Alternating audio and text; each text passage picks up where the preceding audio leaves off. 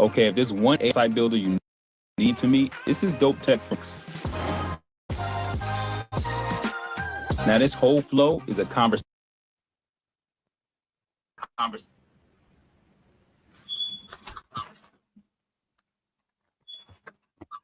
What's up with y'all? What's up with y'all? Get up.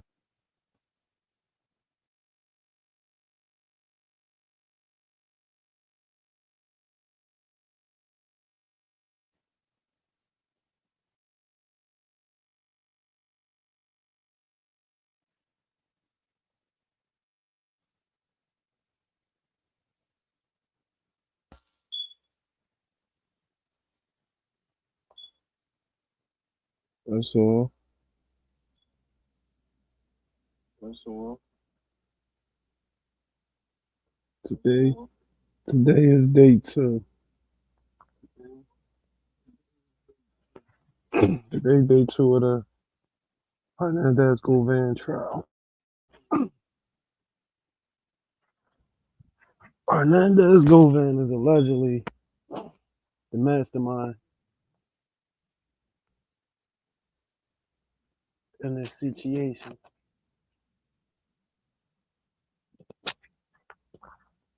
So, word on the street is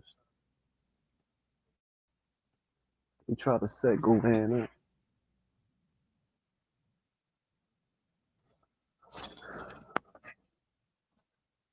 I don't know how we're gonna play with this. How we gonna show the world what's going on? I don't get no better than that, y'all. I don't get no better than that, y'all. Like this shit is all funny.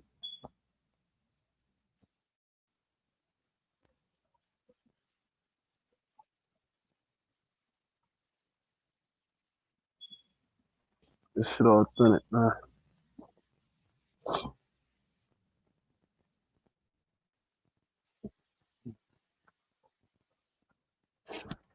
There's certain things in this trial. We listen, we couldn't even fix our face and lips to picture it.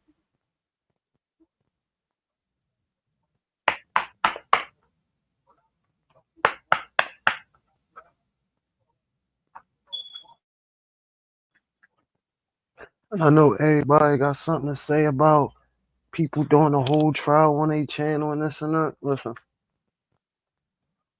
I don't care about none of that.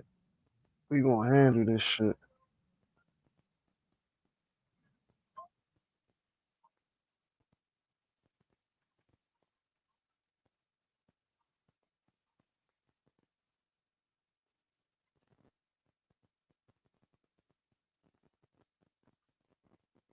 So get up in here, subscribe to the motherfucking channel.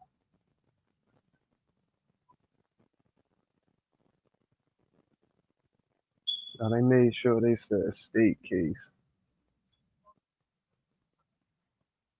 Y'all peep that?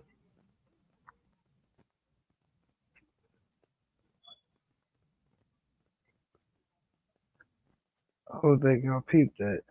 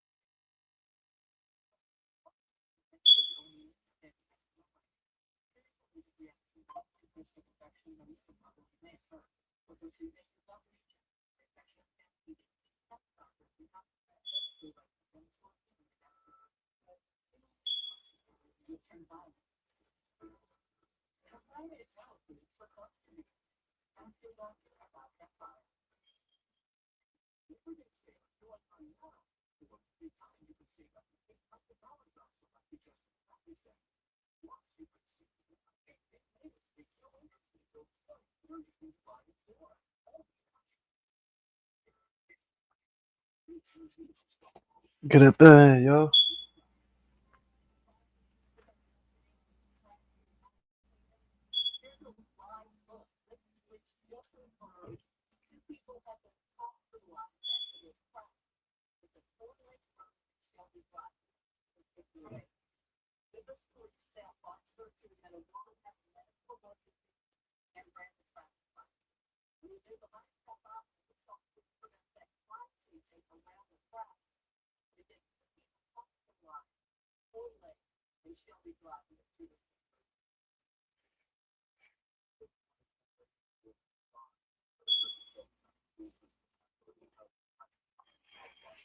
Still going down in Memphis, yo.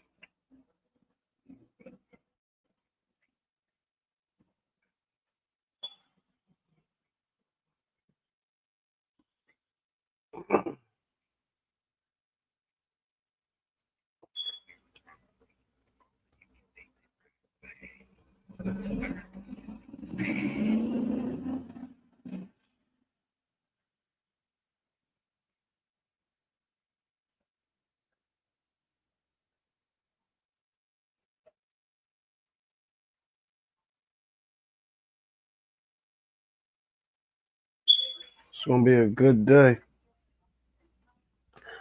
It's gonna be a good day, y'all. Hope everybody out there having a good day. But we here. Y'all get up there, hit the like button, like, share, and subscribe. Help me get to that 10,000 mark.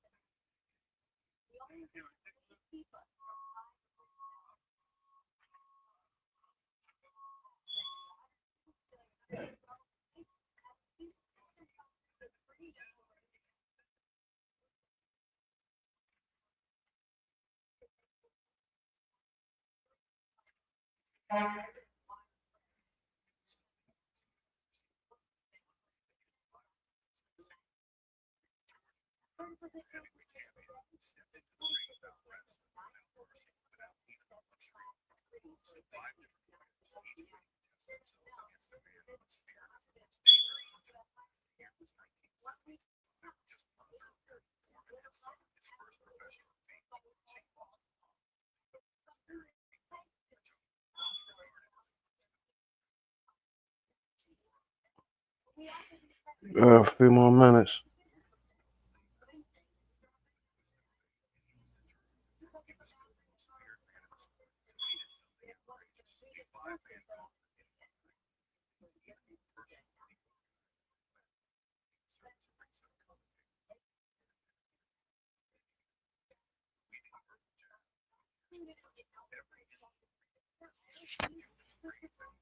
Got 10 more minutes in this situation.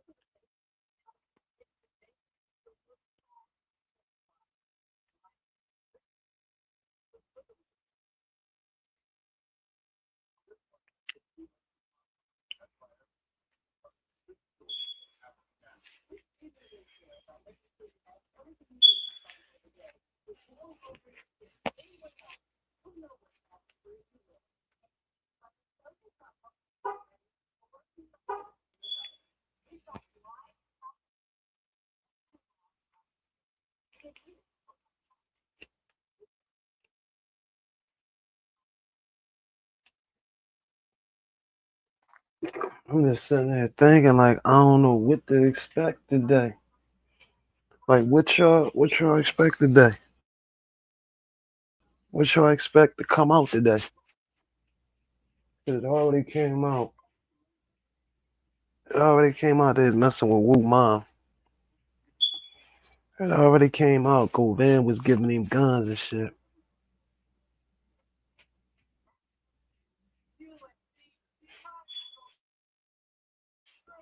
Like the shit was already, it was already set in stone. So, hey, Wu, man, if you listening to this, you hearing this, man, this trial. I know you might don't hear this live, but you hear this trial, man.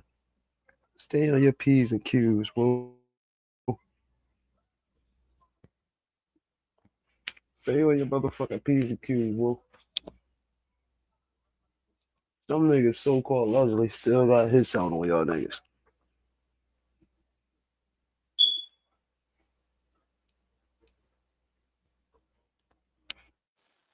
And one thing about it is they sink Key Glock. They sink Glock.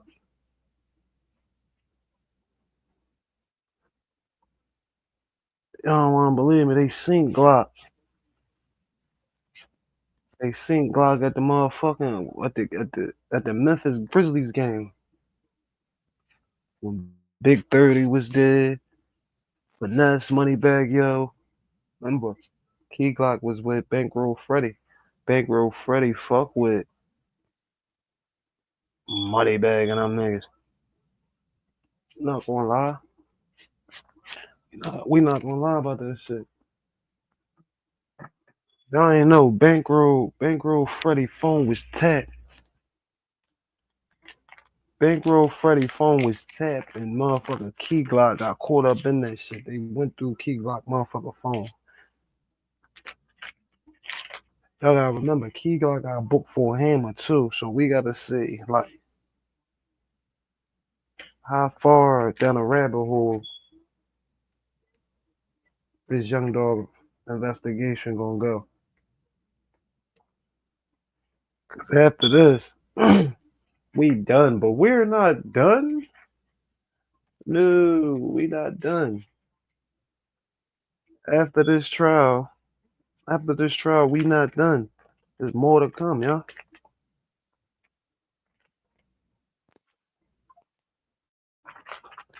We got projected. We got a projection. We got a projection of 5 minutes left, y'all. 5 motherfucking minutes left, y'all.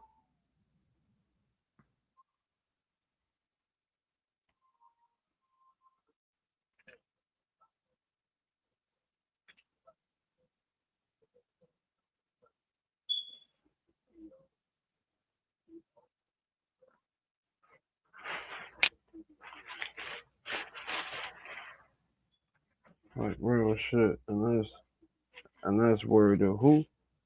That's word to Big Bird. 5 minutes left, y'all.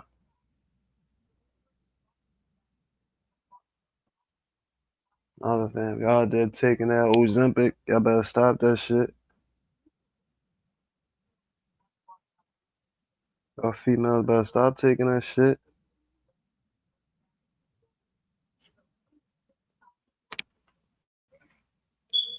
Like, y'all gotta stop putting shit in your body that you don't know about.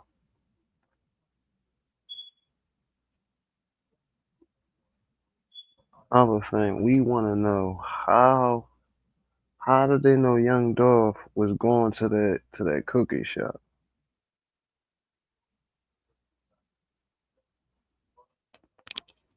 Right now, I'm just bringing up topics until this shit start. But these is little questions the world still want to know. And I know the federal agents listening and watching and everything everybody's saying.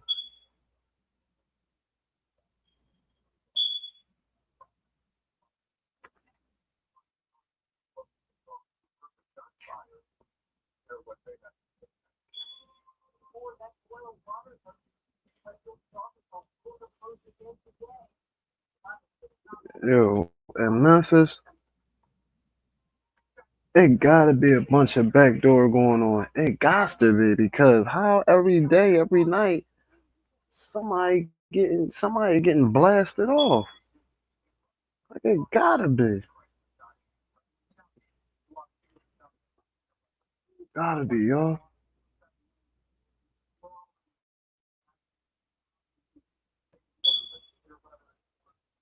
Gotta be.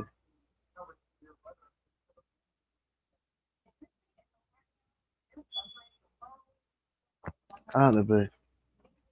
Like I said, man. Help me reach this 10,000 mark, man. I got a raffle. I'm doing a giveaway at the 10,000 mark to one, two, three loyal supporters. Three loyal supporters. I don't care who it is.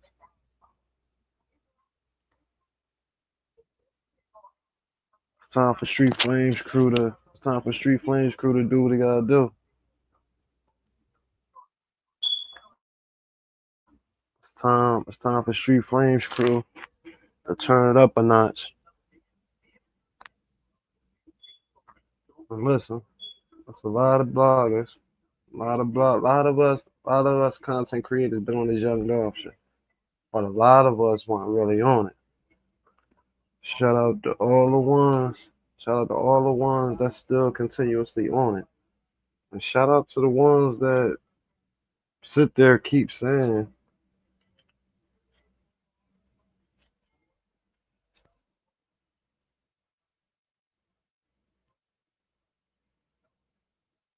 shout out to them, got it. Shout out to them characters. For real.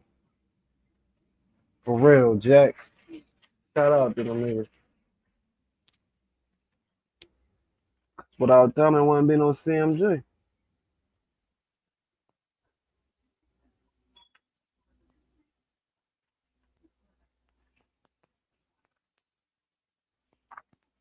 Y'all know that. Without them, it wouldn't be no CMG. So we need, you gotta remember, we need haters. Everybody need haters. Need some haters. If you ain't no fucking haters, you ain't popping. And that's word. That's word to DOLPH.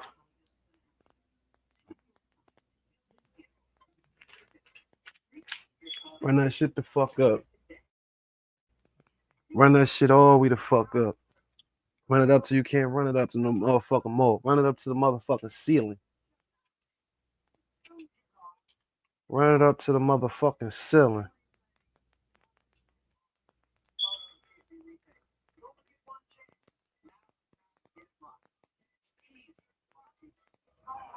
I'm gonna listen to some DOLPH right now before it come on. Before this trial come on. I'll listen to some motherfucking DOLPH. Rest in peace, DOLPH.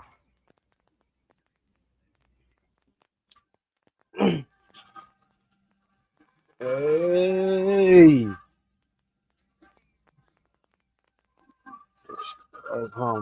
Whenever. However. So let's get this review on how it go. Who don't want no that's the top though. More fine news on every time I drop, nigga. Nigga ain't what I got, ho. In that drop, ho. Dodge and pop, ho. Blame my cousin, shoulda never let me watch, blow. When my amigos eating tacos, wearing blindfold. None feeling, counting, add it up. Shining. Perfect timing. Day of the week. On the topic. Hands on the Bible. Lately, I've been getting higher. With the Bible. I want to buy a both of them. Fucking people in a wire. Either. I'm going over lighter. Fire. Let me nigga fire. And they don't like. Those niggas do too strong. No, now they don't like you. Tell my little brother, he said, do you know how it go? You can win them all, but you don't let the top go. Every time I drop, ho. Every dipper ain't got what I got, ho. In that drop, ho. Dodging potholes. I blame dog. He should have never let me walk, bro. Eating tacos. When I'm blindfold, machine ain't gonna turned up with this, my number one fan. Oh, man, bands, off the wall. Fuck all of y'all. You and your dogs. This she call you small. Man, she do it for the call. You don't get the business with my blindfold. Son, I can fucking with your eyes. Yeah, level 2 different time mode. Different time zone. It's dog.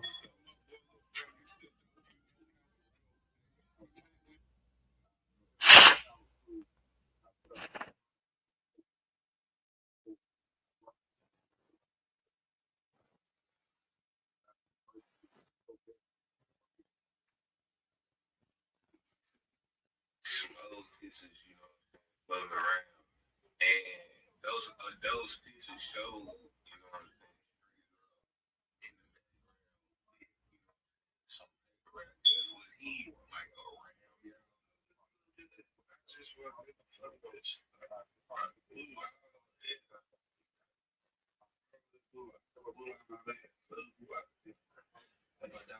with you. Just where he died and shit, like all this shit got deteriorated. I was paper route wool. It said when Moolah died, everything deteriorated. Drop my song. Somebody drop a song. Like, that young adult shit. I ain't gonna understand it. Y'all don't understand this shit, but I wasn't feeling this shit. So, when he called me, shit, what? When Sleepy Cuz called me, he said, yo, bro, drop, just bust your windows. I mean, Key Glock just dropped your windows.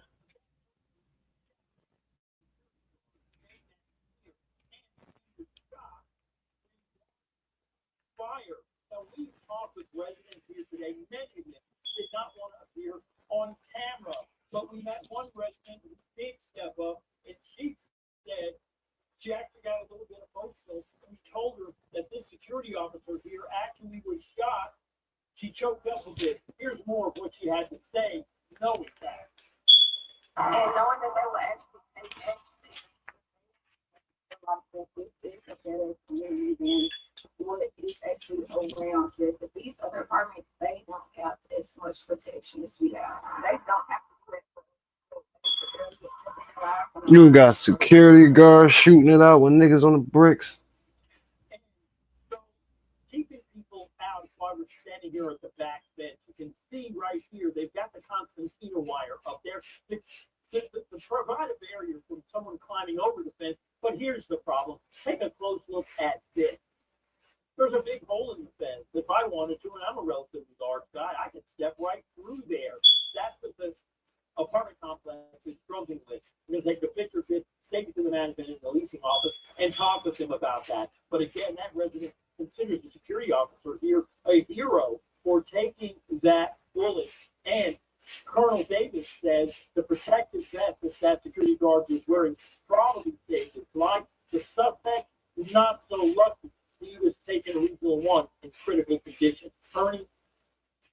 Yeah, while I was staying there, early. It was a shooting at Parkway Village early this morning.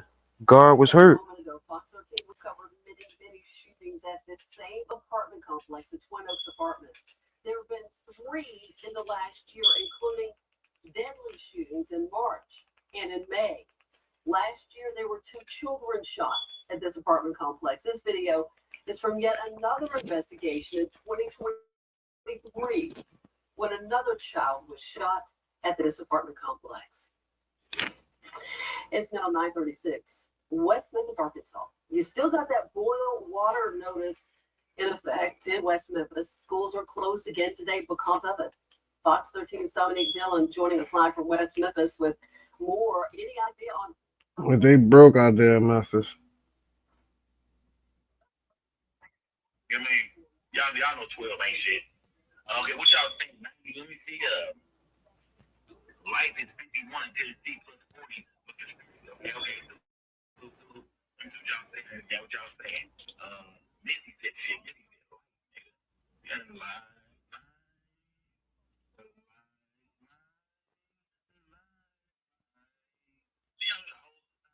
Casey and JoJo was saying, fireflies, fireflies, fireflies, fireflies.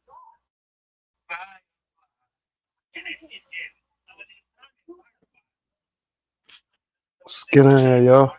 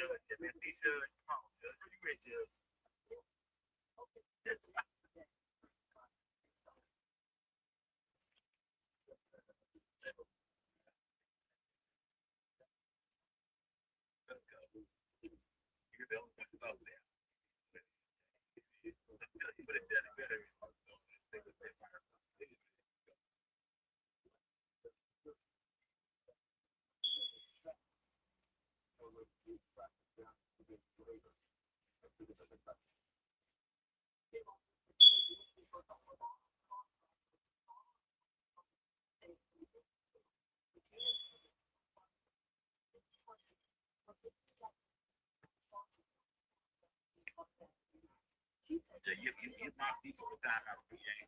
Don't talk about ladies like that, man. Don't talk about my girl like that, bro.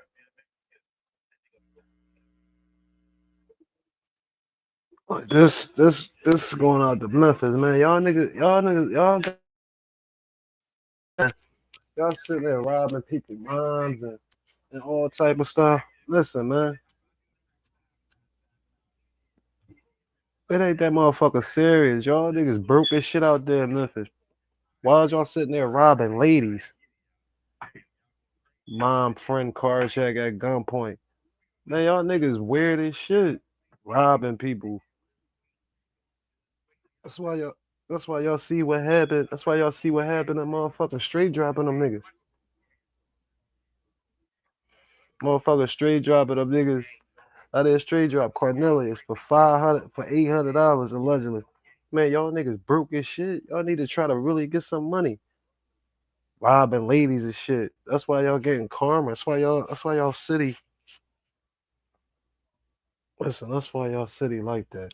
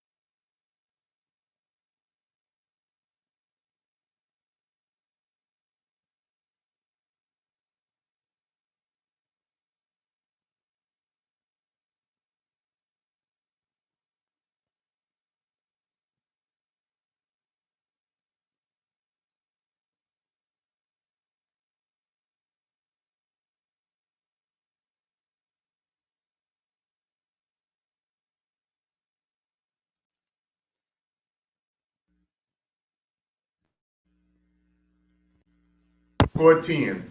The 30th Judicial District of the State of Tennessee is now open for the transaction of business pursuant to adjournment. All persons having business with this court draw near, give attention, and ye shall be heard. The Honorable Judge Jennifer Johnson Mitchell presiding. You may be seated.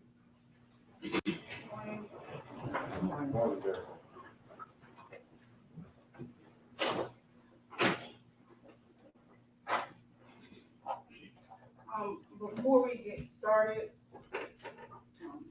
this is to the media, particularly those that are taking pictures and operating the camera.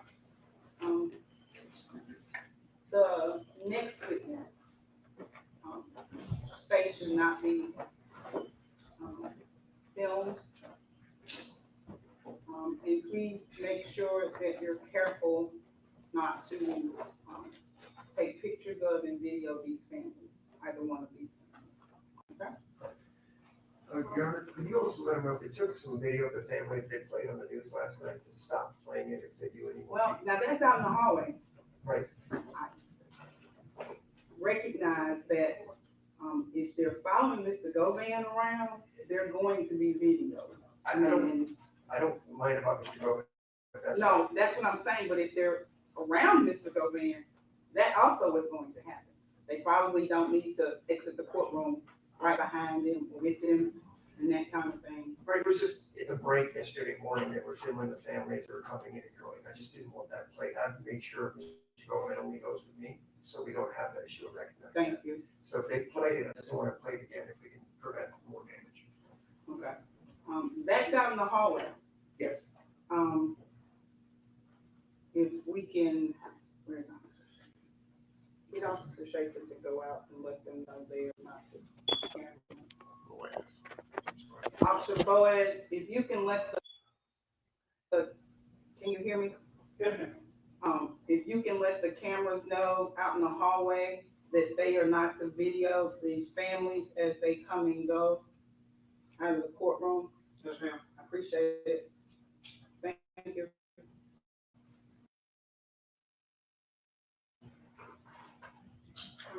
Any comment we need? You can bring it through.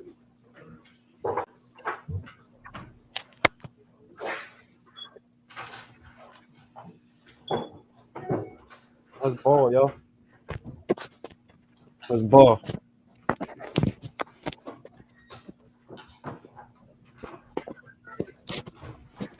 Let's ball, y'all.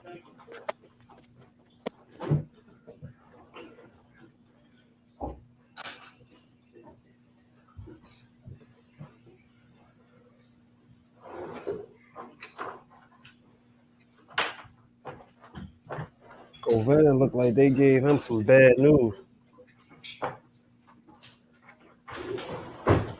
Looked like they gave Govan some bad news.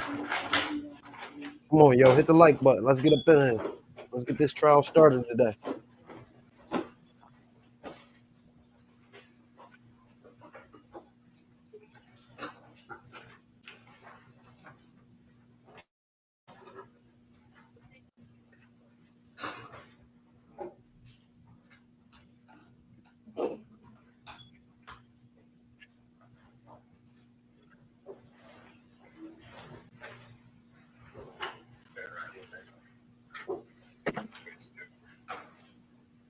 They said they calling Angela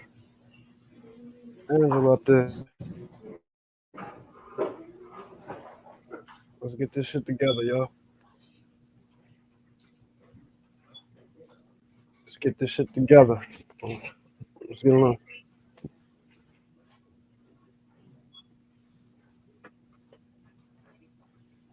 Angela Arnold.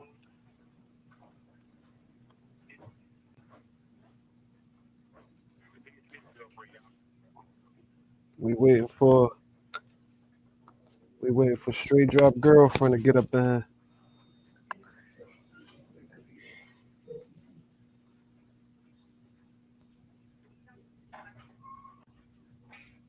Y'all here?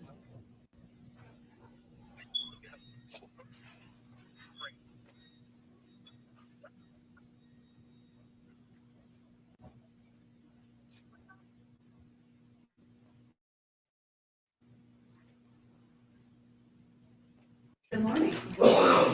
Could you state and spell your name for the jury? My name is Angela Arnold, ANGELAARNOLD.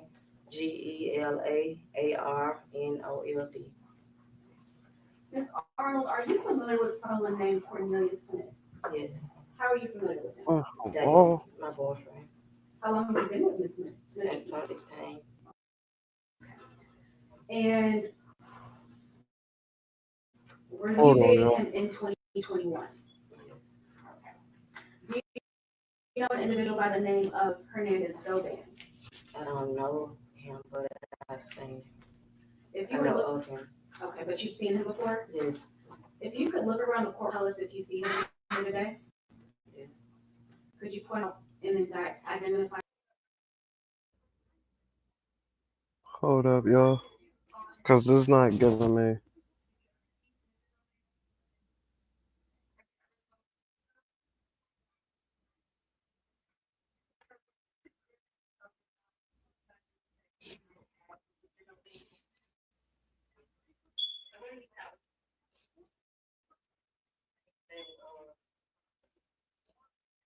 She lying.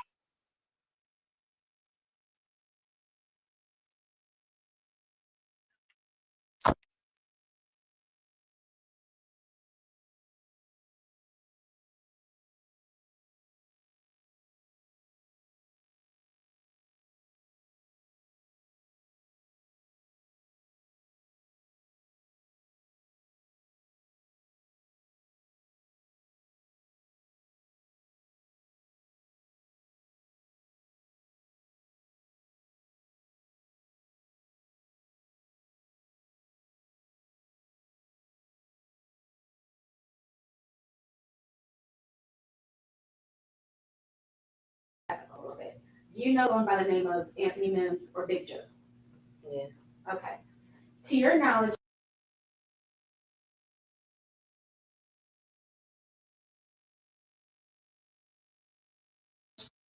did Smith ever have direct contact with Big Joe? no, So how would he, if he communicated at all with Big Joe?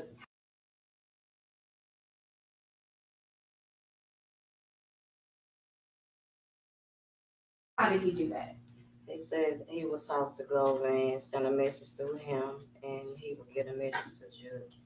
And Judge would talk to GOVAN, and GOVAN would tell them a message. Okay. So Govan. Okay. So Govan was the link between Mr. Smith and Big Joe. Yes, Okay. So I'm going to fast forward to November 17th, 2021. Do you know where you were that day? yes. Where were you? I was at his dad's house before I went home. Whose dad's house? Cornelius. Okay. And was Mr. Smith there as well? Yes. How long were y'all there for? Well, I had left. I can't remember. When did you leave? It was, I can't remember the time, but I know I had left and went home. Did you leave alone? Yes. So Mr. Smith wasn't with you? I had took him to work. Okay. You took Cornelius Smith to work? No, Who did you take to work? his dad. Okay. And so when you left the house that day, was Cornelius Smith still at the house? Okay. Did you see him leave the house? No, I didn't. Okay. Do you remember him getting any calls that morning before you left his dad's house? He got a phone call. Okay. So Cornelius Smith got a phone call before you left. Yes. Do you happen to know who that call was from? No, I don't. Okay. Do you recall anyone coming to the house before you left? I seen a car pulled up, but I can't tell you who was in it. Okay. What kind of car was it? It was a white car. Do you know the make or the model of the car? No, I don't. Was it a truck? Was it a sedan? It was a car. It wasn't an SUV or nothing. Okay. And you said you don't know the other person in the car? No, I don't. Okay. Did you see Mr. Smith get into the car at all? No, I had pulled off. Okay. And where exactly did this person pull up to? Was it right in front of Cornelius's? It was across the street. Okay. Do you know if that car was there for Cornelius Smith? I really don't. And so I want to go to later on that day, November 17th, 2021. Did Cornelius Smith contact you later that day? Yes, Okay. How did he contact you? Did he call you? he called me. Okay. Did he call you from his usual phone number? Mm-mm. I Okay. didn't recognize the number. Okay. And so he called you, and what did he say to you? Told me to come pick him up. From where? 2 Lane Apartments. Okay. Have you ever been to 2 Lane Apartments before? No, I had. Okay. So he told you where he was. Did you go and pick him up? Yes. And when you picked him up, what kind of car were you driving? My car? Yeah. I had a Chevy Trax. What color was it? Like a dark gray. I'm going to show you what has been previously marked as Exhibit 6, the video.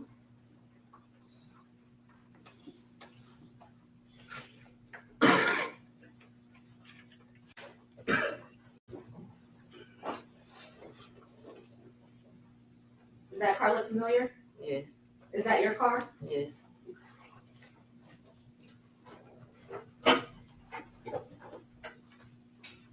And who were you waiting on at that point? Cornelius.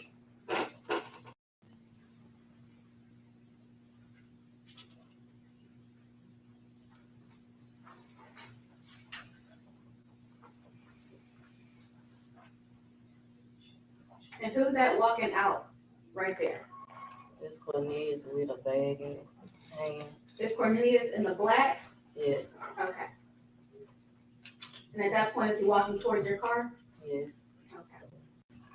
If I show you a screenshot of some surveillance footage from that time and that same place, could you recognize it?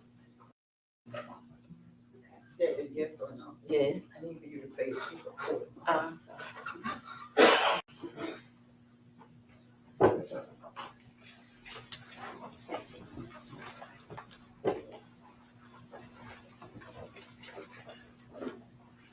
Up in the top left corner of that picture, right on the edge, do you see Cornelius Smith? Yes. Okay, and do you see your car? Yes. Your Honor, we ask this photo be entered as the next number exhibit. No objection.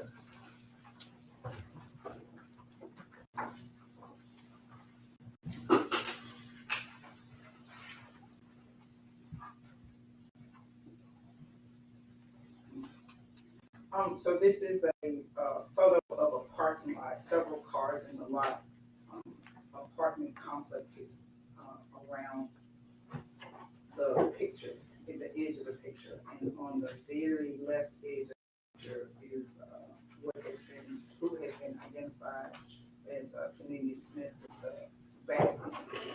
We'll mark this as Exhibit 7. Let's try it.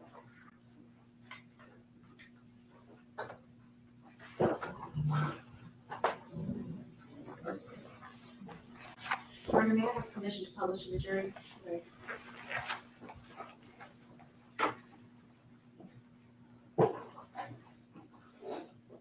So Ms. Arnold, I'm actually going to give you this pointer. And this very first button, if you could use it to kind of circle where Cornelius Smith is and where your car is. The very first button, the top one.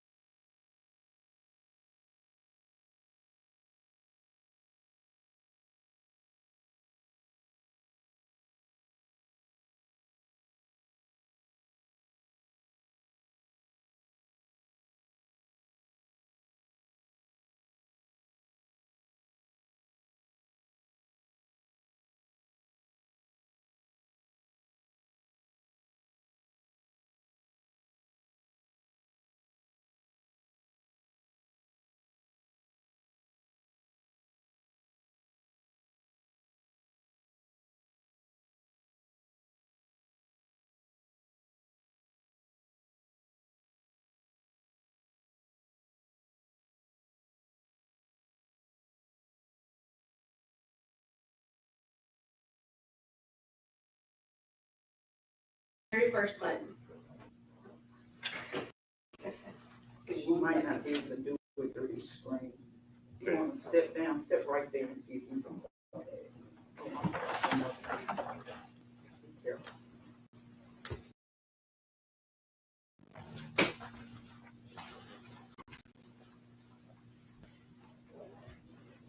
Where's the phone number? It should be on.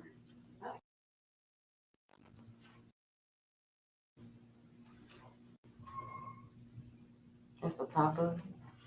You have to ask them. Miss, can you see if it's working? Give it back to. Yeah. Where's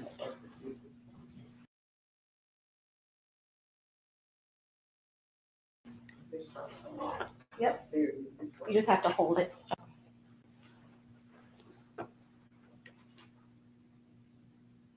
Okay, so that person right there, that's Cornelius Smith. Yes, And the car next to him, is that your car? yes. Okay. You can see it. Thank you.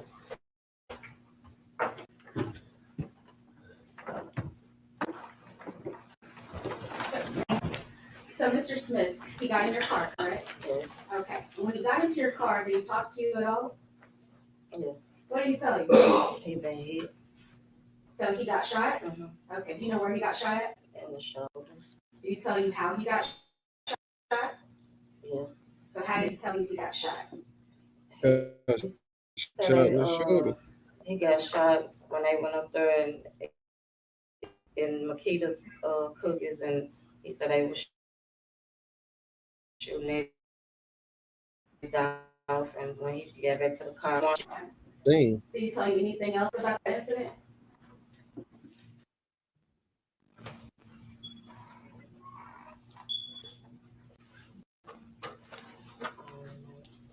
Did he ever tell you why he didn't call you from his Really phone only number? talking about what she's saying. he said that he put his phone in the car, In which car? the Mercedes. Okay. Did he tell you where the car was?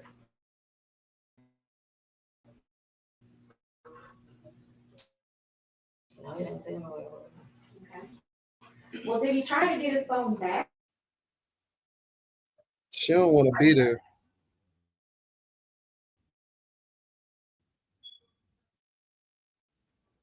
The van car. Did he use your phone to do that? I can't remember. So one way or another, he got in touch with GOVAN. Yes. Okay. And when y'all left Slade Apartments, where did y'all go? It's a pressure wheel. Did y'all immediately go to Pressure World, or did y'all make a stop beforehand? When we stopped at the gas station across the street, he gave him a cigarette. Give him a cigarette. Okay, so after y'all left the gas station, y'all went to Pressure World. Mhm. And when you got to Pressure World, who was there? GOVAN. And was he inside of his car, or was he outside? Outside. He was inside of a car. Okay, do you remember what kind of car it was? No, I don't. Okay. And so were you driving at that point? Yes. Okay, so he parked the car, Mhm. and did Cornelius stay in the car, or did he stay, or Got did he out. get out? He got out and went back there where he was. GOVAN got out of the car and they walked to the back and they was talking. I didn't hear the conversation because I was in my car. Okay, so you didn't hear anything? No. Did you ever speak to GOVAN at all? No. But you saw him at the car wash that day? Yes. Did you see GOVAN, Mr. GOVAN give Mr. Smith anything? I did. Okay. And after this, did you and Mr. Smith leave? Yeah. Where did y'all go? He was just riding around. Okay. Did y'all ever stop at any point? Yeah, we went to AutoZone. Okay. So was it that same day that y'all went to AutoZone? Yeah. Okay. So why y'all go to AutoZone? They get a car cover. Get the car cover. So Yep. did Smith tell you that you needed a car cover? No, the car cover was supposed to be for the cover of the car that I guess they used. Okay. It's like she talking on what she heard. Did he tell you that anyone told him to get a car cover? He said GOVAN. Okay, he just said we need to go to AutoZone and get a car cover. Mm-hmm. Okay. What time was this? I can't recall. Okay. And you said any day that you got the phone from Pressure World? Mm-hmm. Okay. Can you say yes or no, please? Yes, I'm sorry. Okay. So y'all got to AutoZone, and did you go inside or did Mr. Smith go inside? I can't remember. Okay. But was a car cover We remember. purchased at all? Yes, And how do you know that? because it was purchased, but I can't remember who bought it. Okay. Did you see it? That's all. Okay. And was it in an AutoZone bag or something like that? Yes. Okay. So what happened after y'all left AutoZone? We rolled around, tried to get him some pain meds because he said he was hurt. Okay. And after y'all rode around and tried to get him some pain meds, where did y'all end up? We ended up at his dad's house because he was bleeding real bad and he wanted to change clothes. Okay. And did he change clothes? Mm-hmm. What happened while I'm sorry, yes. Okay. And what happened when y'all got to the house and once he changed clothes? He changed clothes and he went in the bathroom. I was sitting in his bedroom and he passed out and I got him up off the floor. Okay. And what happened after you got him off the floor? Oh, we left. Who left? Me and Cornelius left. Okay, so y'all left his dad's house. Yes. And where did y'all go? We ended up at his aunt's house. Okay. And just for the jury's clarification, where is Cornelius Smith's dad's house located? Wild Rose. Okay. About how far away is it from that you remember Mr. Govan being at?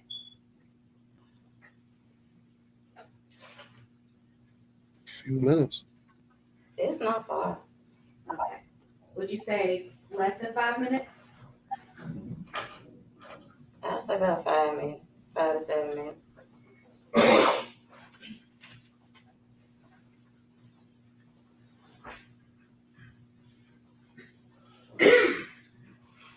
So I'm going to ask another question.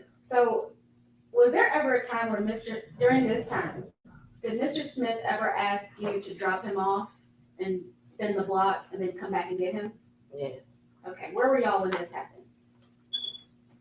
That day, it was dark outside, and he wanted to wipe. He said wipe the prints. He thought his fingerprints was on the car. He wanted to wipe his prints off the car. So I pulled up at the top of Bradley Street. He got out, and I hit the block and came back and picked him up. Okay, and you said this was nighttime. Yes.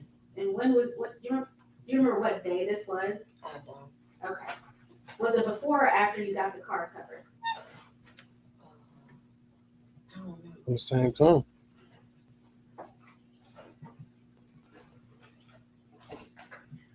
So let's fast forward a little bit. Just about a week or so later, did you stay in Memphis? Yes. So you were in Memphis the week after.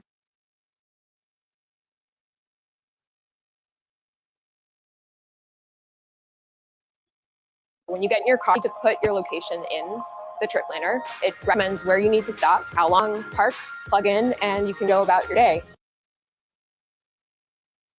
Get a job offer. So we left like 4 o'clock that morning because I had to go get a TB test read.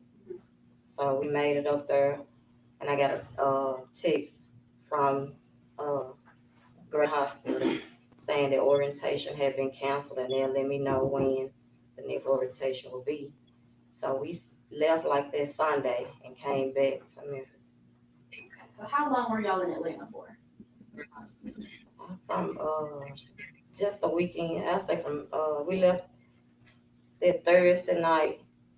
Well, Friday and Saturday we came back Sunday.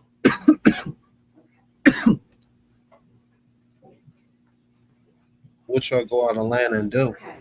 So I'm gonna fast forward a little bit into December. Did Mr. Smith ever say that he talked to Govan after the murder? Did he ever tell you that he ran into Govan after the murder? Yes. Okay, when did he tell you that? he said he was he was in South Memphis going to get some pills, and he ran into him in traffic. He blew the horn. GOVAN turned around, made a U-turn, and got behind him. He said they get out, and GOVAN was like, "I've been looking for you. You good? You all right?" And he said, yeah, I'm good." He said, GOVAN was like, "I don't know what you done heard, but I ain't said nothing. But we gonna get this money." And he said something about going to Privé. And he gonna make sure they get his money.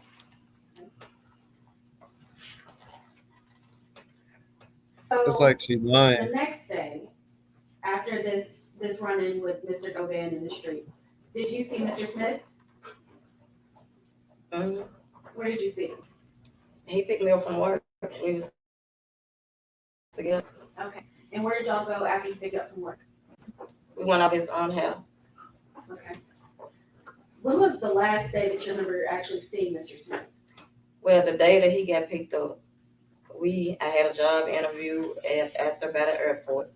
I took my grandkids to school. I went to my job interview. We left the job interview. It was his daughter's birthday. He wanted to take her some cupcakes or something, so he had to talk to her mom to make sure it was okay. We went to the school. She called to verify that it would be okay. Who was she? Shay, his baby mom. Okay. So we left there. We went to Kroger, got some cupcakes and stuff, and he dropped me off at work.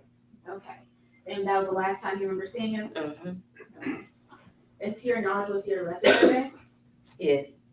He left me stranded at work. I didn't realize he had got locked up until the next day, because I was stranded at work. He was in my car. He had my phone, so I had no way of calling him or anything. So the next day when I got up, my daughter took me over his baby mom's house, and that's when I found out that he had got arrested. Have you ever spoken to police about this whole situation? Yes. Did you speak to them multiple times? Twice. Okay. That first time, did you tell them everything that you told us today? Yeah. The first time? Some of it. I held back some information. Okay. The first time. So the second time I went down there, I told him everything. Because I told him I was scared for my family.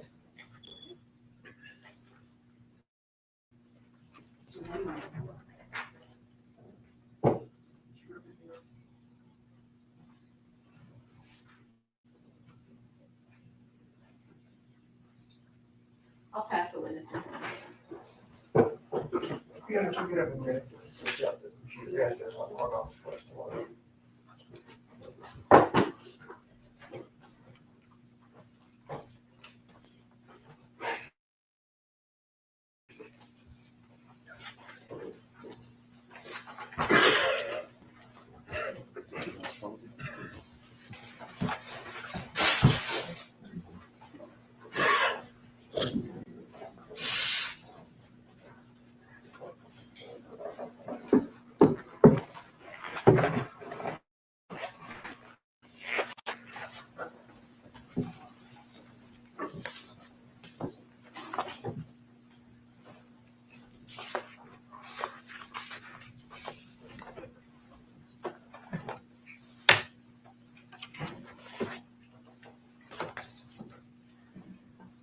Just give me 1 second until we get it.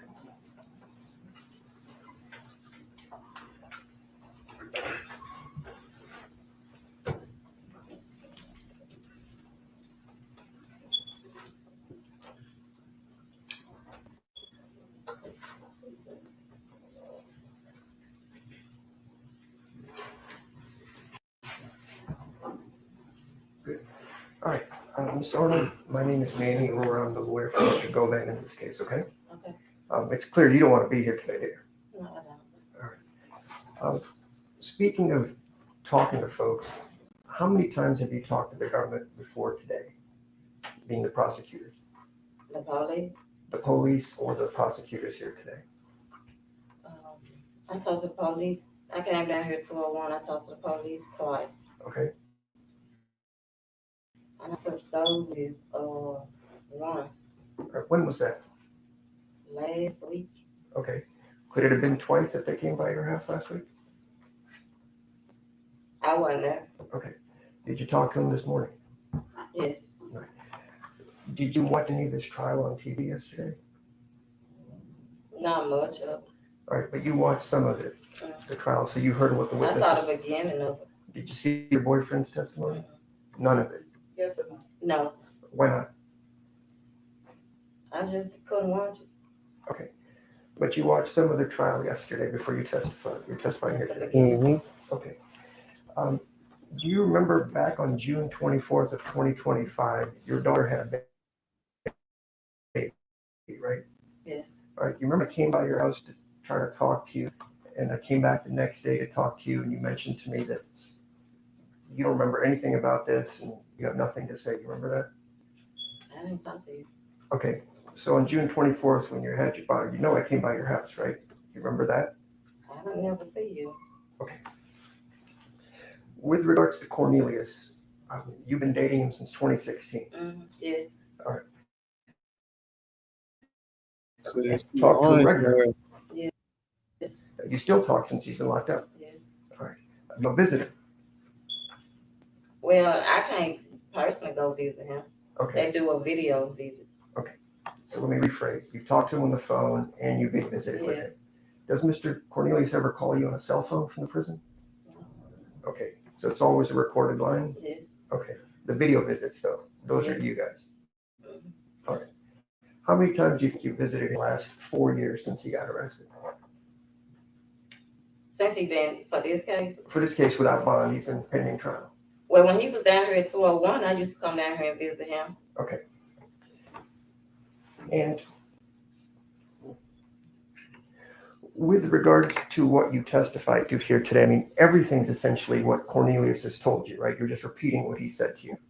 Yes. Okay. So this thing about pressure world, well, let's take it one step at a time. Do you know who Bobby Carter is? A friend of his. All right. Did Cornelius ever tell you about doing a shooting with Bobby Carter in the summer of 2021, a few months before DOLPH was killed? No. All right. Did he ever tell you doing any type of shooting or trying to shoot somebody named Moochie Gray? No. All right. So Bobby Carter's a friend of his, right? Yes. And Bobby Carter also lives on Bradley Street, correct? Yes. Okay. And you know Bobby Carter. I've seen him. All right. And with regards to Mr. Govan, how long have Cornelius and Mr. Govan been hanging out? It's been a while, right? Yes. All right. So by a while, I mean, they've known each other for a long time. I would say. Okay. So you're not talking about a couple weeks or a month. He's known him for a while. He buys his pills from him. He hangs out at Bradley, right? Yes. All right. So I just want to make sure my definition of a while is the same as yours. So if I said I just met somebody a couple of weeks ago, that wouldn't be accurate. He's known Mr. Govan for a while. From my knowledge, for some months. Okay. And he would then go do pill sales with him. He'd go buy pills at his house. Yes. But he'd also buy pills from Bobby Carter. I'm not sure. When you talked to the police, do you remember telling them that Cornelius would buy pills from a street called Redbud on Redbud Street? Yes. Okay. Who lives on Redbud Street? I don't know the girl name, but somebody he know and buy pills from. Okay. Did Cornelius ever tell you that Mr. Govan is a federal snitch? Woo! I heard something like that. All right. Was that before or after the shooting? After. Okay.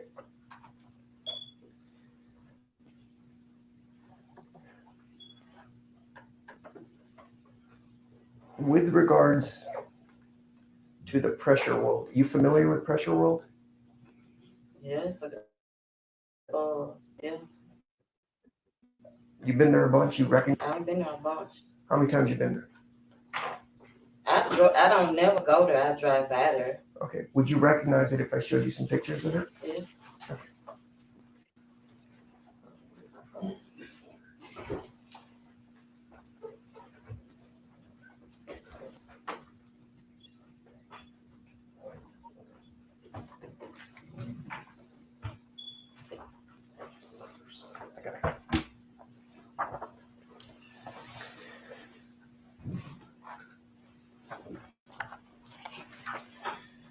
hand you about 10 or 12 pages.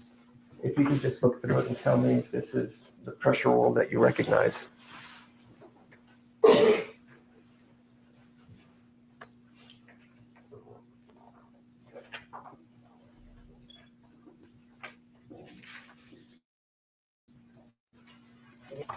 And that's what pressure world looked like on that day on the 17th when you guys went there to meet GOVAN to pick up the phone, right? It's true and accurate of how you remember it looking back in November of 2017? Yes. Okay. Your Honor, I'm going to ask to publish those. I don't know if it's 12 or 15 photos. I can count it, but I'd like to offer that in evidence. Are we entering Yes. into evidence? Yes, Your Honor. Any objection? No objection. Well, do we know when these pictures were taken? Well, I just asked her, is there true and accurate copies of when it is, and she said yes, so it matters. She says that's what they look like at the time. Okay. That she went by there with Mr. Smith. I'll take those sticky off. Yes, Your Honor. Sorry, it just says original, so I don't get the copies mixed up. So these are.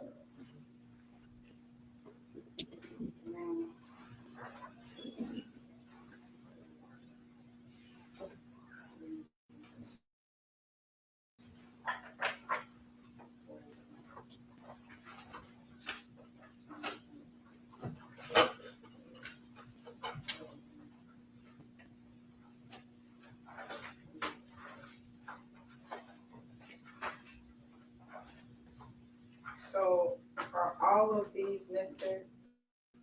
Yes, Your Honor. I actually do have a point.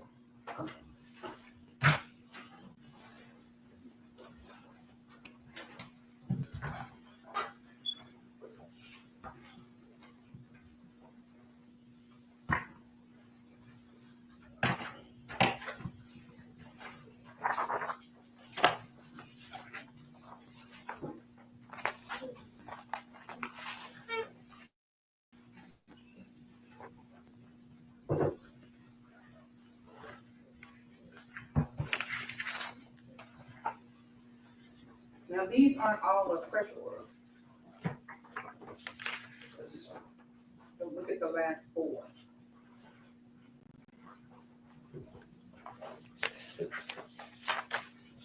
The last 3 are pressure roll, just close-ups, but the other one is a business across the street, so I can pull that one. It's 3 pictures.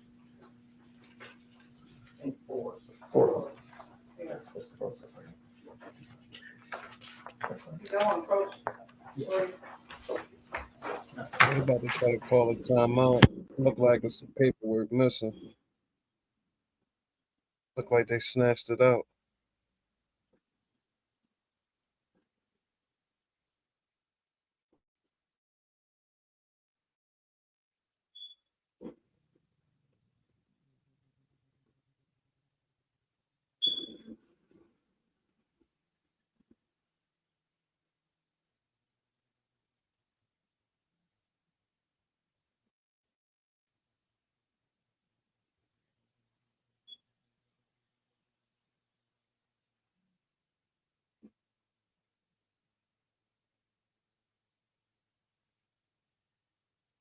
There's some underhand shit going on. There's some underhand shit going on.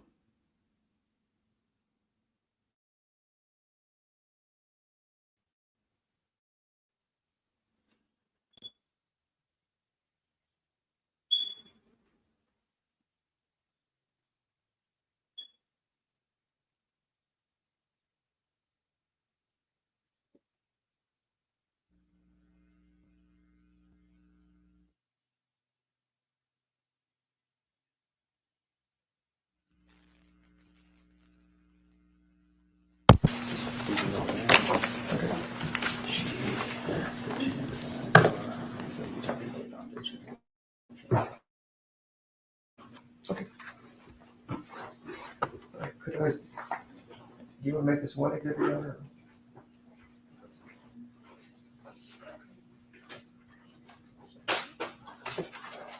So this is a collective exhibit, it's 14 pictures of the pressure world there's different angles, different parts of the building, including the office.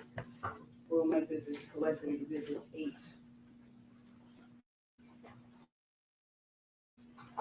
And you can lay a foundation for these. I believe.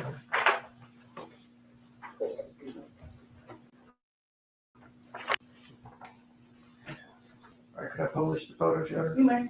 All right.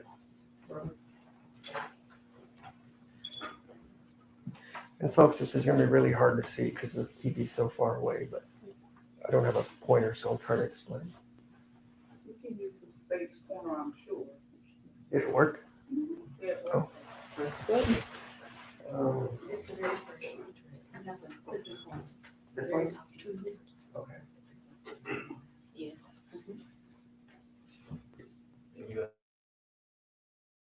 It's okay. We'll figure it out. They used to do this for 100 years. I'll figure it out. That's what pressure work looked like back then, as you just testified, right? You have to drive it, huh? Yeah, I understand. So that's the opening, right, where you get in where it says pressure room? Yes. So I'm gonna hand you the photo so you can go through them closely because it's hard to see. Like they fucked up out there in Memphis. Like that look like some old country shit. You see this camera right over here? That's the pressure room. I know it's a little hard to see. And so I've got lots of angles of all the different cameras that I'm going to ask you. You see those in the photos at pressure room. You see that, right? At the top, Yes, ma'am. I can't make it out, but it look like a camera. Okay, let's go to the next slide. She lied. All right, just a different angle of the entrance from pressure room, right? Yes. Okay, thank you. Next slide. She lied. And you see this thing right in pressure that says this place is under video monitoring. Beware, warning, right? Yes. Okay, let's go to the next slide. She knows she caught in the lies, so she getting See that quieter. camera? Can you make it bigger, please? Camera. You see that camera on the top right there? Yes. Okay. And you recognize this, there's a big mural on pressure wall right there, Yeah. home of the Grizzlies. Okay, let's go to the next slide.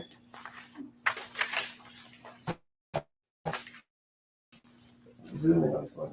And I don't think they so was this is there. sort of the side of the business. You see the black camera there and the light camera thing, whatever that is, and then another white camera right there. Do you see that? Yes. Okay. You guys were parked aside, right? You look in the front. Oh, in the front, okay. But the gentleman went to the side to talk or something, you said, Govan. Well, I pulled in, I turned around, I was facing the street. He got out and he walked to the back to talk to him. Right, you mentioned that you didn't know if you thought Govan was in the car, but you couldn't see anything, right? When I pulled in, I saw he get out. When he got out, I was looking at my mirrors. He got out of a car. Okay, all right. Next slide, please.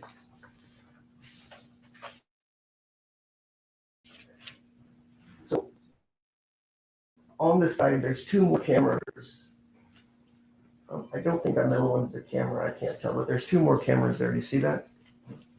On this I think my associate skipped ahead one. Just skip ahead one photo and then we'll go back to it. This This one right here. You see the cameras there on the other side of the building, right? Yes. Next slide, please. She All about to right. cry. You see two more cameras on the left side front of the building. One on the right side and one on the left side.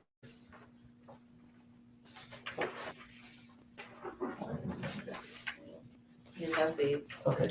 Next slide, please. All right. And so this is right towards the front where you say there's a mural of the car we saw with the camera to the side. You see there's more cameras right there. In fact, it's a motion camera, so if you walk up there, the little dots come on. You see that camera? Yes. Okay. Next slide, please. All right. Just a close up of the same camera, right? Yes. Okay. Next slide, please.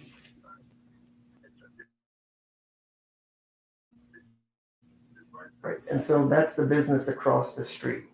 You familiar with all? Have you seen it? This, Yeah. yes, All right. Is that the store you guys went to get cigarettes? I don't recall. Okay. Well, if you don't remember, you just mentioned a gas station or something. A convenience store can be a gas station. That was once we left the apartments. Okay. Next slide, please. All right, so I think we've already looked at this one, but there's cameras there on the side. You see it in the far back of the building. One more slide. Just a close up. Go ahead. All right, zoom in. And so on the back side, you see cameras there as well with the wires. What in there? Yes. Okay, so with the cameras, they're in the front, they're on both the sides, they're by the office, they're in the back, and it warns you that this is under video surveillance, right? Yeah. Okay. And you told the police specifically that you went to pressure wall. That was your work, right? Yes, we did. Cue up the pressure wall. Wow. Told you she I just lied. want you to listen to your statement, and then I'm going to ask you some questions about it, okay?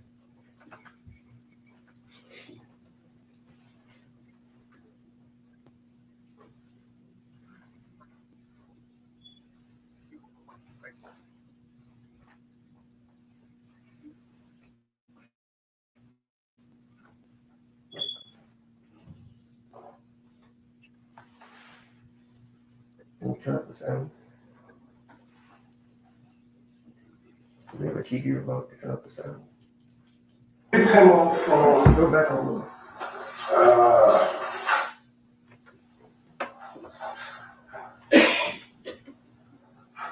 when you pick them up, when you pick him up from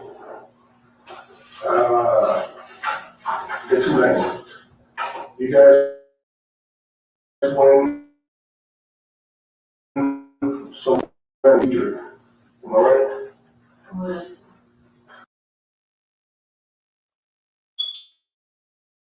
Imagine being able to build anything just by thinking. Meet Base 44, a complete AI.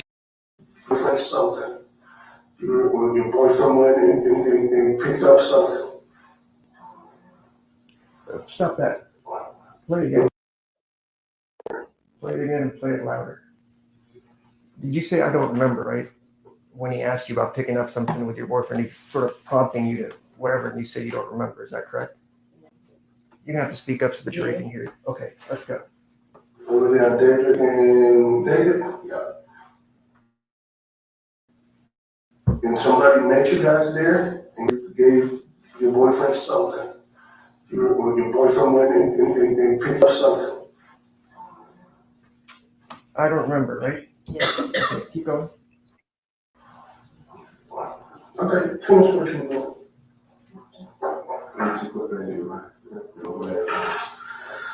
It's Canadians. He shot drop. He shot down with drop. Now, hold on before you go further. Yeah. Doing, you called, go to the store, you'll go somewhere, and he tells you to stop. Let me get something. He was missing something. When he called you, he didn't call you from his phone, did he? Right. He didn't call you from his phone to go pick him up from the toilet. Who phone did he call you from? They gang unit or the feds. Okay. And then, where did when you asked him who fucking phone is this? Alright. Then he tell you that he had to go get something, that he forgot something that he needed to go back and get. Right. What did you say there? What did you say there when he said, did you say no, that you don't remember him saying you had to go get something? I can't remember what it said. Do you remember what you said? No, I don't. Play it again. Fucking phone number is this? Alright. Then he tell you that he had to go get something, that you got something that you need to go back and get. Right.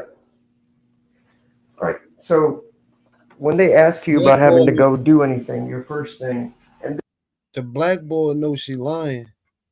I mean, know that, like, he know that. That's crazy, this man. is December 17th, exactly 30 days after the shooting. You said you don't remember to the police, right? Yes. And then they ask you, wasn't there something your boyfriend said that you forgot, or something that he needed to go get, or those kinds of things? They're prompting you, right? It was adding words. Say that. Okay. Let's talk about Cornelia. Excuse me, Govan. Play that clip, please. Look at the judge's face, y'all.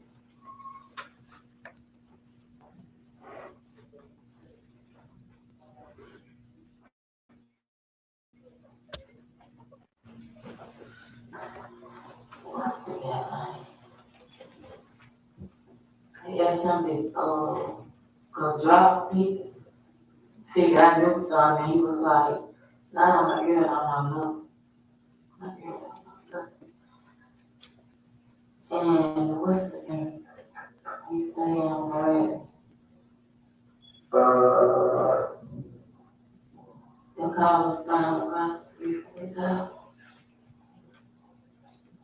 What about he was asking what? Judge knows she incredible. He in the middle of this. Okay. Yeah, I know you're talking about, but tell me what's his name? You know his nickname? Was that a dope boy? Used to be a dope boy? That I don't know. Okay. I don't. All I know is me used to go over his house and get some bills. Okay. Okay. You know what his name is? Okay. They was scaring her, but they was prompting her at the same time. All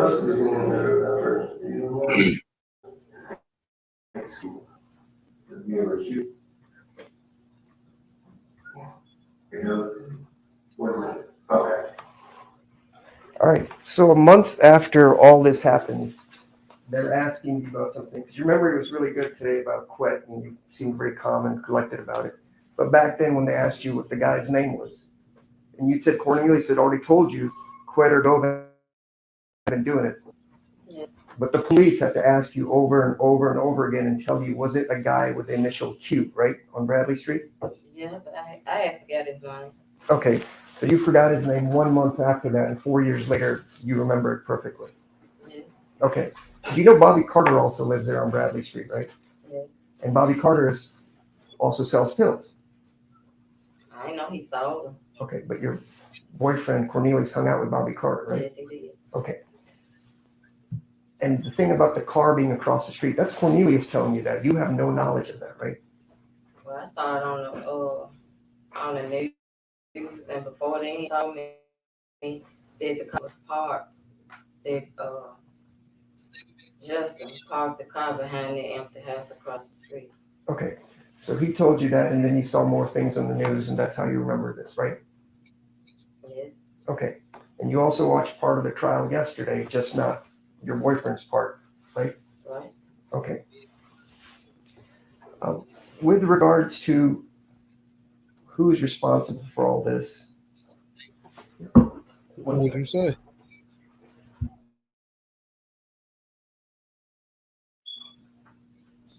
Who would you say responsible? Did Cornelius ever tell you that Bobby Carter was involved in the shooting of Bell? Wow. Okay. You're sure about that? Because I'm going to play a video just now, so I'm going to ask you again. I can't recall. Okay, well, no is different from I can't recall. Okay, I can't recall. Okay, so let's play that part of the video. And just remember, you're under oath.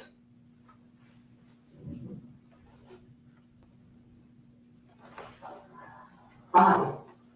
His little brother was the one caught with Connie.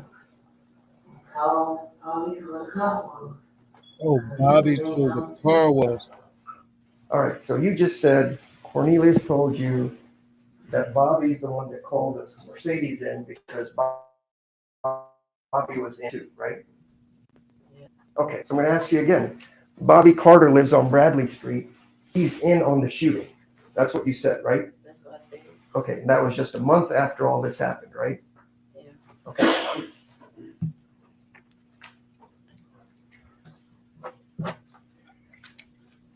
With regards to pressure wound and all the cameras we saw there, what time of day did you get the pressure wound? It was in the daytime. Any ballpark as to when in the daytime? Lunchtime, dinner time, mid-afternoon? I'd say mid-afternoon. Okay. And so after your tour, you guys went AutoZone? Yes. Okay. And it was Cornelius that said we need to get a car cover for it, right? Yes. Okay. And you went to the AutoZone, I assume, just not too far from where you guys were at pressure wound? Okay. Okay. And do you remember the video cameras at AutoZone? Would you imagine that there's surveillance cameras at a big store like AutoZone? AutoZone. Yep. Okay. And do you remember if you went in or if your boyfriend went in? Do you have any idea how you guys paid for it? He had cash. Okay. Was that his cash? He, GOVAN gave him some money. I don't know how much it was. Okay. So now you're saying, because we talked about the meeting, you said he got his phone supposedly, even though you didn't see it, but now you're saying he also got some money from GOVAN? Yeah. Okay. How much money did he get? Okay. Car covers can cost $50 to $200. You have any idea what kind of car cover it was? No, I don't. Okay. What happened to the car cover? I don't know. Okay. Was it at your house when you guys bought it to take it home? No. Where did you take it? It was in my truck, but I don't know what happened to it. Okay.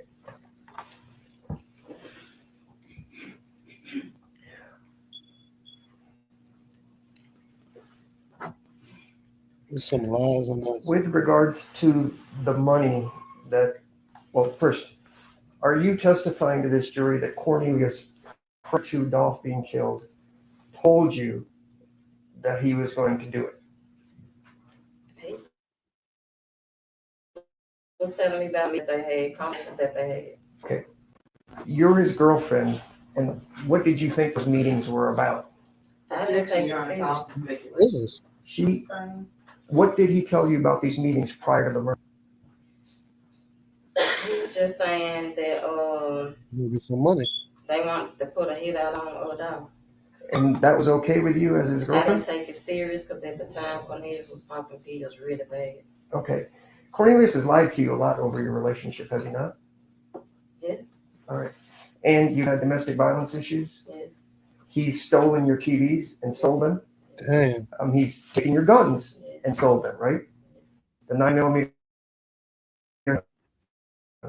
Is there any chance he used those as part of the shooting? I don't think so. All right. And how many shootings do you know Bobby to have done over the years? I don't know. More than 3 or 4, right? I don't know. I'm sorry, Cornelius. I asked you about Bobby. Cornelius took your guns, and you don't know how many times he may have used those, right? I don't. You do know that he pulled a gun on his child's mother sometime during your relationship. I'm just asking her if she knows. They've been dating for 9 years now. Right. Trying to say he made her tell. He pulled a gun on his baby mom before, so they trying to say Cornelius Smith somebody made her tell his story.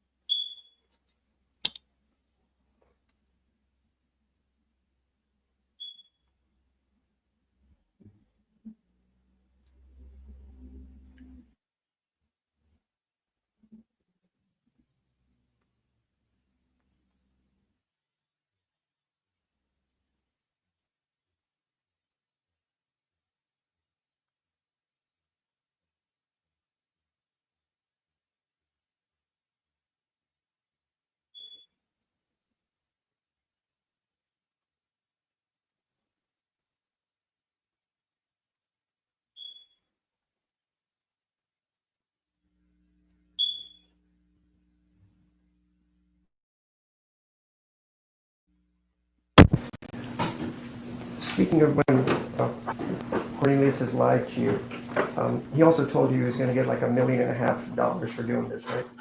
Yes, And then it became maybe $1 million. yes. Then it became maybe $500,000. I don't recall it. Okay. And then maybe $100,000. You remember that? I don't recall it. And then do you remember $50,000? No, I don't. Do you recall Joke's attorney paying for Cornelius's lawyer? I don't. Okay.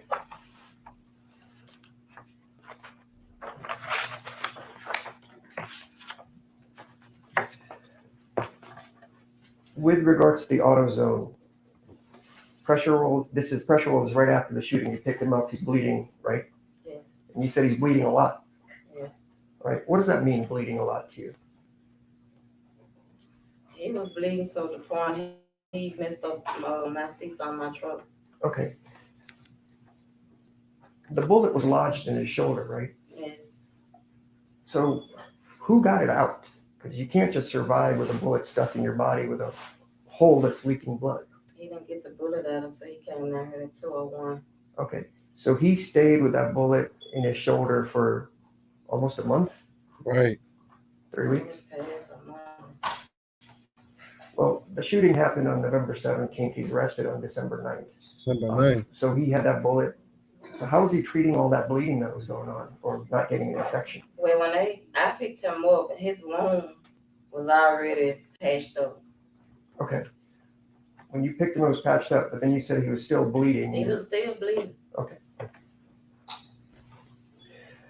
On the day that he was arrested, the jury's heard some testimony about what happened. Is it your testimony that you were with Cornelius that morning? That the shooting happened? No. The day he's arrested, December 9th, his daughter's birthday. Yes, I was. Okay. So if somebody said it was just him alone, that would not be correct, right? You were with him. Yes. Okay. So that morning, did he appear normal to you? Yes. He was thinking clearly? Yeah, I was say. Okay. I mean, he wasn't drunk or high or any of that kind of stuff. He just, He took some pills for the pain. okay. But pain pills, right? I guess. All right. So he wasn't intoxicated to you because you wouldn't let him drive if that was the case, right? He wasn't intoxicated. Okay. And so then you went with him to the grocery store to get the balloons and the cake. Yes. All right. And then you guys went to the school to drop that stuff off. You know, he dropped me off at work and he went back. All right. And as far as you knew on that day, he wasn't intoxicated. He'd taken some pills for the pain. Yes.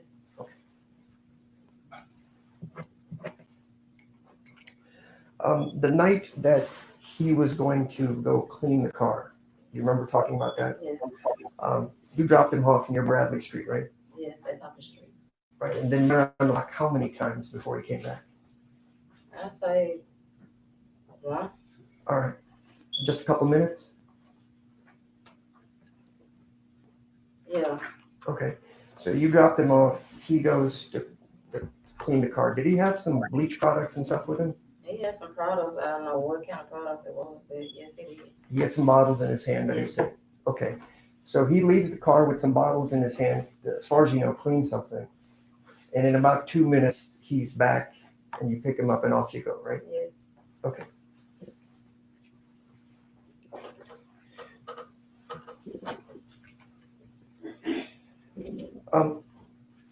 I know the prosecutor talked to you a lot about, these meetings and all that. I'm going to play some sound for you. I want you to tell me, I'm going to ask you a couple questions about it.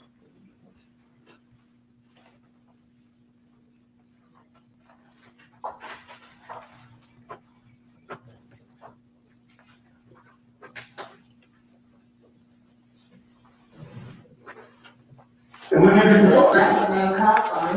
Right, and that's why we needed to talk to you. You understand that? Because here's the thing. I got you. Stop it. Play it back. You said everything came from a higher power, right? Just now? Yeah. Okay. Play it back and let's let her hear it again. And we needed to talk to you. That didn't come from me. Right, and that's why we need to talk to you. You understand? Because here's the thing. I got you. But you ain't got time. Who got time? I don't know who wants to. No, I know we don't. It's all over. It's all over. No, but you know what? You got access to the man that actually killed Dolph. And he told you. What did he tell you that shit come from?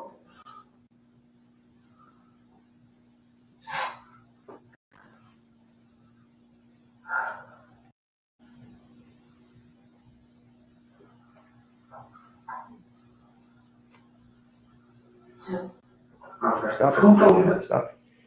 So this is all before the Q stuff that I played for you earlier. When they first asked you what's happening, you said it's coming from a higher.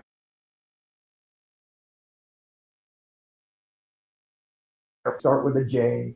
Where does he live? What did he do? First words out of your mouth was Jook did this, right? Yes. All right, keep playing it. And it came from you. Mom's saying. No. Who told you that? That thing. Who's he? So he said he came from Juke. Juke being who? Because we want to make sure we're talking about the same Juke. Unfortunately, CMG mean your guy's brother, Juke? Juke, yeah. Right.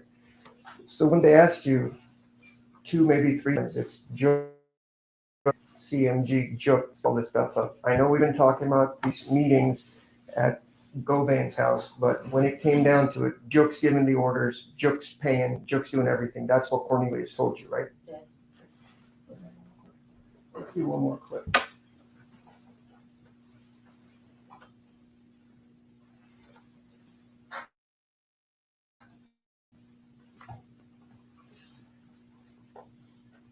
You know, I don't know what Juke said to him. I none of it, but he told me. He looked Juke in his eyes. Inside, yes. So you was the one that actually demoed Q's house. And you was the one that asked him to kill to kill Dolph. No, but when you said he said he told you. All right, so again, when they ask you, where did the order come from? Who told him? Who was going to do that? It's always Jook, right? That's what you said. All right, and so the meetings, Cornelius used the word meeting a lot with you, or was he just over at Govan's house to buy pills and hang out with his friend? A lot of time I was at work, so him going over there, a lot of times I wasn't around, but the couple of times that I took him over there, he was buying pills. Okay.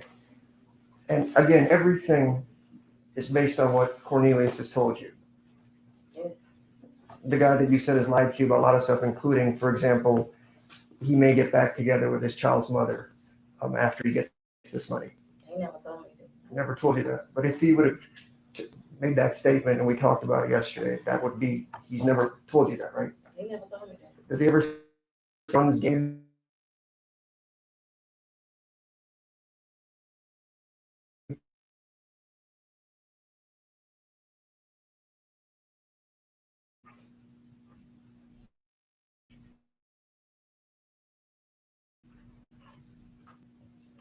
I don't have any more questions, Trevor. Yes, sir.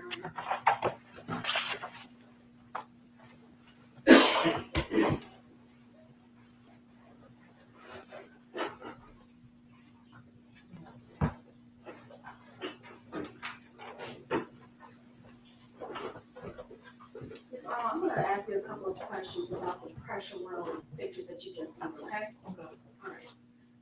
Have you ever worked at pressure room? No. Would you know where he cameras are? No. Okay. And like you said in your direct testimony, you stated that this was the first time that you ever driven up into pressure. Yeah. Okay. So you've driven past before. all the time. But you wouldn't have known about it just by driving. Objection, meeting adjourned.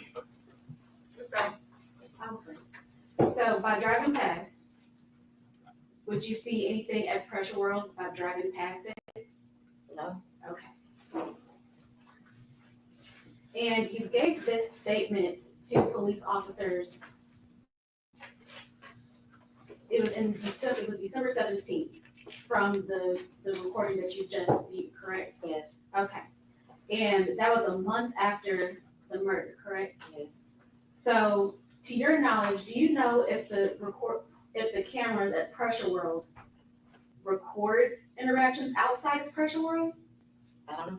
Do you know if it runs on a continuous basis and saves somewhere in a cloud? I don't know. Okay. And I'm gonna have you. And Ms. Arnold, do you even know if the cameras would be even working? I don't. Okay. So I'm gonna show you a portion of that same interview that Mr. Aurora showed you.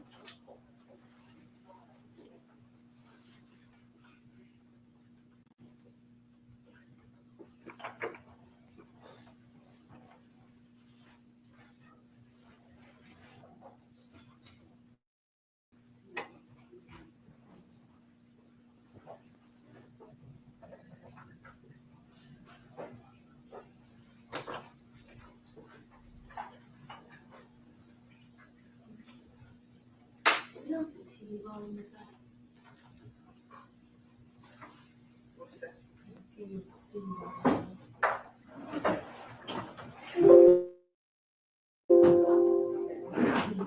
I think we fixed it, Your Honor.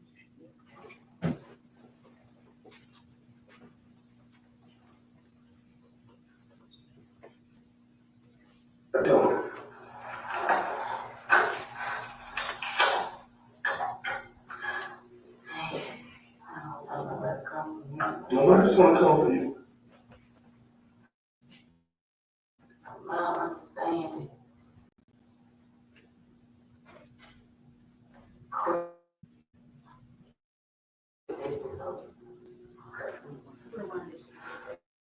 You got that from Dodge Stewart.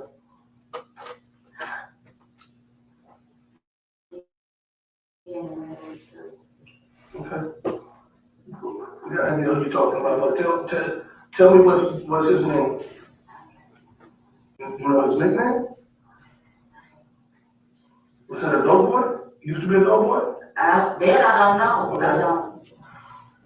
All I know is me used to go over his house and get some bills. Okay. Okay. You know what his name means, man?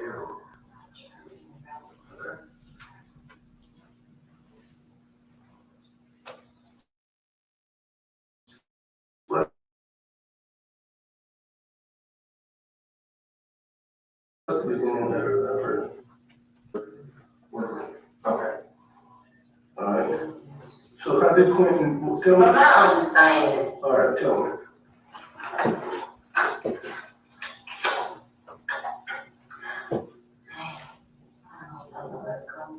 No, I just want to come for you.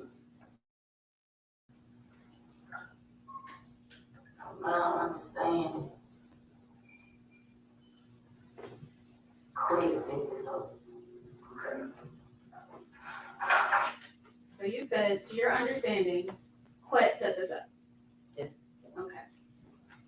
But earlier, I'm sorry, not earlier, but sometime in this interview, who did you say the order came from? Sure. Can those be two different people? The person that planned it and the person that the order came from? Yes. Okay. No further questions, Your Honor. Read the right.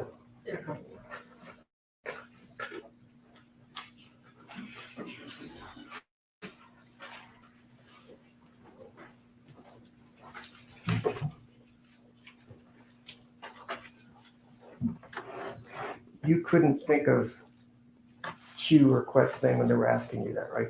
I could. All right. Prior to that, they told you you would be charged as an accessory if you didn't talk to them because you helped somebody after the murder happened, right? By driving them. Yes, they did threaten to charge you, right? In that interview? Yes. In the very beginning of the interview? Yes. All right.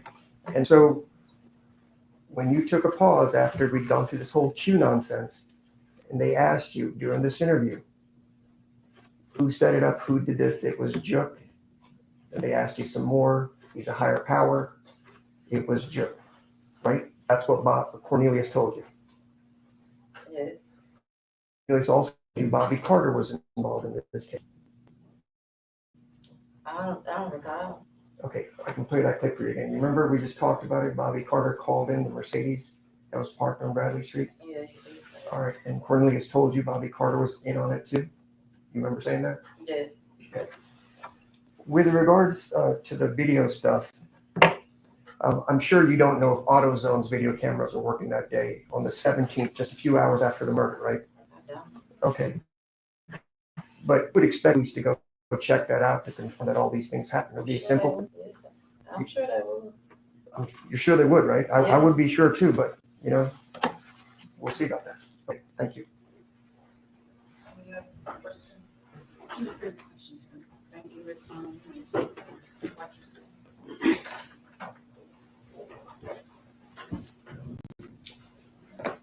How are you doing, Queen? Donna, can we have just a small breakout with this thing? Yes. Ladies and gentlemen, let's take a brief break. Don't discuss the testimony with anybody. And we'll just take a 10-15 minute break. First dance and recess.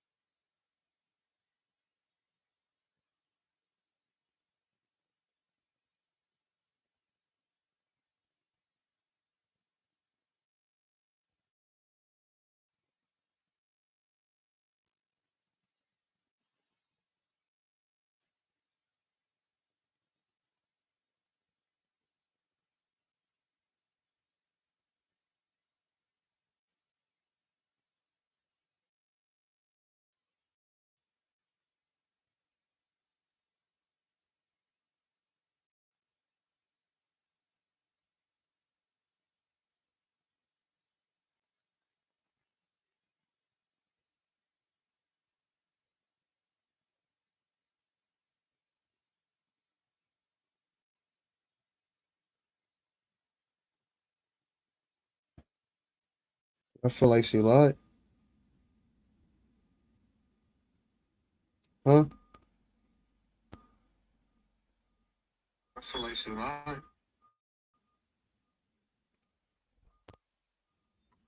I feel like she was lying. I feel like she was lying. That's why they went on that little break.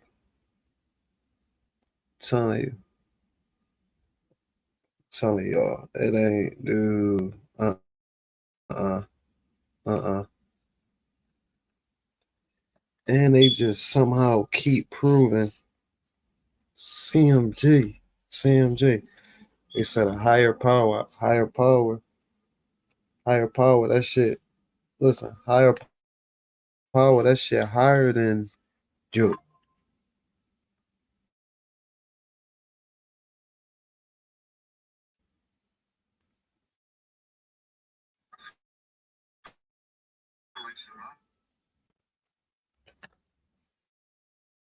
That's no bull. Like, no bullshit.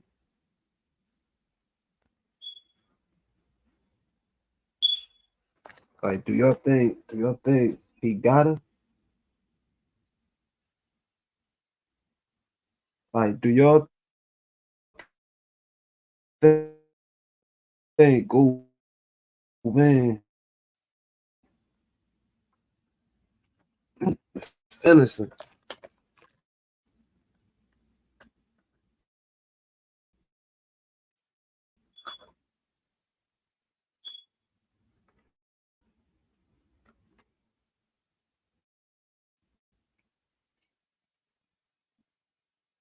Like, I think when they come back off that break, they gonna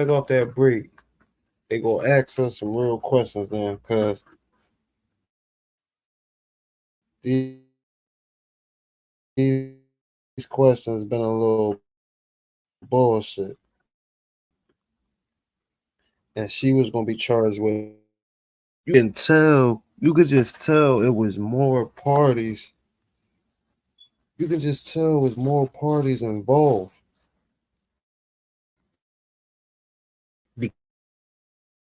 Because it's gaps in everybody's story. There's gaps in everybody's story.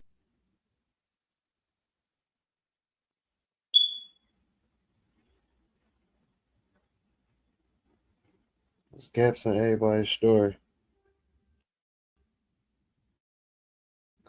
Like, they can't say drop one there. They can't say Cornelius one there because we clearly seen he got shot. Like, things like that. But I ain't even hear the part where they said Street Drop was shooting that Big Moose the Great.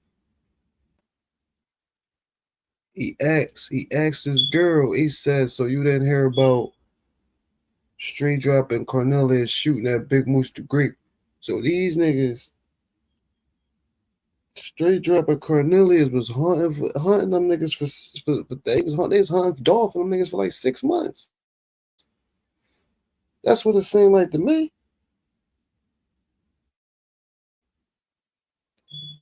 Cause you gotta think about it. You had Govan fucking with Wu mom. Wu got chopped at. Like, different, like, listen. A lot of different shit. A lot of different moving key factors.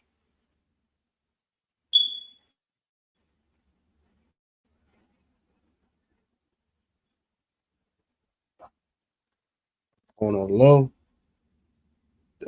this shit sound like some mafia shit. Fucking really sound like some mafia shit.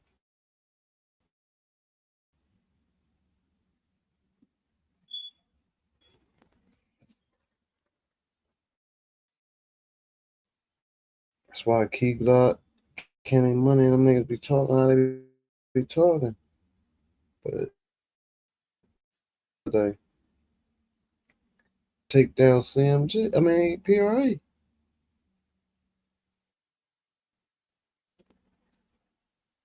Listen, that's what he said.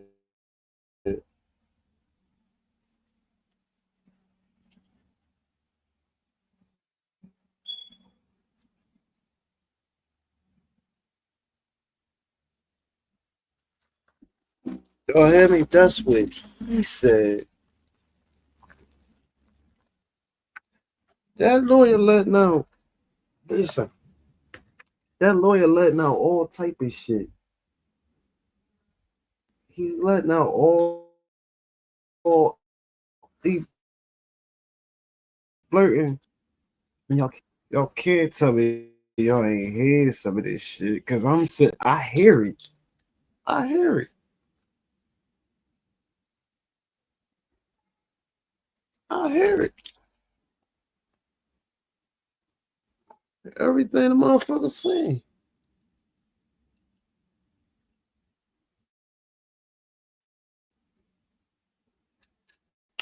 Everything the motherfucker saying.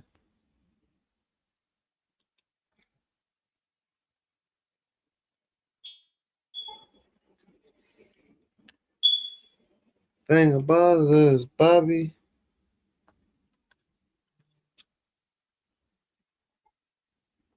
Thing about it is, CEO Bobby was in it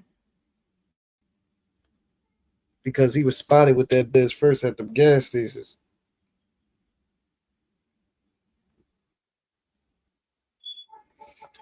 CEO Bobby took a picture. Listen, CEO Bobby took a picture at the gas station when he had the car.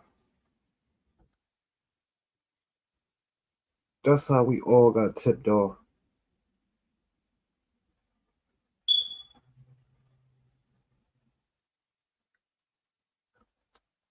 That's how we all got tipped off.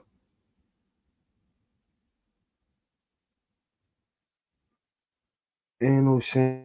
Ain't no shame in that. That's how we all got tipped off because CEO Bobby took a picture, multiple pictures in that car at that gas station.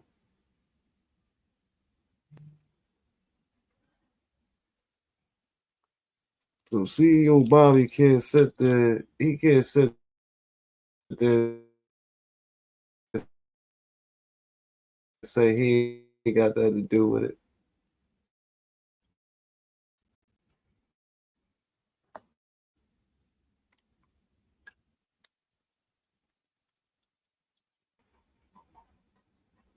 Like, good shit, dude. We can't go there for that. Can't go there for that. Can't go there for that.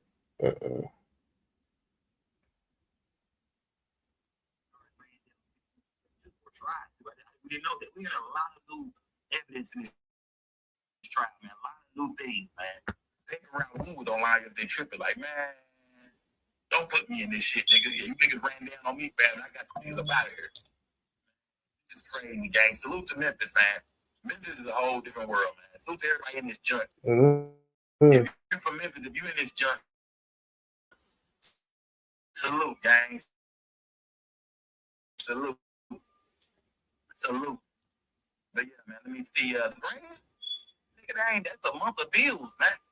Nigga, that ain't number 30 days worth of bills and shit. Car notes, mortgages, nigga, insurance, cell phone, groceries. Nigga, damn, my life is worth a month of bills. Ain't that some shit, man? Smash the like the gang. Salute to everybody good gang, yeah. My whole thing too is why Kenny Money name wasn't on it. I mean, to hear more of this evidence just coming out, or more of the story coming out. Yeah, man. To hear the life of Cornelia Smith, man. You gotta feel sorry for young lady on the stand. She was involved with these murders. I really can't. I mean, but you can see how calm. You know what I mean? Them Urban's jeans. You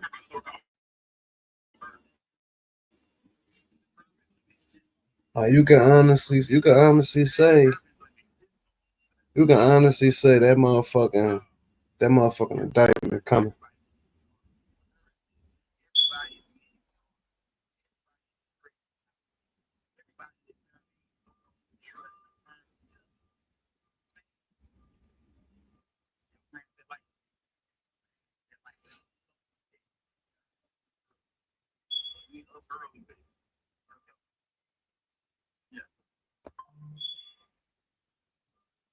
She was the prom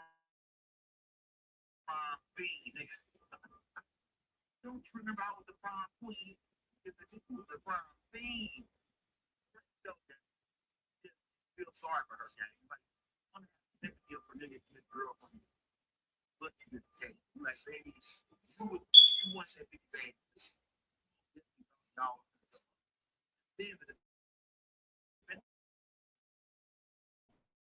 Did you know that he got the money? He was gonna leave you. Go back to Big Mama shit.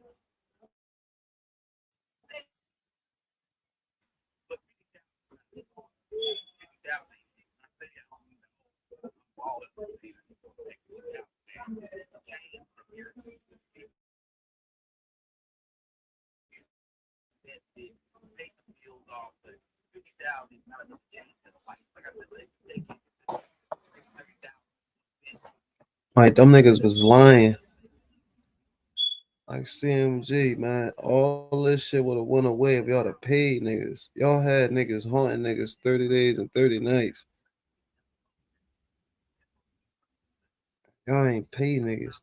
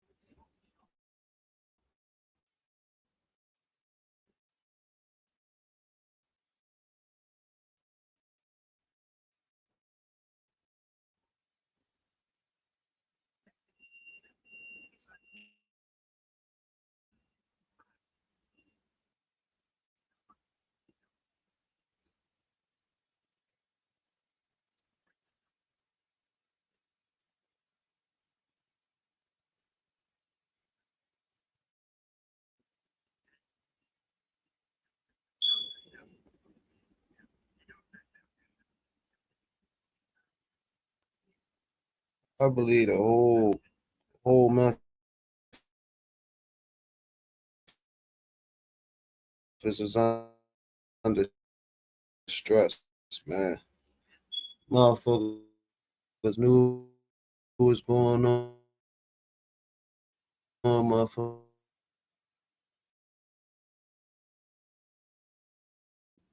Just a sad situation.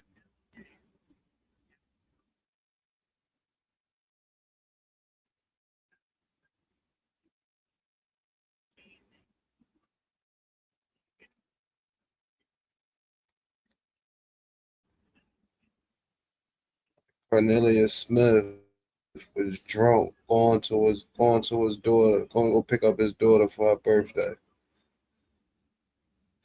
That's a bad joke.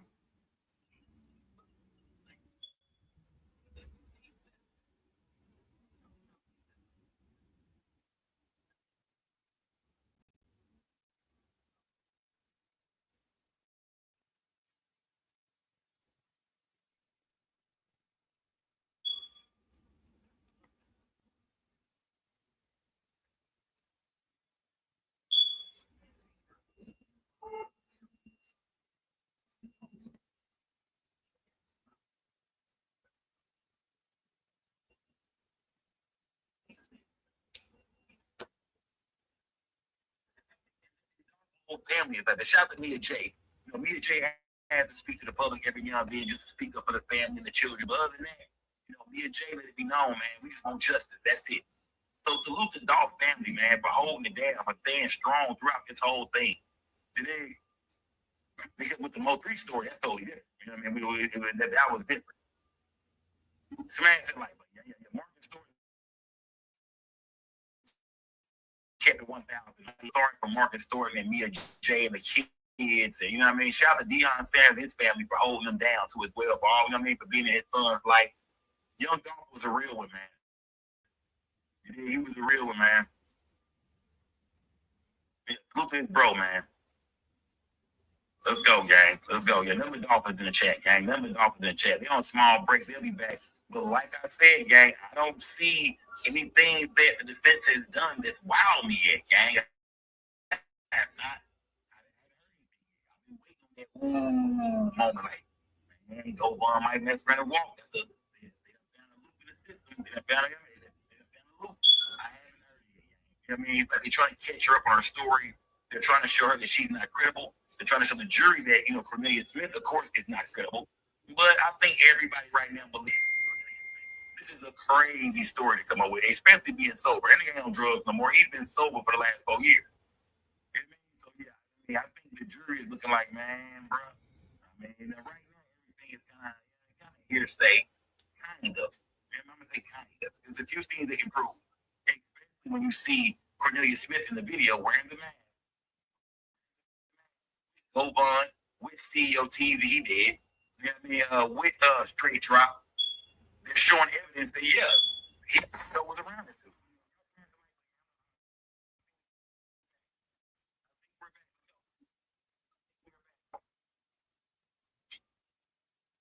Yeah, you can't get more dope in jail than on the streets sometimes, gang. It depends on what kind of dope it is, but that is true.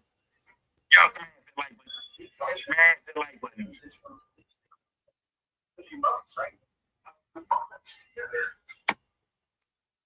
Maybe we not back. Maybe we not back. Maybe we not back. Salute the mouthpiece, man. Salute to everybody donating to the platform, Cal. Let my girl go. Let me be quiet. Let my girl go. Let me see. Oh, she going off on them. Look at the judge. She ain't playing. Look at the judge. She like, look, nigga, I'm sick of this shit. Get it together. Look at the judge going off. Y'all be get this together. Yeah. Judge like for that. It's 2 times. Don't do my girl like that, man. Y'all always try to rag on Memphis, man. Don't do my girl. Yeah, she look like disrespect towards my lady. Now, I respect for these books and Instagram and see what y'all girl look like. And don't get me started, man. I'm talking about.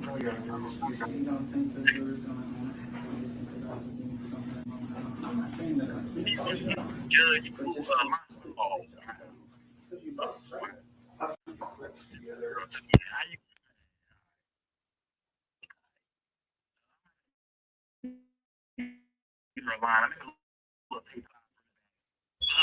Is cool. She ain't gotta get them set up. Like, you cheese gonna braid y'all hair with y'all wig on. Set it up, braid y'all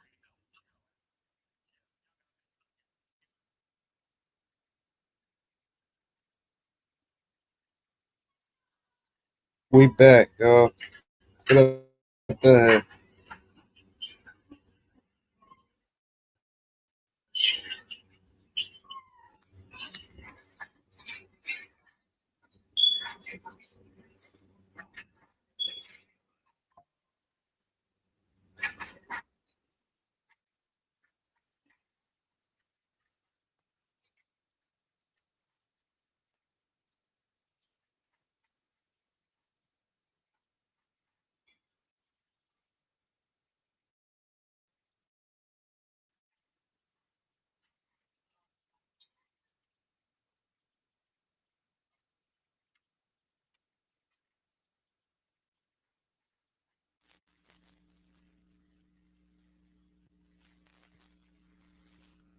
It just takes a while with the shitty Wi-Fi in here to get it to.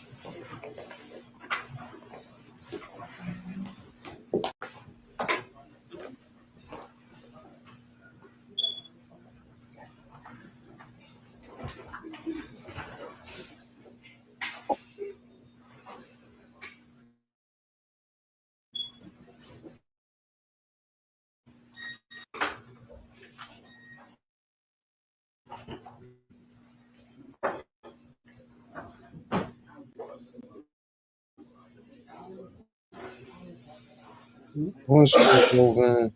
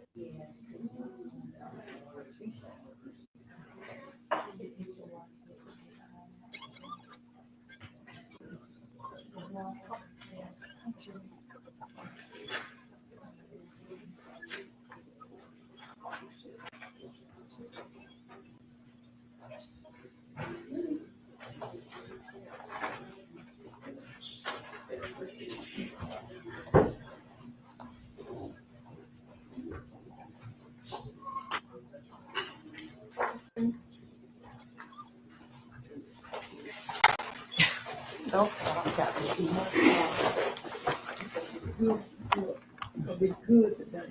You're not gonna stop. I know what you're thinking. Been running long enough to know what's going on. It's good right there. Yeah, it's good right there.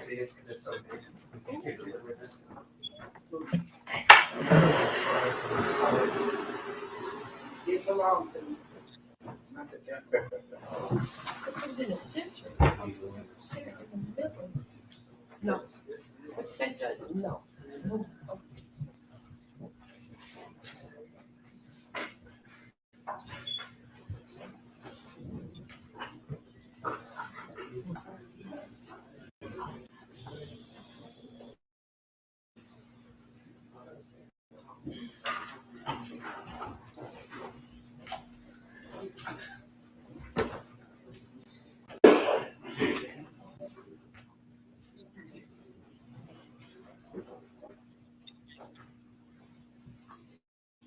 Ready, Your Honor? Yes. Jury now enter into the courtroom.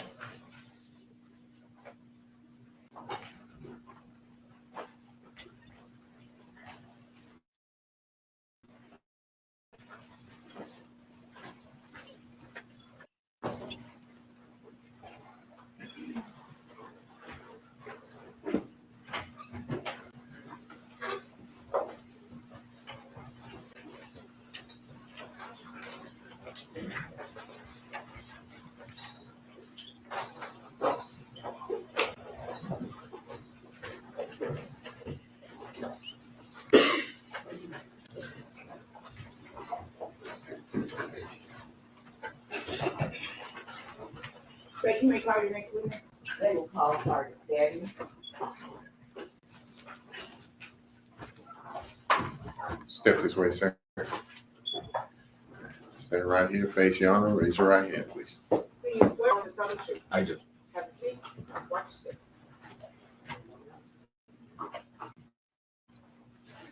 It's the pop, ain't it? Good morning. Good morning. Could you state your first and last name for the record? First name is Terrence, Terence. Last name Dabney, Dabney. And for the benefit of our viewers who may be taking notes, could you spell your first and last name? Terence. Dabney, Dabney. I'm sorry, I probably missed the first time I spoke. But it couldn't hurt for them.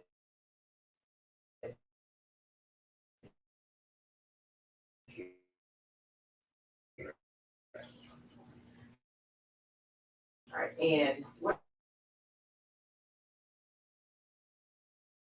Police Department for 26 years. and what rank did you attain when you left the school? I was a sergeant. So Sergeant Dabney, were you with the Memphis 2021? I was. And did you participate or have a role in the investigation involving the homicide of Adolph Thornton Jr.? I did. And what was your role in that? I was the lead investigator of that homicide. As a lead investigator, what does a lead investigator do? Well, we sort of delegate with other investigators, delegate roles. We also gather evidence, fact findings, videos, whatever we do to obtain evidence for the case.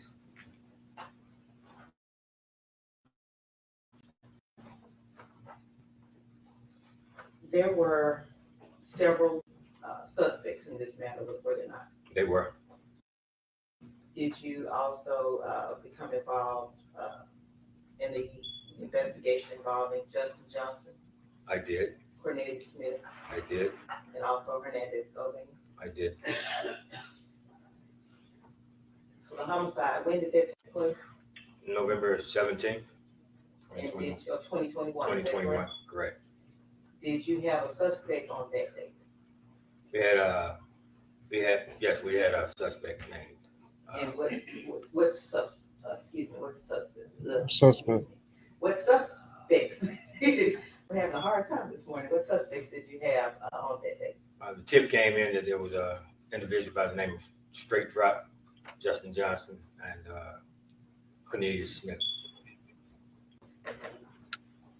On November the 20th, so a few days after this matter, was there significant development in the case? Because we got a tip about a vehicle behind an abandoned house. And you recall what street that was on? Haynes, forgot the name of the street. With the name Bradley? Bradley, yes, right off of Haynes, yes, Bradley. Bradley and Haynes? Yes. I'd like to show you what is Madam Mayor collected.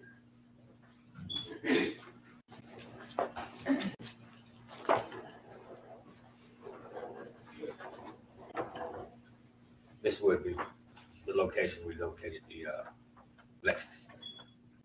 Oh no, Lexus is the best. You recall what vehicle? It was a Mercedes, I think. Yeah, Mercedes.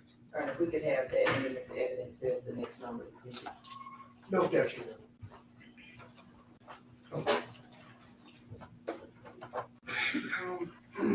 This is a photograph of a house, a white house with black roof, with a grassy front yard and a driveway. It's been identified by the witness as the place where they found the Mercedes.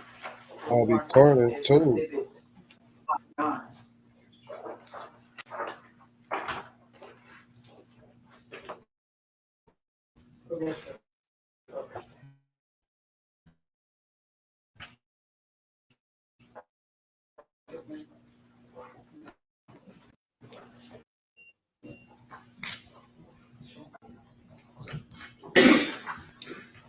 Could you, for the benefit of our jurors, describe what we're looking at here? This one is the. I'm sorry, on the screen. Oh, sorry. You want me to describe this? Yes. Okay, that's There's a trap house. White House.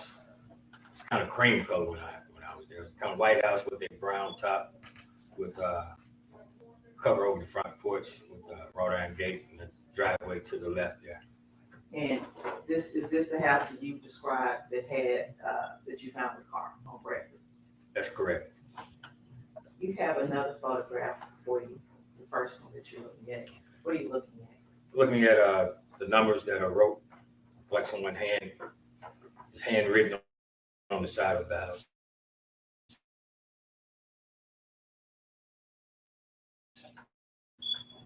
And is that a fair and accurate depiction of the numbers as they were written on the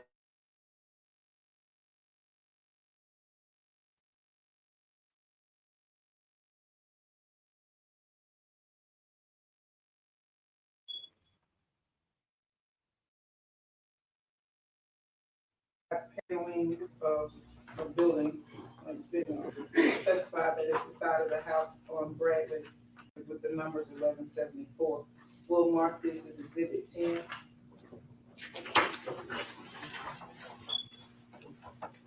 Commissioner Public.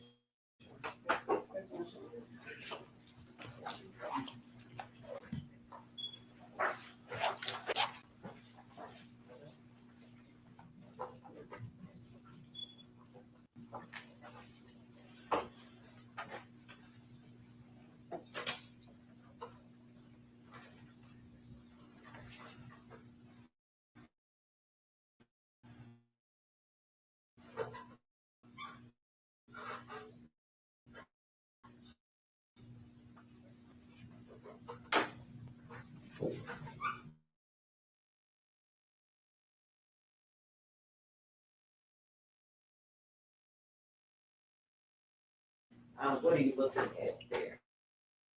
Looking at uh, part that was located, it was toward the rear. That photograph depict anything of this? Picks the photo of the Mercedes Benz. Darn, if we can enter that into evidence as to this number.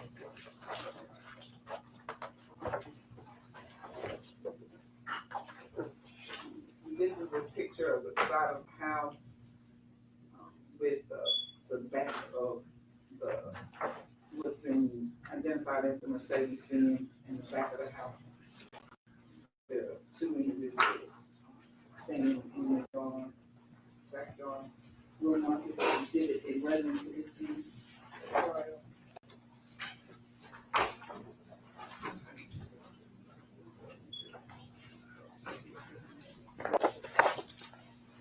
CEO Bobby just sit there and got these niggas in all that trouble. We're being passed another photograph. If you could tell us what we're looking at here. Again, we're looking at the side of the home where the driveway is, with the Mercedes Benz in the rear of the home, and two in slightly behind the Mercedes Benz. Trying to put it enter that, have that enter as the next number to see. Okay.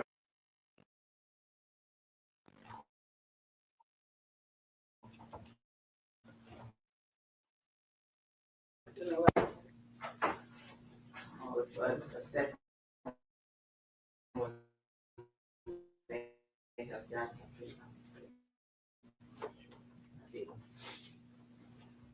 Because CEO Bobby.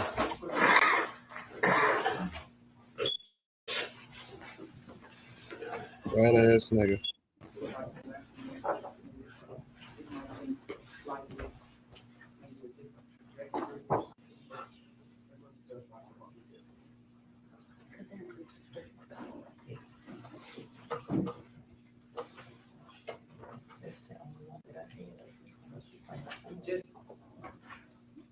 Just mark it.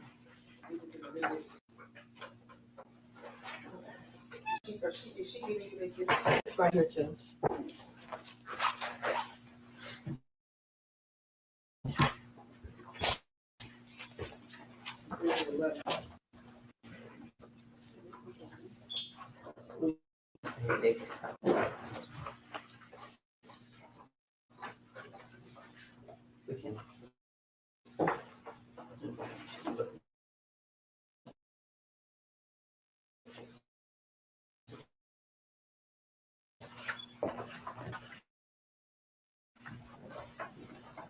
I have another photograph for you.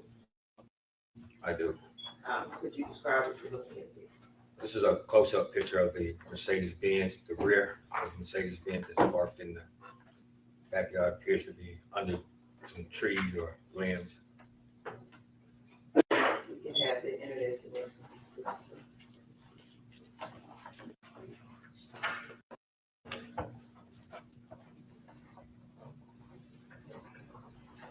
This is what's been described as a close-up of the Mercedes Benz in the backyard amongst the trees. Will Marcus exhibit. That shit was on the top.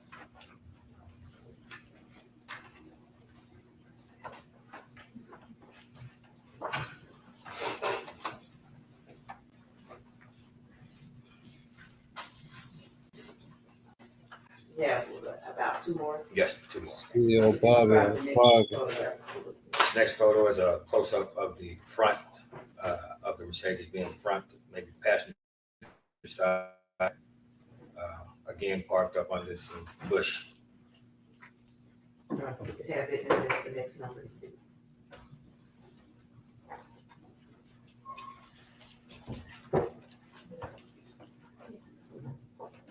This is a close-up of the front of the, what's been described as the Mercedes in the backyard amongst some limbs. Will Marcus exhibit 13.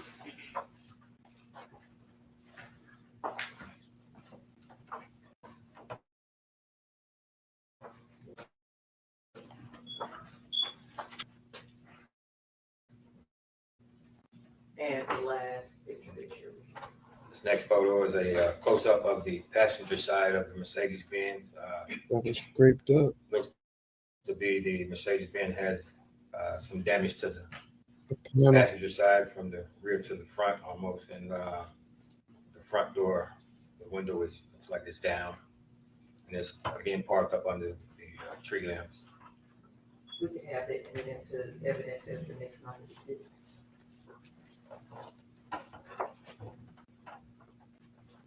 This is the picture of the passenger side of the white Mercedes that's been described as in the backyard behind the house.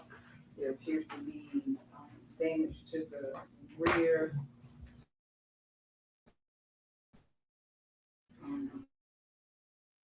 Possibly door of the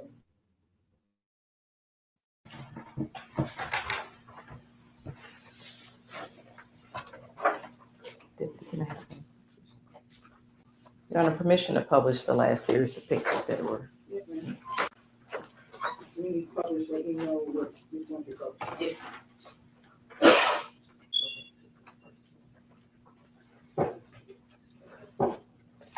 It's supposed to be a youngster car.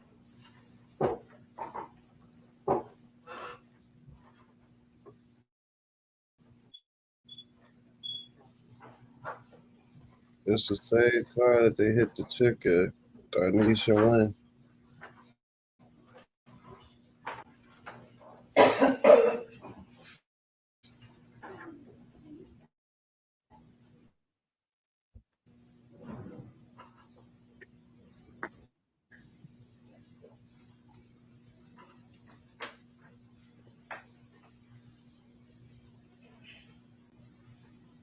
We're showing what is previously been marked as exhibit number 11. Sergeant Dabney, could you explain to us what we're looking at here? Looking at the home at 1174, and this is the driveway on the left side of the house, and the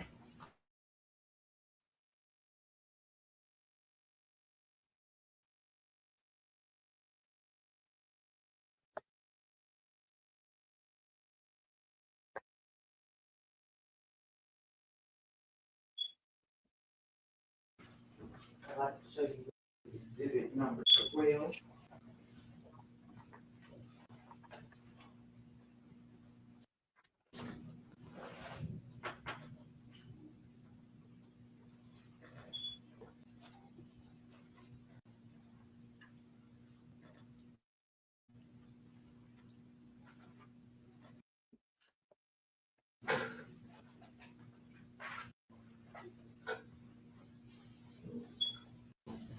All this shit because of Bobby.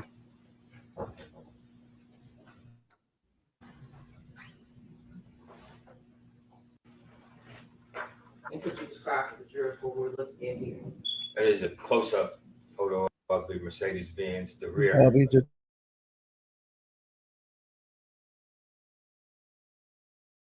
And with the Illinois tag parked up on the Crazy part about it, they probably like CEO Bobby ass. And exhibit number. I'm not promoting violence. All I'm saying is he wrong for that.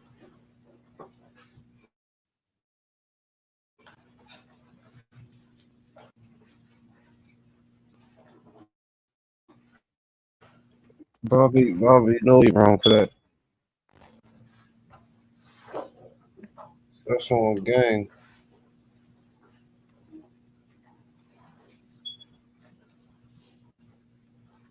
Just tell us what we're reviewing here, exhibit number 13.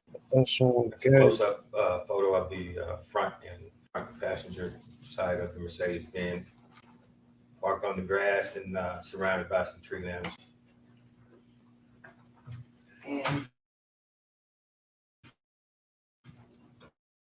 next exhibit number 14.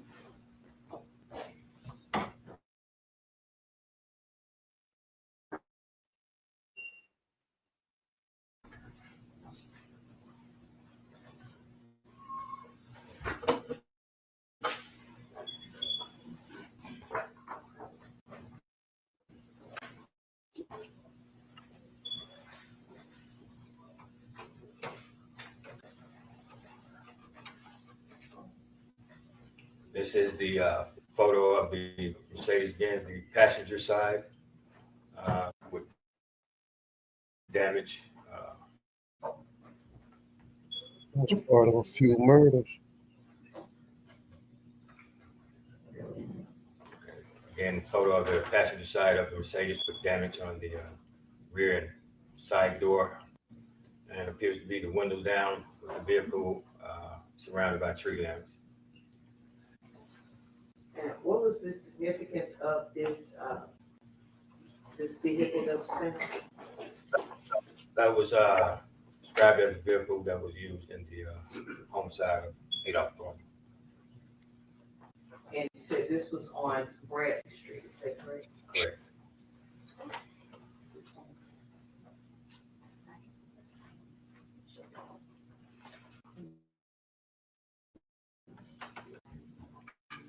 I'd like to show you what has previously been on.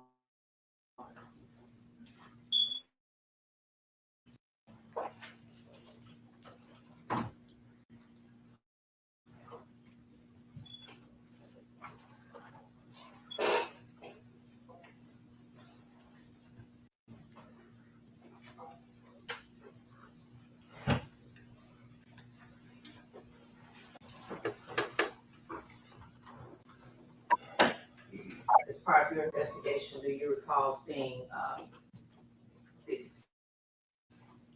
Yes, I do. And what Who does dropped that video? exhibit number 5? I can see Justin Johnson straight drop on this picture. I see Mr. Hernandez GOVAN. Seeing maybe 2 other individuals, one facing here, and see an individual in the rear with the mask on. And as part of your investigation, when you found the vehicle, Vehicle showed in the front of the 1174 Bradley. and it's also part of your investigation, was there a significance in any other house on Bradley? Yes, also in front of Hernandez GOVAN's home.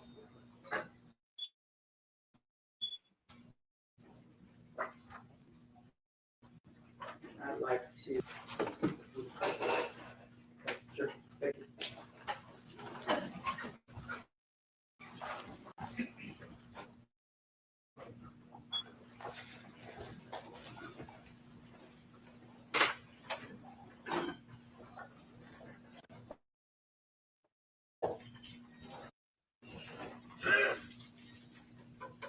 What the picture is depicting? I am. And what is that picture depicting? It's a top area view of the Bradley and Haynes Street, where 1174 Bradley is, and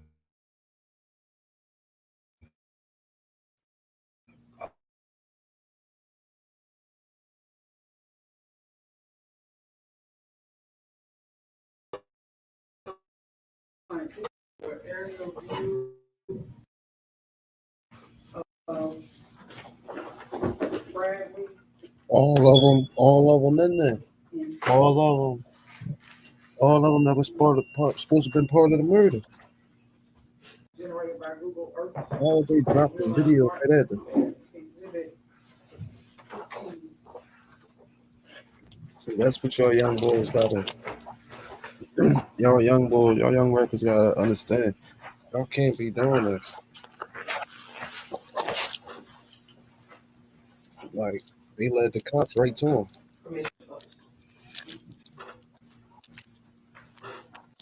Under 30 days. Little bit numbers, at least they are for me. I would like to pass you. Under 30 days. Sure. With the court's permission for this. Describe.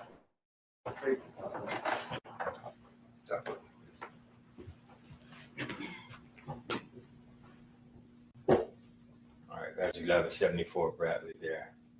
Mr. Govan's address is directly across the street. So they dropped the car right where Govan lives at. That's crazy.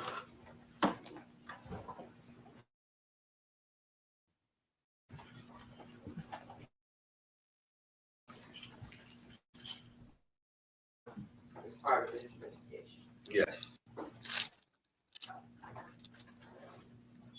Did you were phones collected from various entities as part of this investigation? They were. And as part of the investigation, were there phone dumps and call records collected? They were.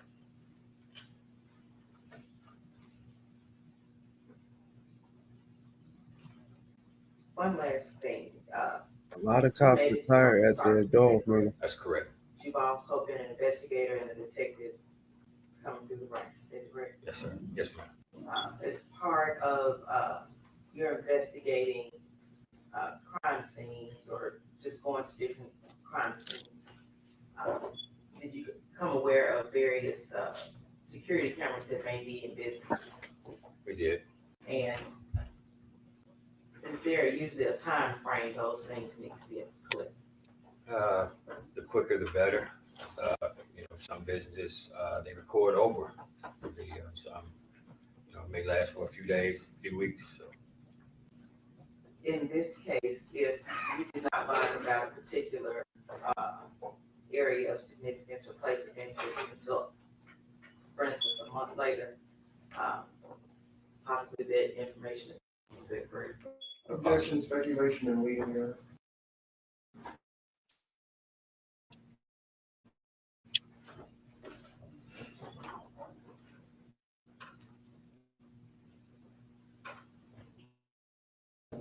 And I'm sure defense will ask this question, but I'll ask you, did you all investigate any? No, we did not. And when did you learn about anything that may have been of significance in pressure work? It was weeks, month later. So.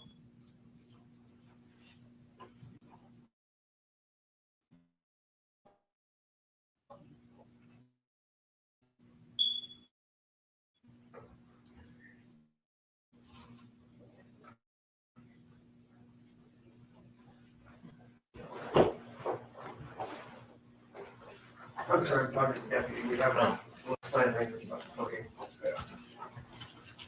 But there's a smile for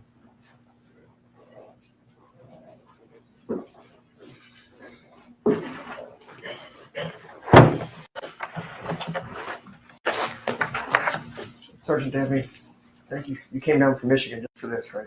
Yes, I did. All right.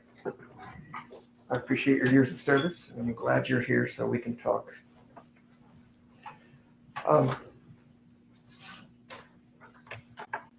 I guess they've been asking you about these cameras and things like that. Let's just tell it how it is. Nobody during this investigation ever went to pressure room to check about the cameras, right? No. All right. Nobody in this investigation ever went to AutoZone to check if the cameras were there. No. Nobody went to the AutoZone that Cornelius Smith said he went to buy a car cover to see if there's a receipt or some surveillance or something like that inside the AutoZone, right? The things that would be important to try to corroborate a witness who obviously is the shooter in this case to make sure he's not lying to you, right? Yes. And when people get caught, they generally lie to police. Is that uncommon? Sometimes. All right. Do people lie to get out of trouble? Sometimes, yes. Do people lie to cut deals? Sometimes, yes. Also, with regards to the area around Pressure World, it's a pretty busy area, right? It is. And there's those little MPD city cameras up and down that street. Right. All right.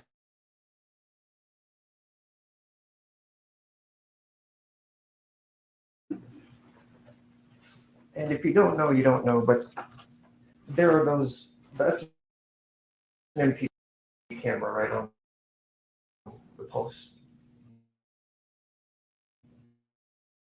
Could be. We have neighborhoods that they're not. Streets have. Yes, sir, it does. All right, and you know for a fact that in front of the pressure water, it's a busy thoroughfare, there's these cameras. I didn't know. Okay, and then behind the pressure water in the neighborhoods, there's some of these cameras. Okay. Does that look like a camera that you are familiar with? Yes, In sir. place of neighborhood? All right, go ahead and offer that as the next exhibit, Your Honor, just as the description of what a city camera looks like. Any objection? So,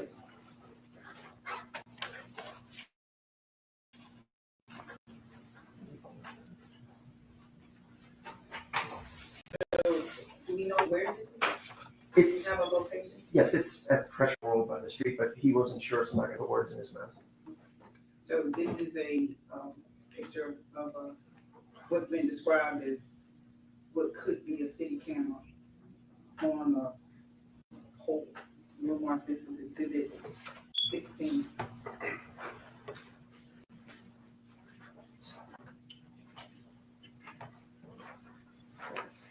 And these cameras are sort of all over the city on busy thoroughfares and stuff like that. They are. Could I publish it, Your Honor? Sure. I'll do it the old-fashioned way, so I don't have it. I'm just gonna walk. Is that all right? That's fine. All right. So this is what the typical MPD cameras sort of look like. Well, excuse me, just publish, Oh, I'm sorry. no commentary. If you have more questions for the witness, that's, I was asking a question. I'll wait.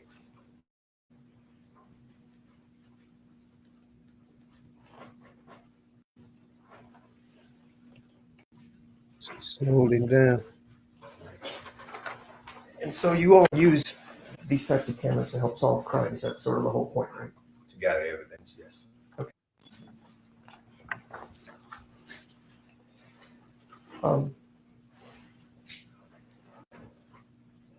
Yeah.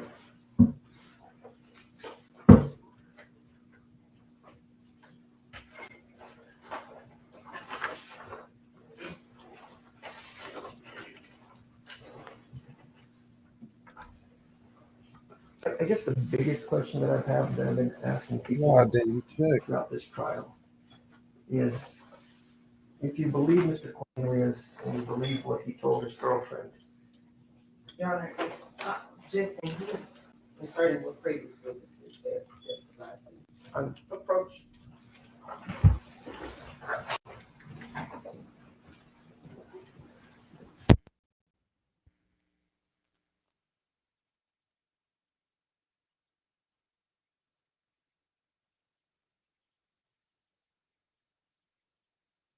There's a lot of information the feds must got, and they not trying to release and go in.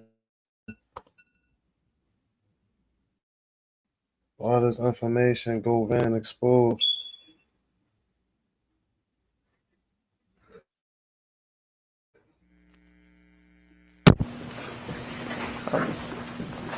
you don't have to believe. Let me ask it this way. If Cornelius Smith and Angela Arnold we told you all that Jook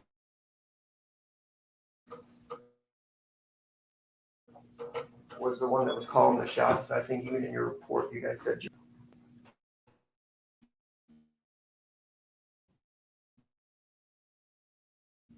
Doing the investigation, yes. All right. But talk to Jook. We hadn't made it that far, no. We hadn't made it that far. Okay, it's been 4 years, and we know Jook died 2.5 years after the case. We know everybody had already been indicted within a few months of the arrest taking place, but we never went to talk to Jook, even after Cornelius and Angela repeatedly said he was the mastermind. I think that's the phrase you guys used in your Operation Cookie Monster slideshow, right? Girl, I am going to object to this. My question is it relevant?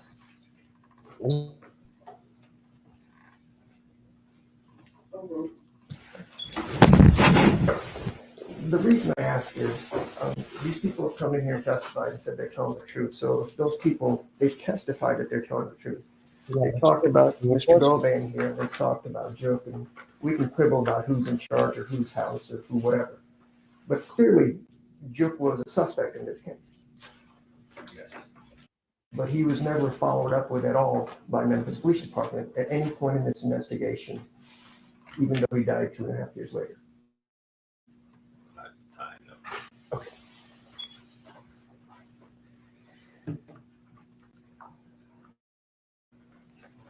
That's it. 1 second.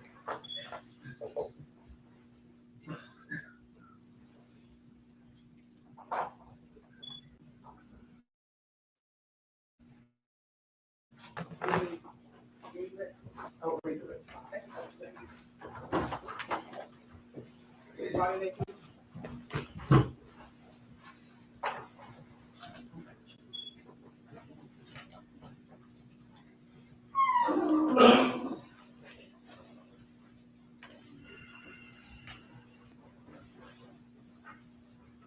Your Honor, before this next witness, we do have a preliminary matter specifically for this witness. All right, ladies and gentlemen, we need to take a brief break. I don't know how long this preliminary matter is going to take, so lunch might get here in the meantime, but let's take a brief break. Thank you. Sure, just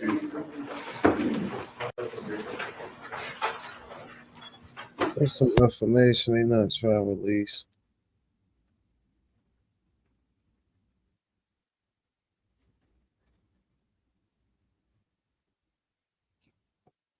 Gots to be.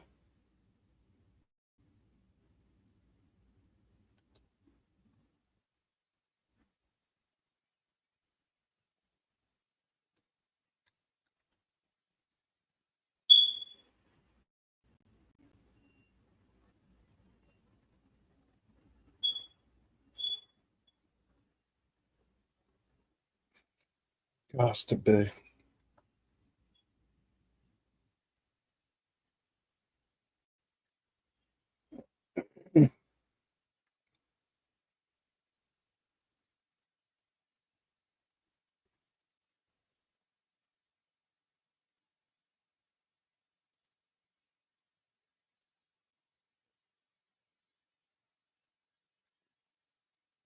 Gotta be, y'all.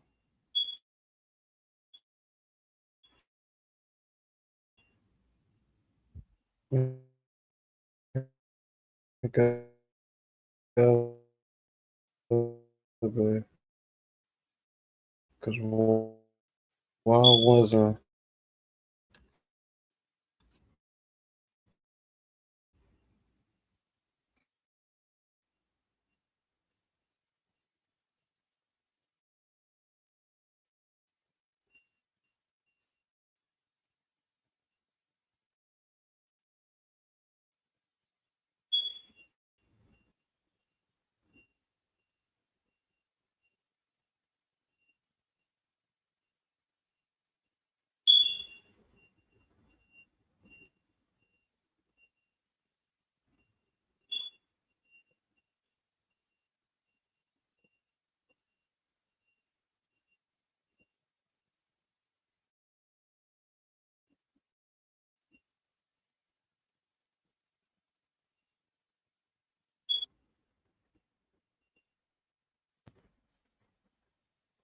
that's crazy? Come to find out, paper route woo mom.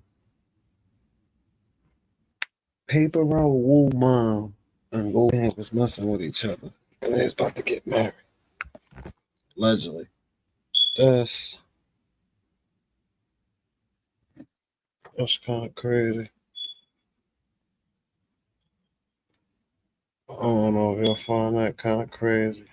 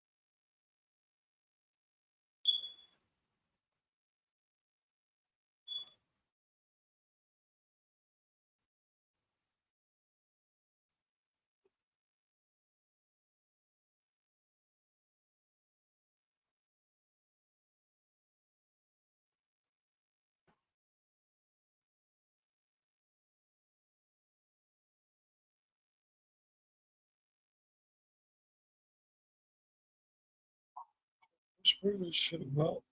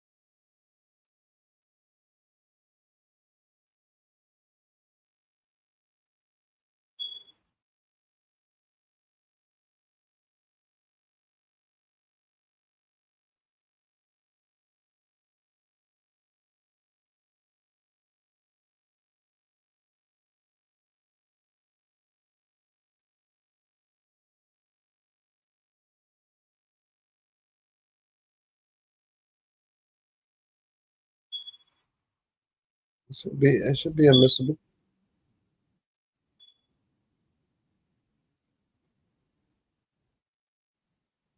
Too.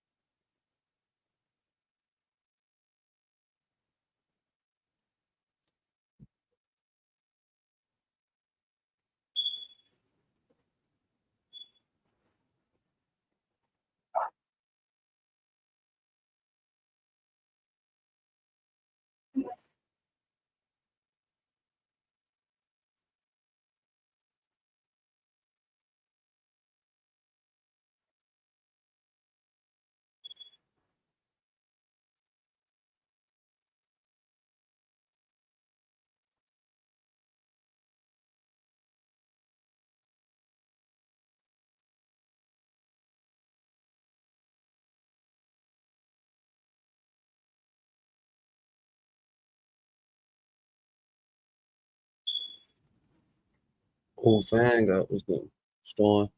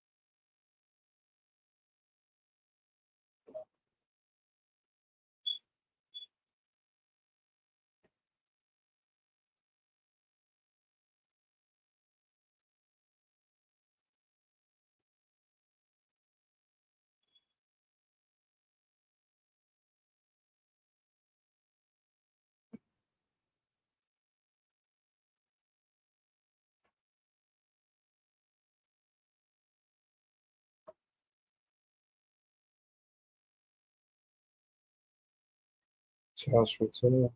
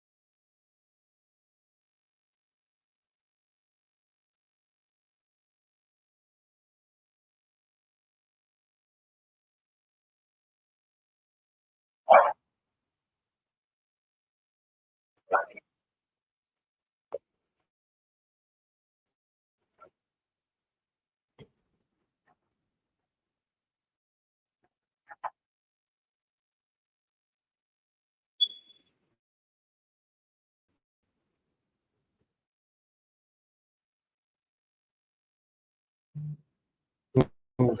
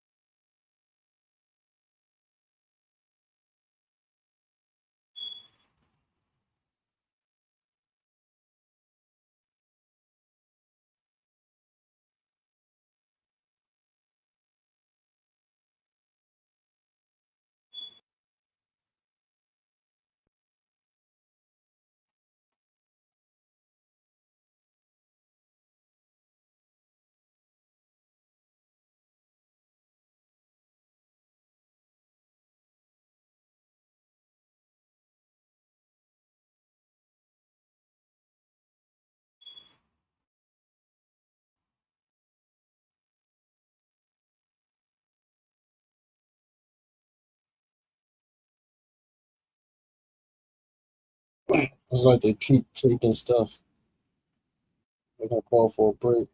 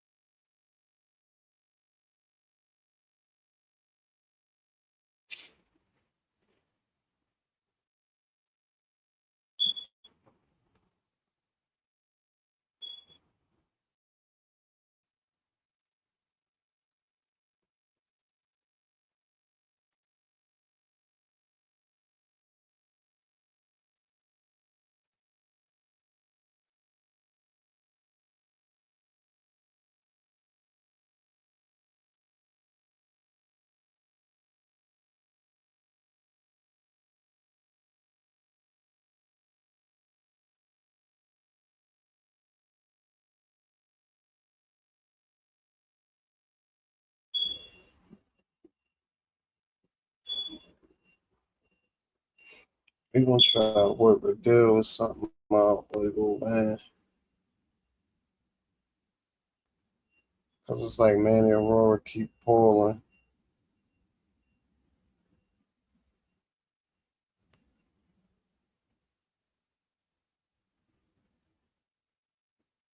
Not letting it produce certain.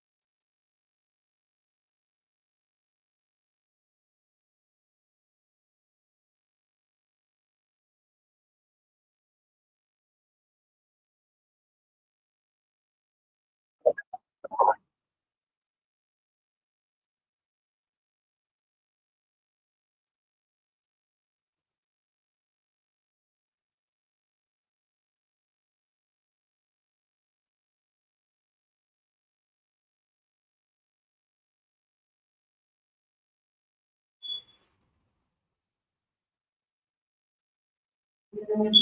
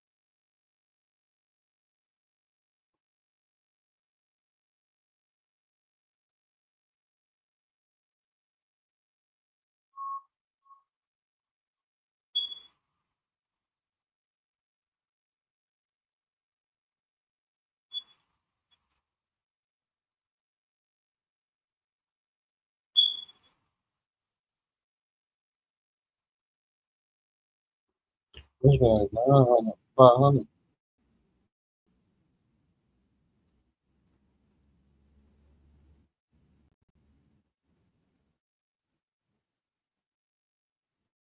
Yep, I hit it on my nose, 500.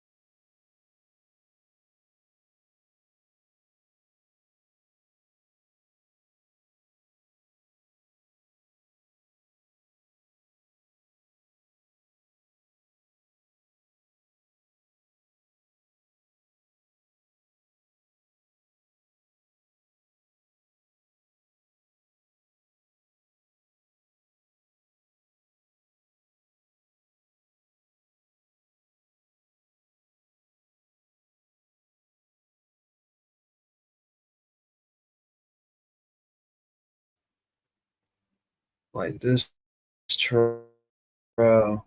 This trial is real interesting.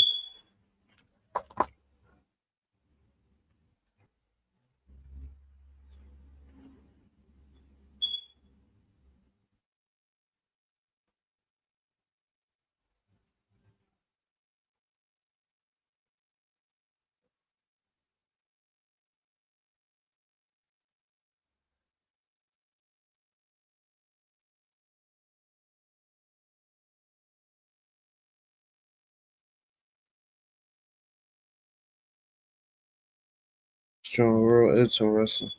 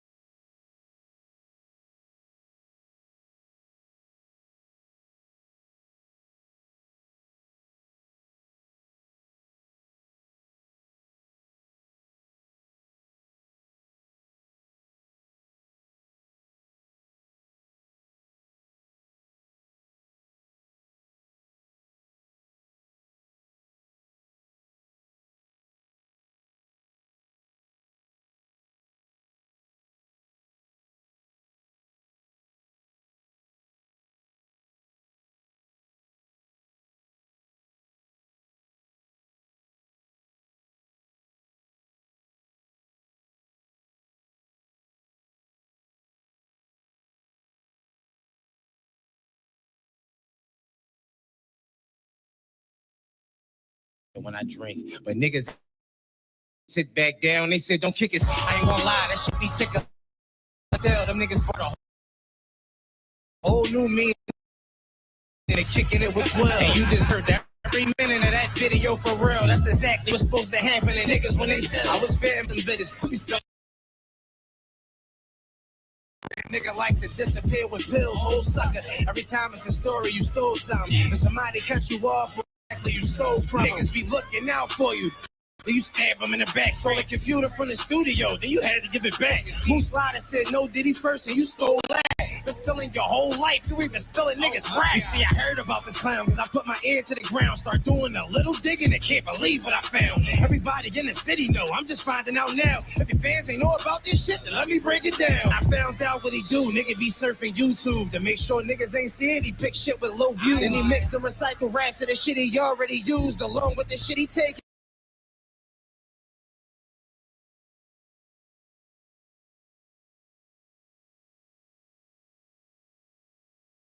And then go take it to the booth. Here's the proof. Rap, all the bars is recycled. All my old raps. My one man's his old rats. My man Cowden got killed. Old rap behind that shit, bro. And I be grinding him up about that shit, bro. That's why he started rapping. You like could really rap, bro. He can wave, bro. He can on the internet. You get niggas that ain't got no views. He ain't no real rapper, fucking thief, I'm about to bomb on him. How he harder than me, but somebody write his rhymes for him. He needed 2 entire weeks to take his time on him, cause he need.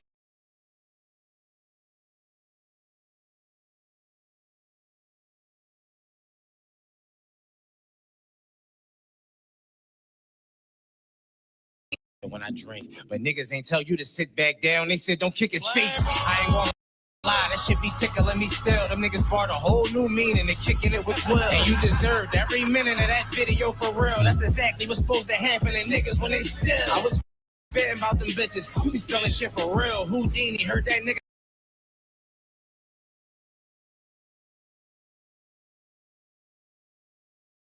like to disappear with pills, whole sucker. Every time it's a story, you stole something. If somebody cut you off, most likely you stole from them. Niggas be looking out for you. Then you stab them in the back. Stole a computer from the studio, then you had to give it back. Moose Slider said no Diddy first, and you stole that. But still in your whole life, you even stealing niggas right. You see, I heard about this clown, cause I put my ear to the ground, start doing a little digging, and can't believe what I found. Everybody in the city know, I'm just finding out now. If your fans ain't know about this shit, then let me break it down. I found out what he do. Nigga be surfing YouTube to make sure niggas ain't seeing. He pick shit with low views. And he mix the recycle raps to the shit he already used, along with the shit he taking, then go take it to the booth. Here's the proof. That's corny.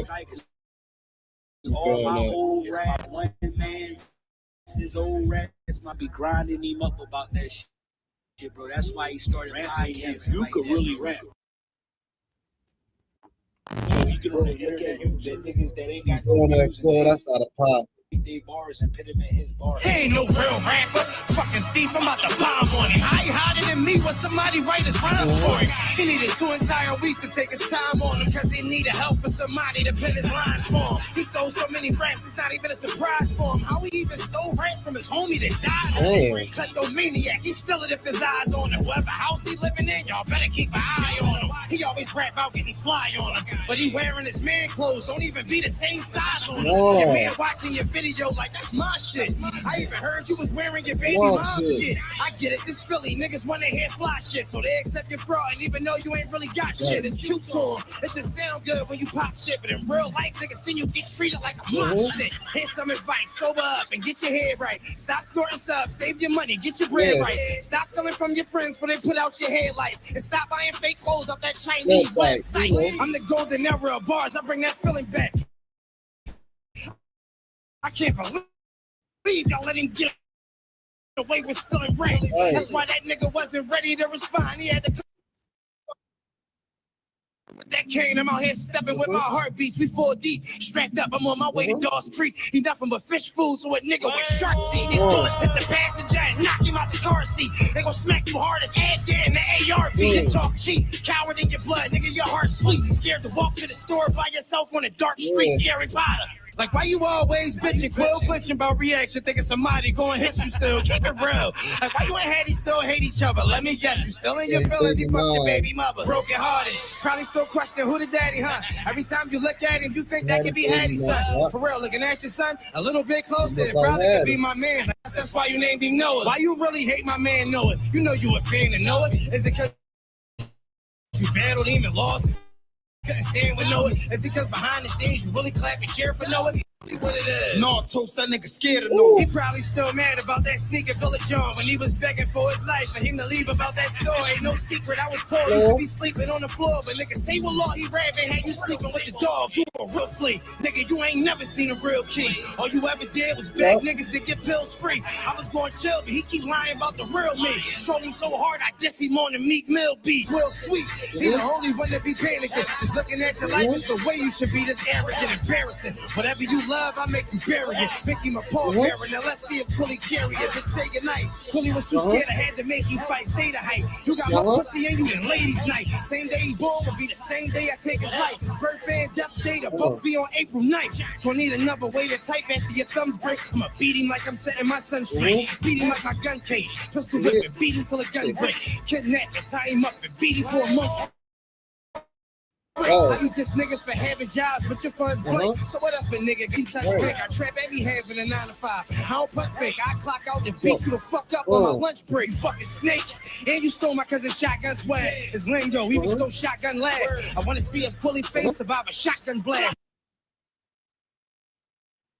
They tired of you stealing raps and can't recite what you had. Your homies told you give it up, nigga, just pot on your cash. Cause you only good at entertaining somebody with laughs. But that's just what a clown would do if you describe it as task. And you a fucking clown. A sucker then is still a sucker now. I beat the fuck up by niggas, you call your brother now. You got the most hands put on you and fully underground. I think about that footage every time my head jump around. You got your ass beat, remember like it's last week. It's Bluetooth board connected and you caught them hands free. Stomped you out on camera to let all of your fans see. And all you did was lay there screaming like, can't see. Tell me the truth, what you want had to come outside for? And shit you mad at him, you need to blame your baby mom for. Dog, I heard that Chewy was the die for. I heard the way she sucked the energy out of balls. They think she a monster. And stop hitting up your man for clothes. Whatever you say you smelling like, I bet my money it's your man cologne. He hit the bathroom and pat his nose. 10 different squads, you a bigger thought than Amber Rose. He can't extra mode.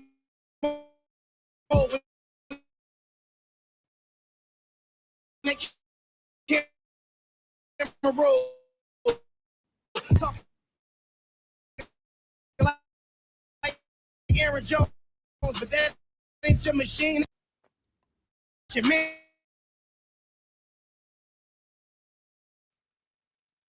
And I'm touching 4 mil, bitch. I'm bombing on you. Trying to be the funny boy still. He ain't a rapper.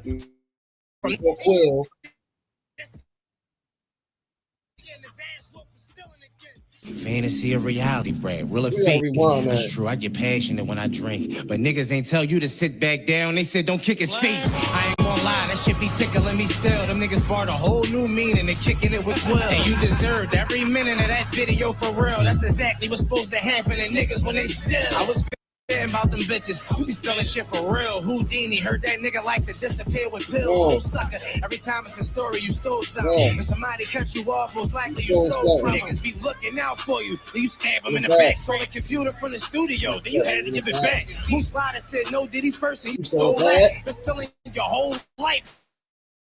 You even stealing niggas rap. See, I heard about this clown because I put my ear to the ground. Start doing a little digging and can't believe what I found. Everybody in the city.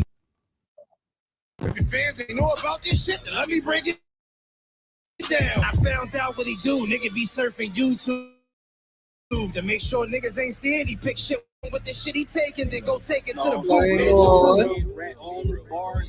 What a pocket, boy. It's my one man's, his old rats, my man Cow ain't got a lot of cow old rap behind that shit, bro. And I be grinding him up about that shit, bro. That's why he started podcasts. You could really rap, bro. He can wave, so bro. He can only look at you niggas that ain't got no views and take their bars and put them in his bars. He ain't no real rapper. Fucking thief, I'm about to bomb on him. I ain't harder than me when somebody write his rhymes for him. He needed 2 entire weeks to take his time on him because he needed help for somebody to put his lines for him. He stole so many raps, it's not even a surprise for him. How he even stole rap from his homie that died on him? Kleptomaniac, he still it if his eyes on him. Whoever house he living in, y'all better keep an eye on him. He always rap about getting fly on him, but he wearing his man clothes, don't even be the same size on him. Your man watching your video like that's my shit. I even heard you was wearing your baby mom shit. You I be get stealing it, your man niggas clothes, wanna you hear fly dirty shit, as so they shit. accept your fraud and even know you ain't really got shit. It's cute for him. It just sound good when you pop shit, but in real life, niggas see you get treated like a mock stick. Here's some advice, sober up and get your head right. Stop snorting your money, get your bread right. Stop stealing from your friends before they put out your headlights. It's a website. I'm the golden era of bars. I bring that feeling back. I can't believe y'all let him get away with stealing raps. That's why that nigga wasn't ready to respond. He had to call his. He just flamed the shit out you, Quilly. He flamed the shit out you, Quilly. You could talk all that Dr. Umar, Malcolm X, Elijah Muhammad, not Malcolm X, Elijah Muhammad. You could talk all that Louis Farrakhan shit. You could talk all that goofy shit you try to talk. Man, nobody trying to hear that. Rap, nigga. Fuck what you talking about? You talking about ain't nobody in the city fucking with you. You hotter, this and that. Nigga, you been saying the same shit for years. You keep talking about ICE. You keep talking about your man do this and do that. You ain't talking about no elevation in life. No elevation in life.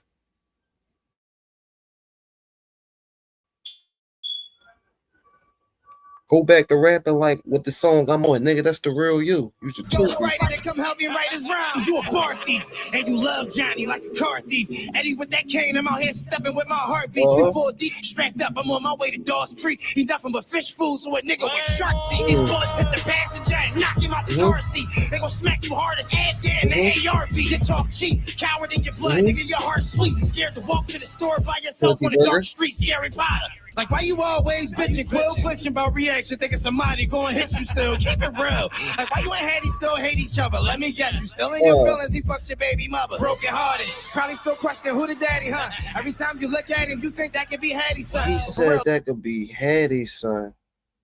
Wowzers. looking at you, son, a little bit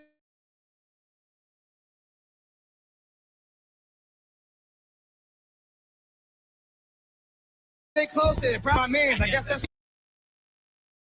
You know it. Why you hate my man know it? You know you a fan and know it. Is it because you battled him and lost and couldn't stand with know it? It's because behind the scenes you really clap and cheer for know it? Tell me what it is. No, toast that nigga scared of know it. He probably still mad about that sneaker Village John when he was begging for his life for him to leave about that store. Ain't no secret, I was poor, used to be sleeping on the floor. But niggas say what law he read, man, had you sleeping with the dogs. You a real flea. Nigga, you ain't never seen a real key. All you ever did was beg niggas to get pills free. I was going chill, but he keep lying about the real me. Troll him so hard, I guess he more than Meek Mill beat. Will Sweet, he the only one that be panicking. Just looking at your life is the way you should be. This arrogant, embarrassing. He wrapped up the hottest in the city. This for a reason why Quilly be mad. Very Vicky McPaul, Yankee fight, say the hype. You got more pussy in you than ladies' night. Same day he born will be the same day I take his life. His birthday and death day to both be on April 9th. Gonna need another way to type after your thumbs break. I'ma beat him like I'm setting my son straight. Beat him like my gun case. Pistol whip and beat him till the gun break. Kidnap and tie him up and beat him for a month straight. How you diss niggas for having jobs but your funds blank? So what if a nigga got a job? Long as he touch pink, I trap every half in a 9 to 5. I don't put fake. I clock out and beat you the fuck up on my lunch break, you fucking snake. And you stole my cousin's shotgun swag. It's Lingo, even stole shotgun last. I wanna see a fully face survive a shotgun blast. And if it missed and hit his body, it still chop him in half. They tired of you spilling raps and can't recite what you had. Your homies told you give it up, nigga, just pot on your cash. Cause you only good at entertaining somebody with laughs. But that's just what a clown do if you describing his task. And you a fucking clown. A sucking and it's the sucking out. Knock the fuck up, nigga. You're coming now. You got the most hands put on you in Philly underground. I think about that footage every time I hear it jump around. You got your ass beat, remember like it's last week. It's Bluetooth both connected and you caught them hands free. Stopped you out on camera to let all of your fans see. And all you did was lay there screaming like, can't see. Tell me the truth, what you want had to come outside for? The shit you mad at him, you need to blame your baby mom for. Dog, I heard that Chewy was to die for. I heard the way she sucked the energy out of balls, they think she a mind star. And stop hitting up your man for clothes. Whatever you say you smell like, I bet my money is your man cologne. He hit the bathroom and paid his old. That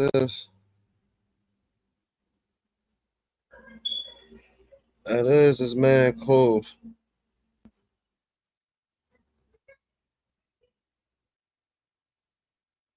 He can't.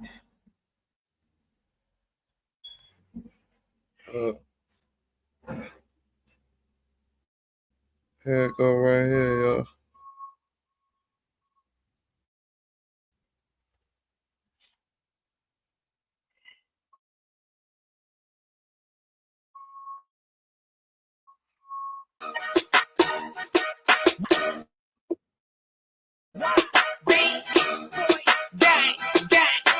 Why these little nigga hate on me? Why these little nigga hate on me? Why these little nigga hate on me? Why these little nigga hate on me? These niggas hate my flavor, these niggas hate my swagger. I let my birdie so they probably want a big cracker. Shout out my nigga ARF, I really hate rapper. I'm about to whoop a nigga ass like a slave master.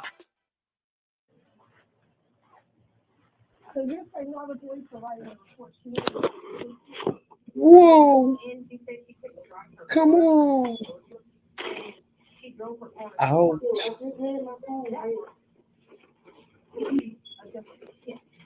This Joey's head.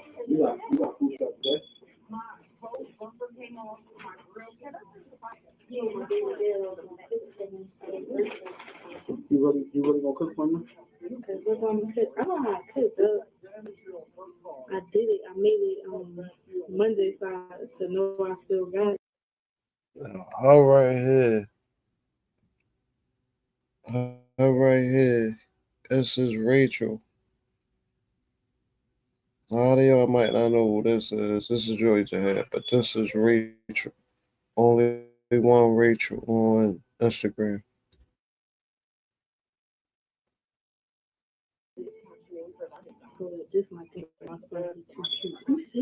Quinn said that's not my son. It's it was Thursday Oliver and look at it. That shit look good. That shit look good. They just got up out the bed with her. She know how to make rice? What you mean? Like, what she do to rice? Oh, all right. But like meat and all that, and I know how to make Got turkey too. She nigga cook though? Yeah. Shit.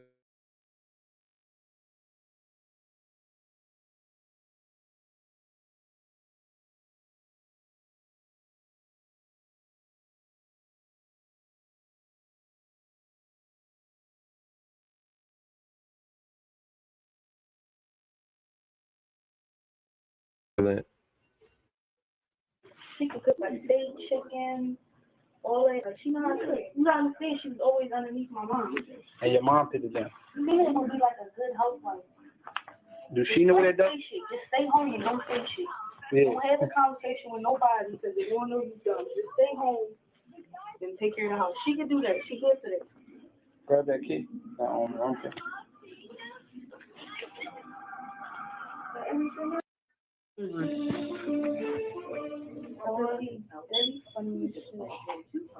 So what time we gonna go?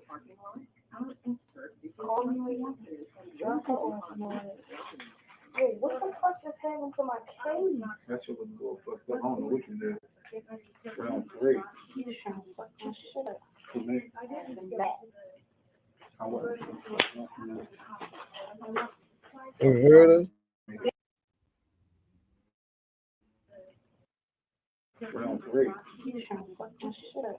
For me. I'm back. I was. Yeah, you stole my ice? I needed it. I was trying to make some shit. What are you doing? I lost it. I had it. I was trying to finish it.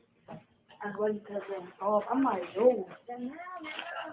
I was trying to go though, but I busted quick. And the pussy was too wet. That earring did it. You couldn't feel it out. I know, but you can't fast from me if you the pussy though. So what? You doing all these, not super fast, but fast. You couldn't feel it out. I know, but you Hey, can't Billy B, man, fast from me this if and you all the that. pussy though. So what? You can't fast and doing all these, not super fast, but fast enough. What the fuck you want to do? Rags on rags on rags.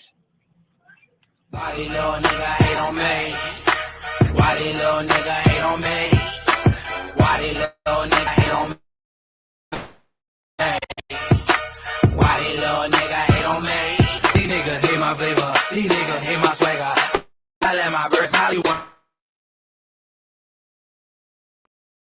cracker. Shout out to your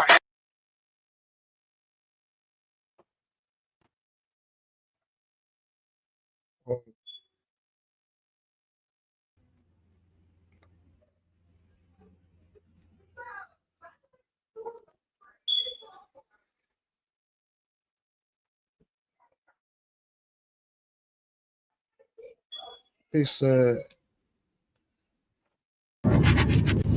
said Leaf War signing to him.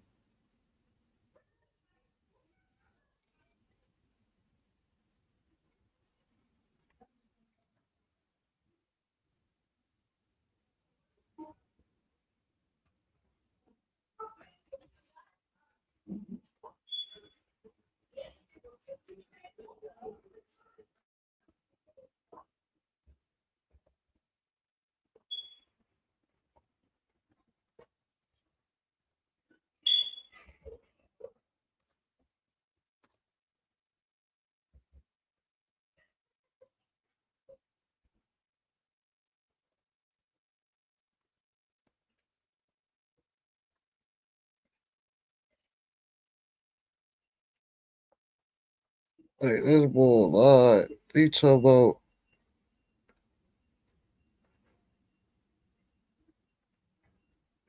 Leaf War signing to him. That's Pottstown, bro. No boy, I already know, bro. No bullshit. Behind in Pottstown. It's not far enough, dumbass nigga. It's a goofy.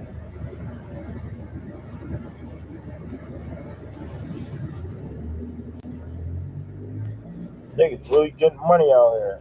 Fuck, you don't even want to post.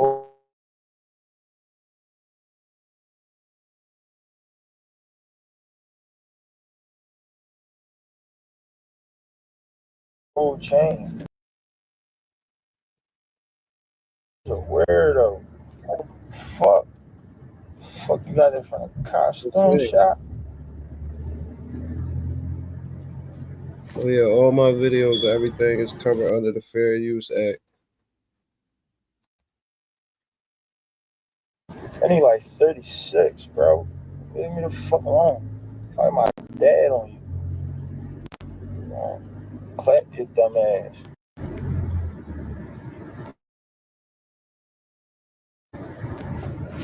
So I look good. Fuck him. We on the net. Fuck, I'm ugly right now. Hey, Quilla, you a fraud. You just said Leaf War gonna sign to you. You ain't got no fucking money. You can't even sign yourself.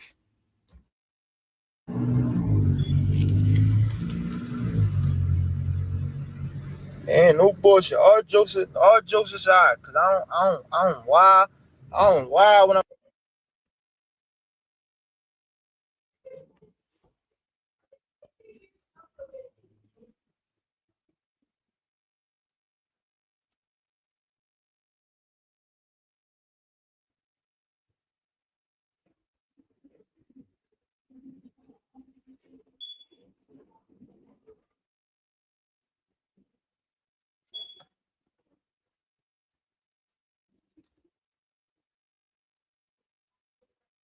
I'm bidding on niggas and none of that. I tell straight facts. When I'm bidding, when I'm mad, when I don't fuck with a nigga, that's why I be saying I'm a real nigga. I say some of the OPPs, like some of them niggas really, you know, like, but him, he's a fucking goofy. No bullshit. When we did that feature, that Nerf with Duck John, he told me bring him 330s and 330s and 2 ounces of drink. He's a fuck weirdo. What the fuck is wrong with him? That nigga been a fiend. That nigga been a fiend since I was born. Goofy. And no niggas really, you know, like, but him is a fucking goofy. And no bullshit. When we did that feature, that Nerf with Duck John, he told me bring him 330s and 2 ounces of drink. He's a fucking weirdo. Like, what the fuck is wrong with him? That nigga been a That's the fiend. same thing That nigga Core been a said. fiend since I was born. That's the same thing Core said. Earl right. And he ain't never get no fucking money. He been broke since he been rapping. Tell you want to come through Nerf, you gotta pay to visit. From uptown. Talking this hood shit. Nigga dumb as shit. Nigga ain't never changed. Nigga, I ain't never changed where I said I was from. The fuck? Fraud. And I really wet him. I really wet him. No bullshit. But he not on that. That's why I ain't even respond to him. I'm cutting on here talking. Cooley talking about some motherfucking Leaf War was gonna sign to him. Nigga, you had the both of the young boys in the palms of your hand. You had Core in the palm of your hands too. You ain't do nothing with Core either.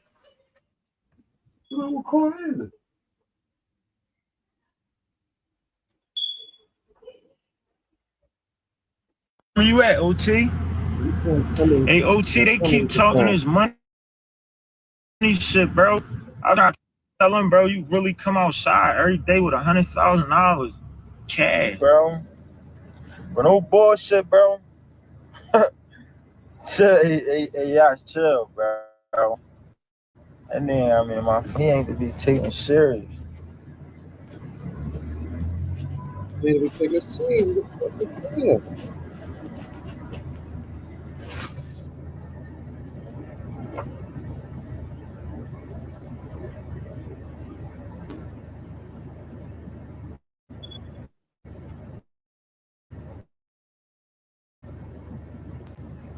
Every rapper that he used they used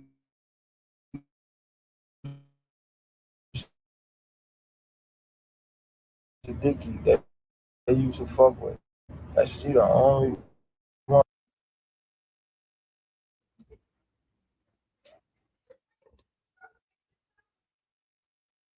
with money out here. He fucked up. I'd be mad too. I'd be pissed off too. No bullshit. I really wet him though.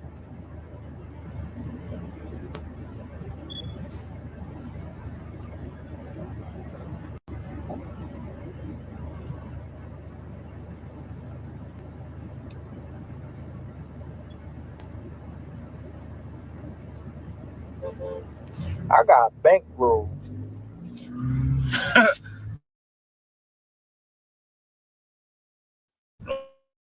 No bullshit.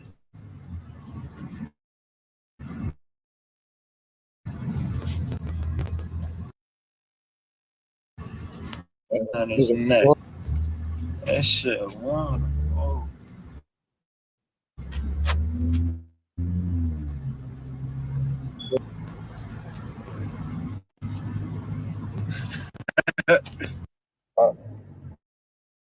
Listen, he lied about signing these work.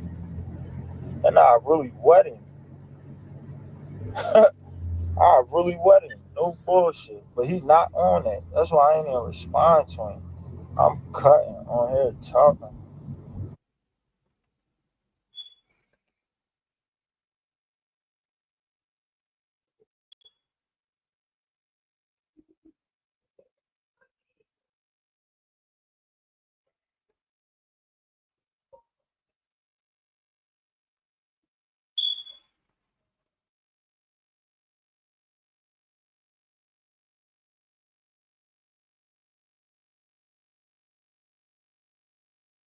Where you at, OT? Hey, OT, they keep talking this money shit, bro. I'm trying to tell them, bro, you really come outside every day with $100,000 cash, bro. But no bullshit, bro. Chill, hey, yeah, chill, bro. And then, I mean, my friend, he ain't to be taken serious.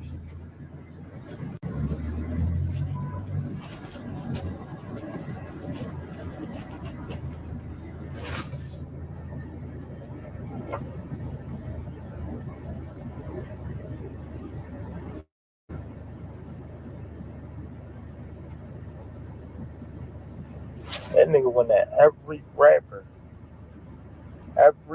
that he used to Dickie, that he used to fuck with. That's she the only one still broke. No bullshit. They got real life money out here. He fucked up. I'd be mad too. I'd be pissed off too. No bullshit. I really wet him though.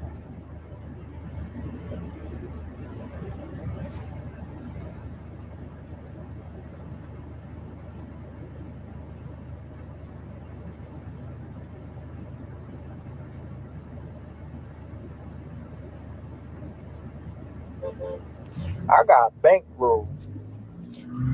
So he said here, these boys said this before he got locked up. So how he thought he gonna sign to him? You ain't Bro got 10 million gram chain around his neck. Big ass chain that went in That his shit chain. won. Oh. Everybody know that was the ball chain, the poppy ball chain. That's a poppy ball chain. It's a poppy chain. Yeah, he dicked me. Poppy stole that He shit from his undefeated line. on the gram. And he funny as shit. I ain't taking that from him. He a fucking comedian. They said you He took not the on ball. no gangster shit at all though. All gangster shit.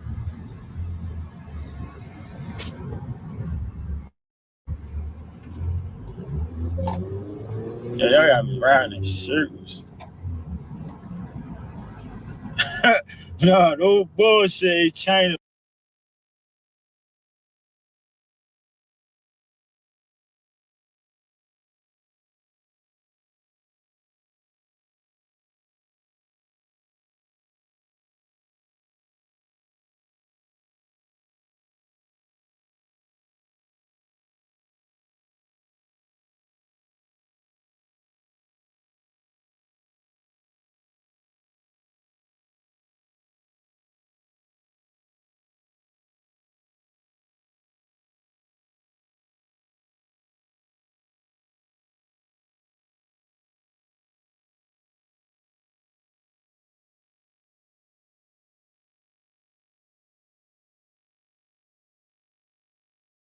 Me, I ain't gonna lie. I ain't even gonna hold you. About to feed this bullshit. We got real shit. We got real life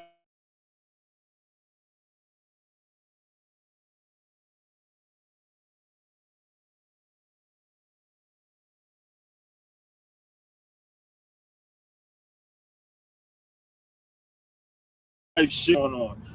But real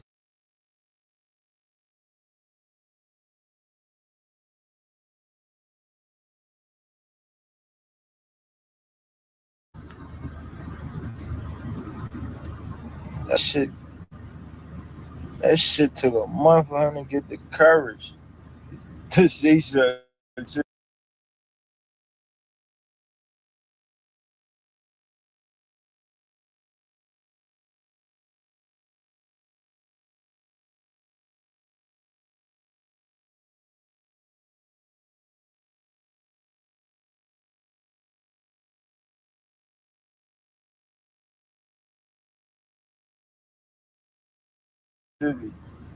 That nigga apologized.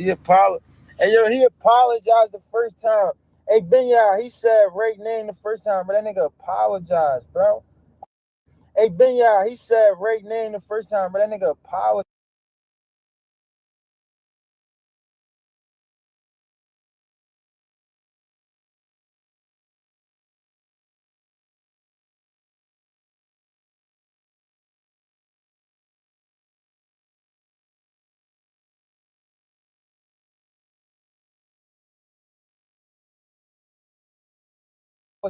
Bro.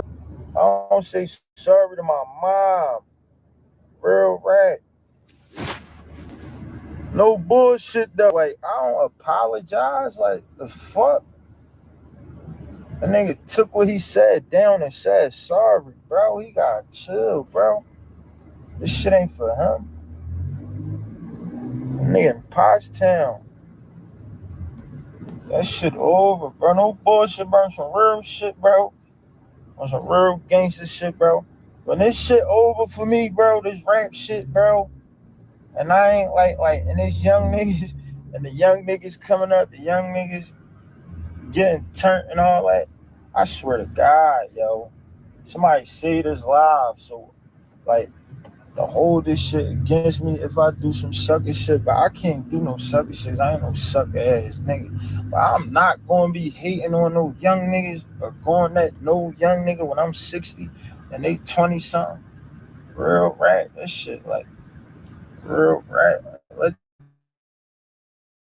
these just do they thing, bro. Like, what the fuck? You keep to go at niggas, bro. You not out here, bro. You not around to get. You know what I mean? You not around the hoop, bro. The fuck. Leave niggas the fuck alone. Go at read to one of them. Not, you know what I mean? Go go at read to one of them, bro. Real rap. Hattie or somebody.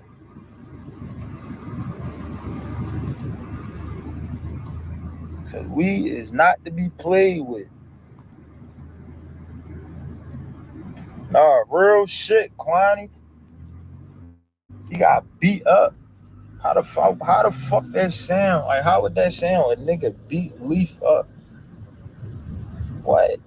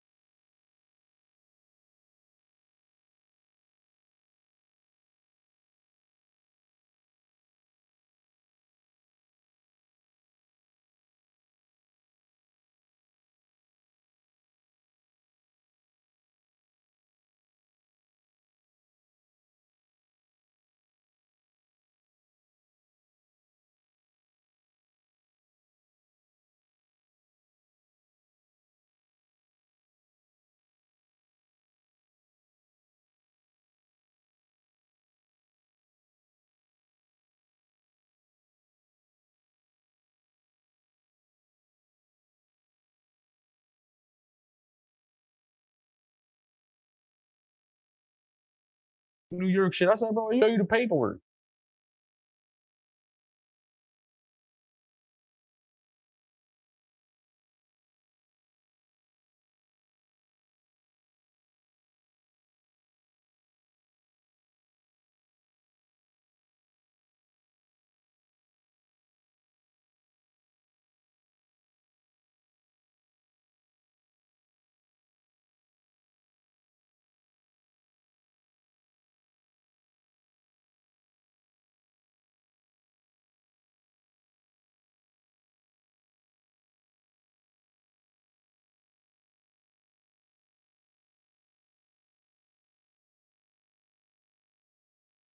Like, you know what I mean? I don't be playing. You know, my business be straight on everything, bro. We've been fucked around too many times. No Diddy. We've been fucked around too many times to not have our paperwork straight and our business straight. You know what I mean? We've been through the ups and downs. And this motherfucking rap game, this shit worse than the streets, nigga. Motherfuckers will backdoor you in this shit and be taking 50 balls and hundreds from right out your motherfucker.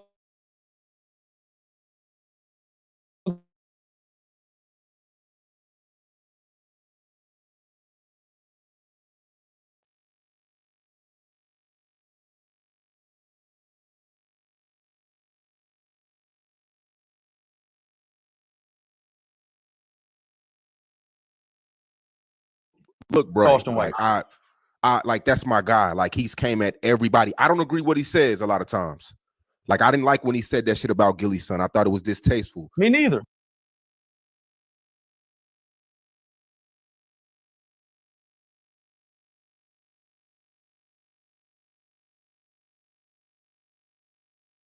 But listen, I got a the song same with thing. Cheese. Yeah. But the same thing. How I feel about him, I feel about you. When I see you go at Garci, when I see you go at Kwani, when I seen just the shit that you do on a day to day. Sometimes I get concerned because I know everybody's not playing. You know what I mean? And Charleston's the same way. I'll call Charleston, be like, "Yo, why you say that shit, dog?" He be like, "Man, fuck them niggas." So it's like, I get it. The internet can really bring that bag. Like, what you're doing, you're right. You're playing the long game. But niggas just don't understand that because they got niggas around them. They got entourage around them, putting bugs in their ear. Everybody not playing. But I get the method to your madness, but everybody don't understand that. Right. And like I said, let's get back to what I'm saying about people. Like what you said with Charleston White, how he went to the level of, I don't even want to repeat it. But Charleston White said what he said. I don't go to that level. So if you feel as though on some rap shit, on some hip hop shit, if you want to test the waters and you want to play games and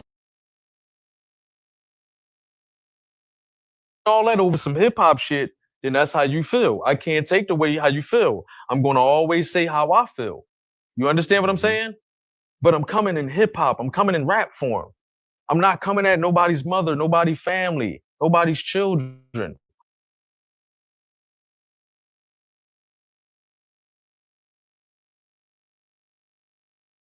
I'm only rapping and I'm only keeping it competitive. And I'm only coming at who I want to come at when I want to come at them. You understand? It could have been some shit in 1999 and you ain't believe in me. I got the ball in 2025 and I got all these platforms. So I'm going to talk about that shit in 1999 when you said I wasn't going to make it and I wasn't popping and I ain't shit. You feel me? Now I'm on Sean Cotton. It's 2025. The game is about what have you done for me lately? I'm on your shit right now. Say cheese right now, brother. You feel me? It's about relevancy. That's what the game is about. And like you said, you first said I was relevant, been in this shit for a dub. I've been in this shit for 23 years. Looking this good. Like, you know what I mean? Not no toot my own horn, not no cocky shit, not no none of that. I really been in this shit, man. Made it through wars, made it through all types of shit, man. I don't even want to glorify no street shit. I just want to let the people know my story. If they didn't already know, I've been through a lot and I glow. I don't wear no bitterness. I ain't looking sad. I ain't got my head down. I walk high. You feel me? My head held high. I'm a king. I got a crown on, you heard? You recently tweeted that the rap game is boring and you wish AR Ab was free. Yeah, when Ab was home, man, that shit was funny shit. Even if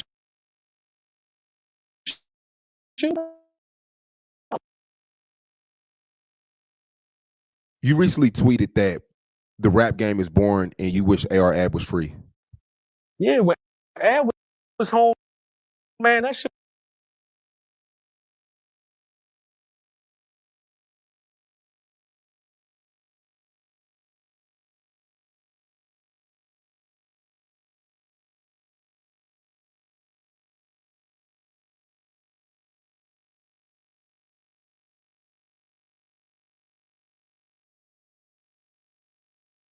was funny shit. Even the shootouts. Tweeted that rap game is boring and you wish AR Ab was free. Yeah, when Ab was home, man, that shit was funny shit. Even the shootouts. But it's like after that, if we could go pray and our kids could go play, it's like, fuck it. Come on. Man, that shit was funny shit. Even the shootouts.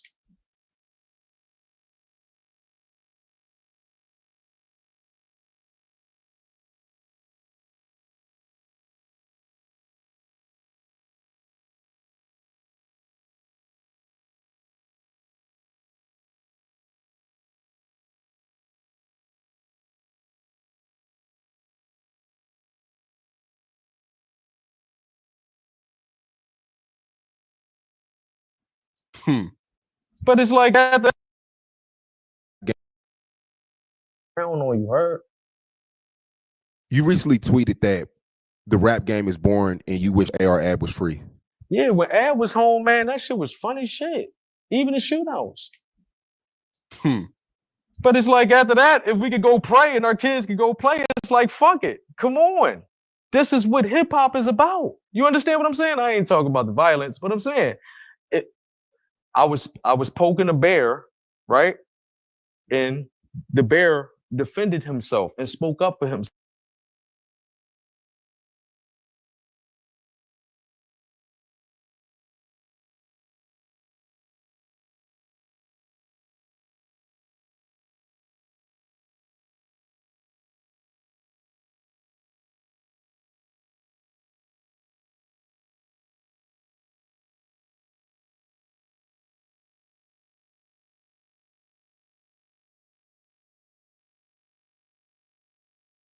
So like you said, everybody, this is what hip hop is about. You understand what I'm saying? I ain't talking about the violence, but I'm saying I was poking a bear, right?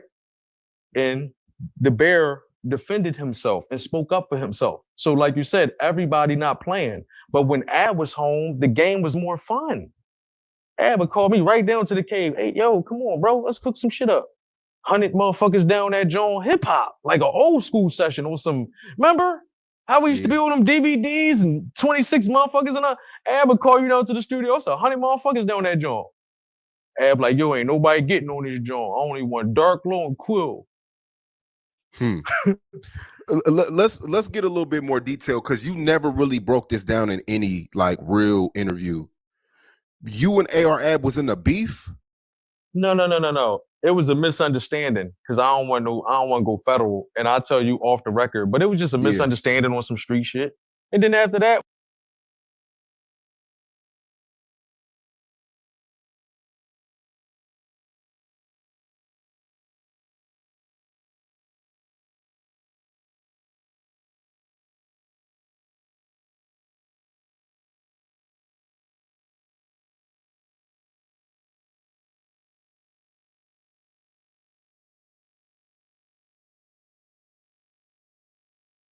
we shook hands and, you know what I mean, made songs with each other. So answer this. Like, it got physical.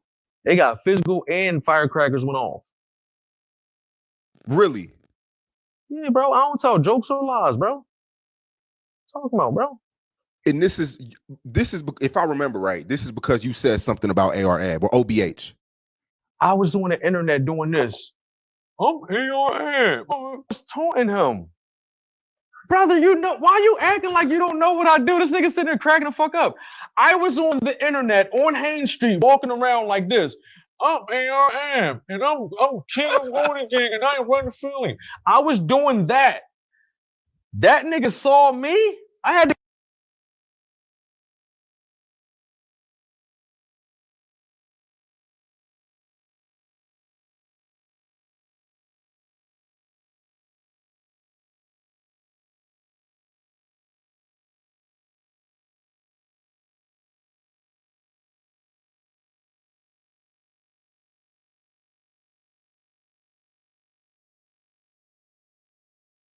to get him up on me. He nigga shit. It was swinging me around. All that. I'm not gonna lie to you, brother. And fireworks and all that shit went off on both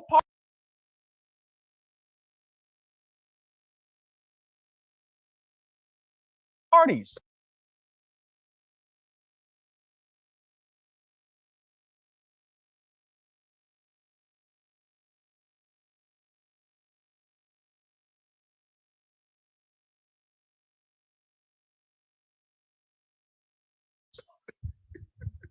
And then after that, we prayed with each other, went to Jumu'ah with each other, did Ramadan with each other. Our kids played with each other. I went to his studio. He came up to my studio. I went down to his block. He came back Haines Street. That's regular Philly shit. That's what I'm saying. I love down with, and I'm king of Warning Gang, and I ain't running Philly. I was doing that.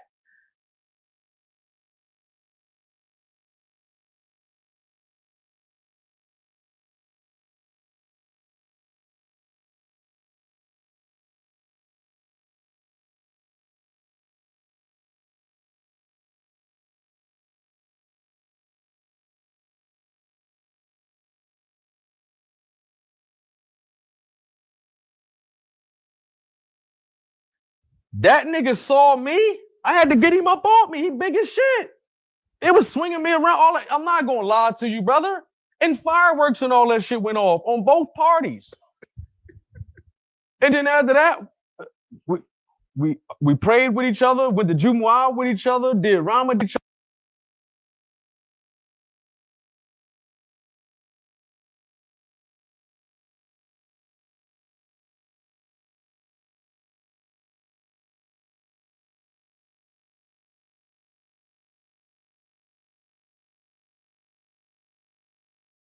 Other, our kids played with each other. I went to his studio. He came up to my studio. I went down to his block. He came back Haines Street. That's regular Philly shit. That's what I'm saying. I love that part. Right now, niggas just soft as shit. And you just got cannabis. Motherfuckers like cannabis coming at me. Look. He love that shit. Look.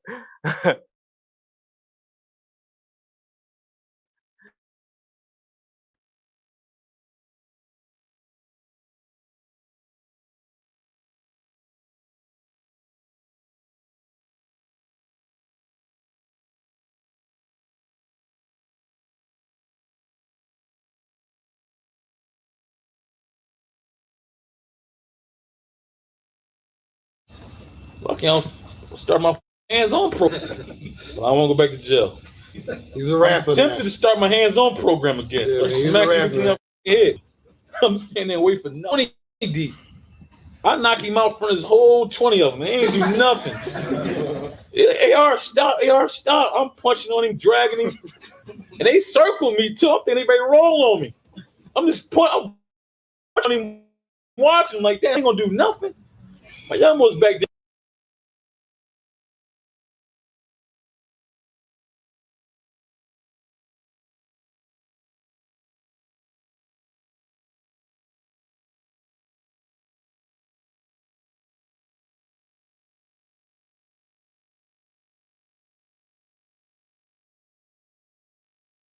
Get ready to get busy though, but them didn't do nothing. It was 20 of these motherfuckers.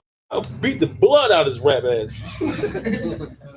And he got a song on the radio too. Now go listen to it. Man. Go listen to a song on the radio. No, but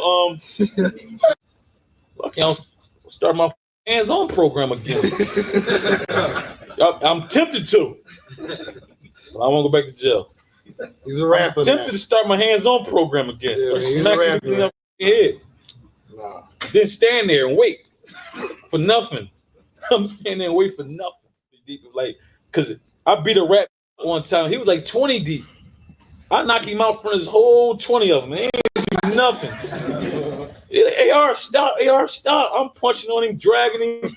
And they circle me too. I'm thinking they roll on me. I'm punching on him, watching him like that. They ain't gonna do nothing. My young was back there ready to get busy though, but them didn't do nothing. It was 20 of these motherfuckers. I'll beat the blood out of his rap ass. And he got a song on the radio too. Now go listen to it. Go listen to a song on the radio. No, but fucking I'll start my hands-on program again. I'm tempted to. But I won't go back to jail. He's a rapper. I'm tempted to start my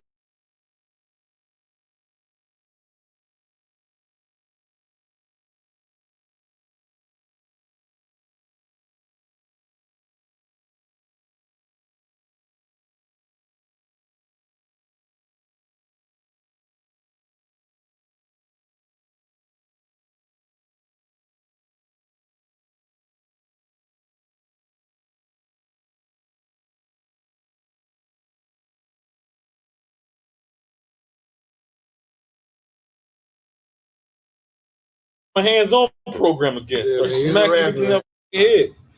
Nah. Then stand there and wait for nothing. I'm standing there and wait for nothing. Like, cause I beat a rap one time. He was like 20 deep. I knock him out from his whole 20 of them. He ain't do nothing. AR, stop. AR, stop. I'm punching on him, dragging him. And they circled me too. I'm thinking they ready to roll on me. I'm punching on him, watching like that. They ain't gonna do nothing. My young one's back there ready to get busy though, but them didn't do nothing. It was 20 of these motherfuckers. I beat the blood out of his rap ass. And he got a song on the radio too. Now go listen to it. Go listen to a song on the radio. No, but fucking I'll start my hands-on program again. I'm tempted to. But I won't go back to jail. He's a rapper. I'm tempted to start my hands-on program again. Start He's smacking a rapper. everything up in your head.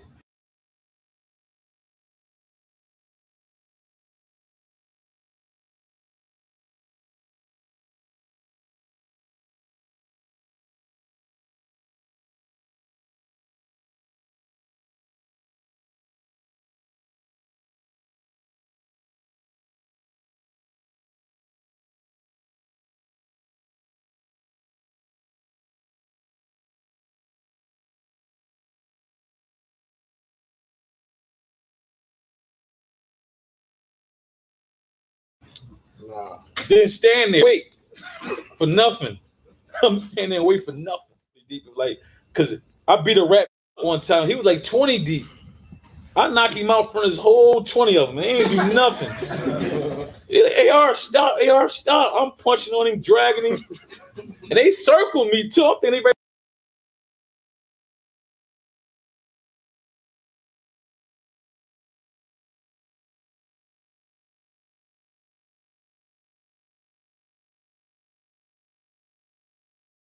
They roll on me. I'm punching on him, watching like that. They ain't gonna do nothing. My young one's back there ready to get busy though, but them didn't do nothing. It was 20 of these motherfuckers. I beat the blood out of his rap ass. And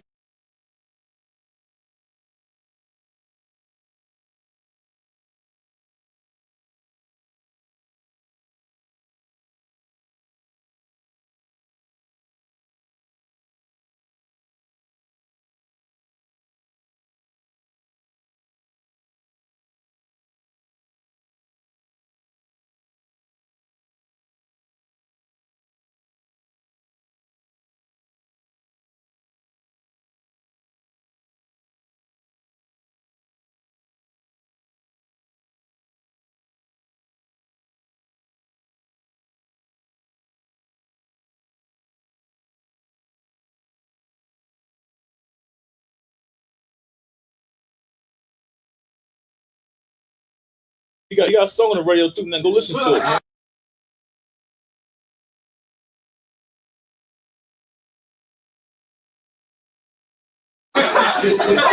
Go listen to a song on the radio. No, but fucking I'll start my hands-on pro again. I'm tempted to. But I won't go back to jail. He's a rapper. I'm tempted to start my hands-on program again. Start He's a smacking rapper. everything up in your head. Nah. Then stand there and wait for nothing. I'm standing there and wait for nothing. Like, cause I beat a rap one time. He was like 20 deep. I knocked him out from his whole 20 of them. He ain't do nothing. AR, stop. I'm punching on him, dragging him. And they circled me too. I'm thinking they roll on me. I'm just punching.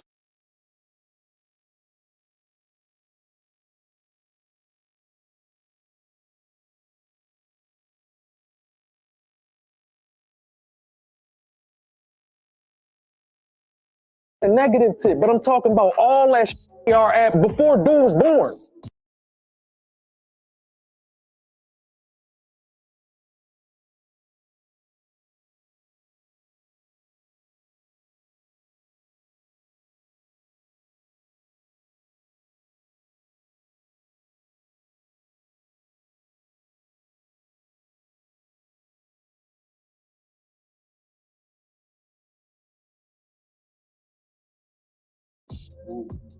Man, Lord rest his soul. You understand what I'm saying? Coming at the yeah. I ain't coming at no guppies and little niggas be hiding in the county. No, I'm in the city. Who else there? Oh, Abden. All right, come on. What I do when I'm to? I'm ARM and I'm playing. I seen him do it in it.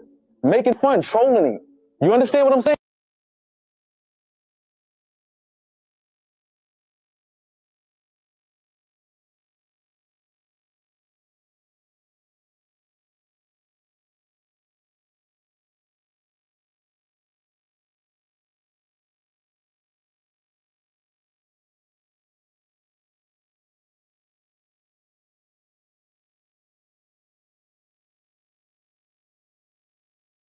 But it was 20 of these motherfuckers. I beat the blood on the radio too, man. Go listen to it, man. Go listen to a song on the radio.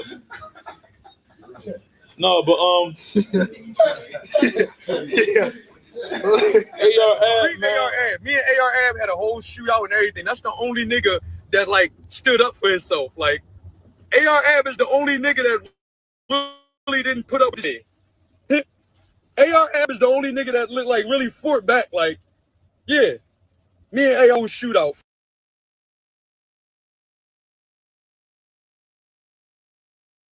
Free that man. And then after that, we offered salat with each other. And our kids was playing with each other. Yeah.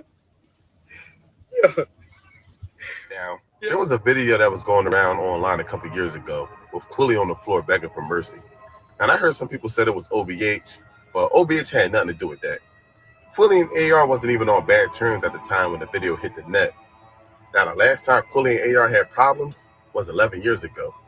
I still remember it to this day. Shit could have got very dark for Quilly. I still was in high school at the time.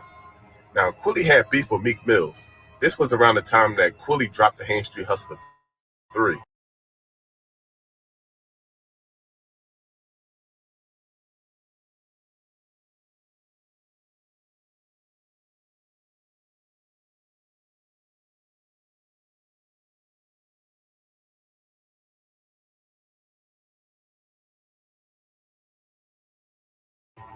Now, Meek Mills dropped Flamers 2 a little bit before, and dissed Quilly on Hottest in the City.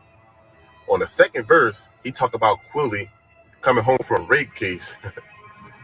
Now, Quilly returned to fire him 3 diss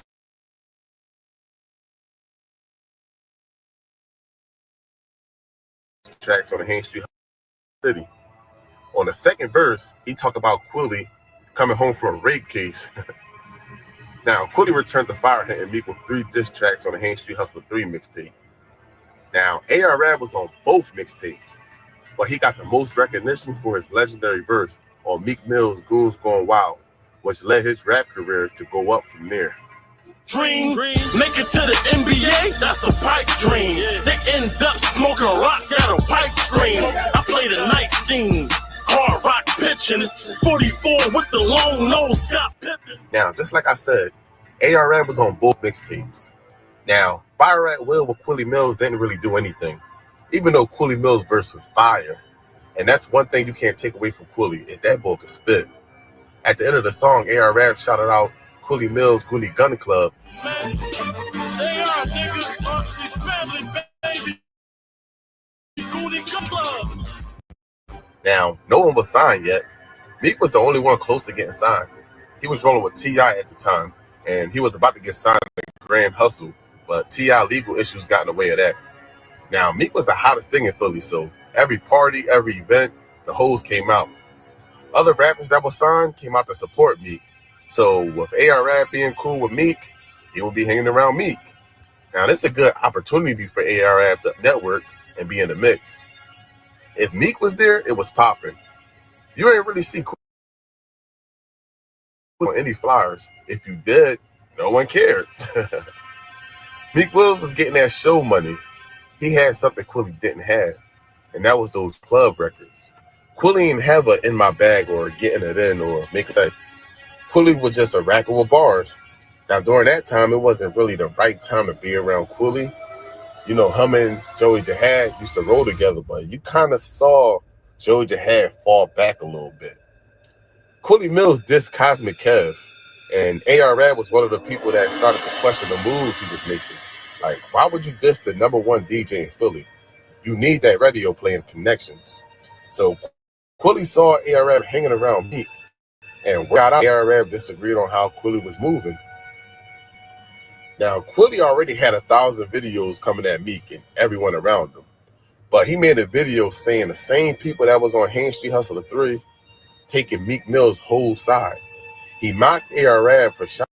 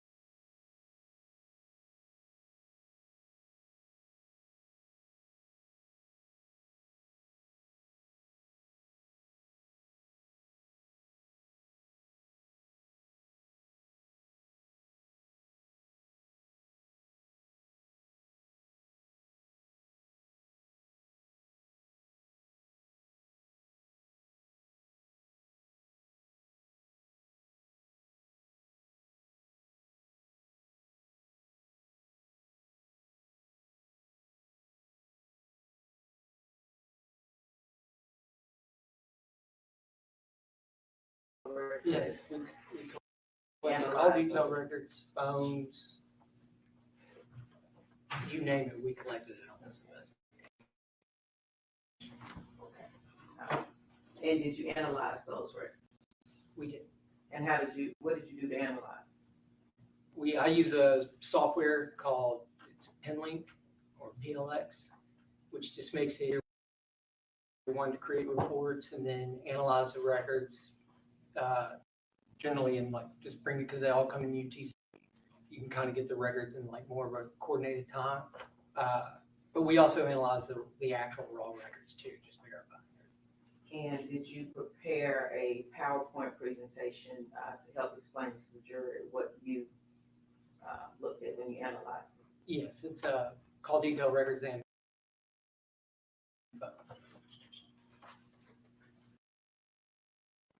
if we could pass this to someone. Any objection? No, none.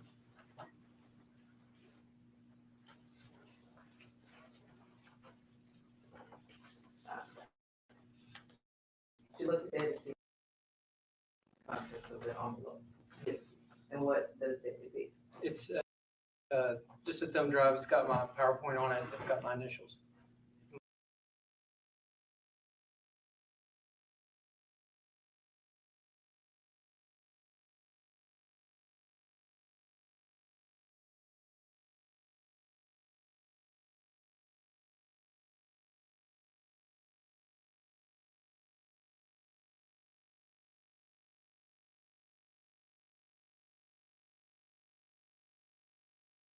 My IBM on it. All right, if we could have the.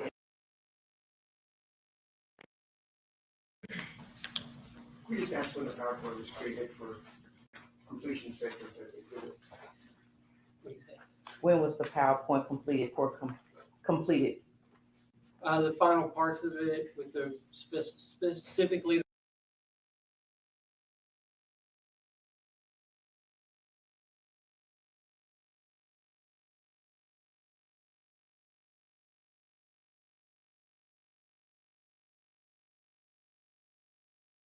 the records was yesterday. So we wanted extra. And Your Honor, exit if you entered into evidence as the next number.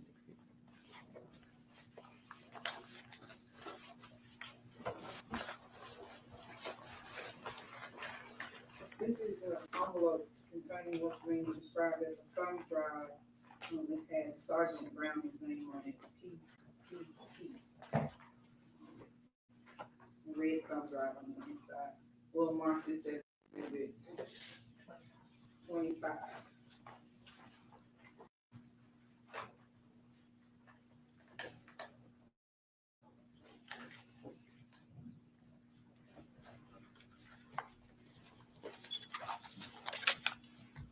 And for our jurors, this PowerPoint is comprised from exhibits 19, 20, 21, 22, and 23. Commissioner Public. Yes.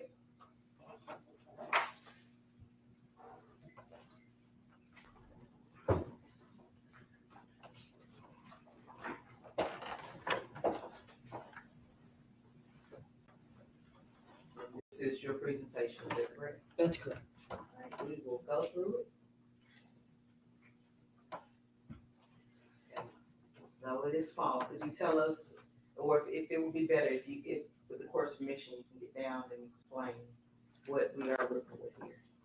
Okay, so this is going to be essentially a screenshot of the information associated to Justin Johnson's cellular device. So it's just, I essentially take out the remove the important information for the PowerPoint purposes, like his IMEI, MZs, telephone numbers, things of that. You named some things we have probably never heard of. Say that again. So like the IMEI is the number that it's essentially a serial number that belongs to the device.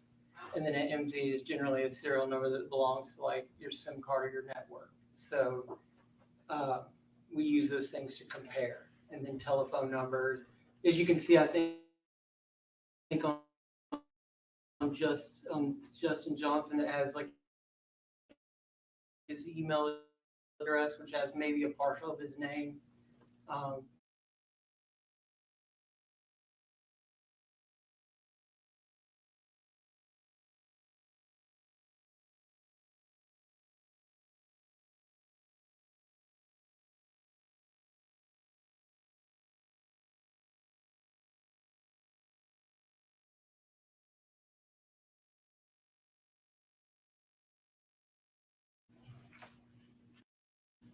Okay.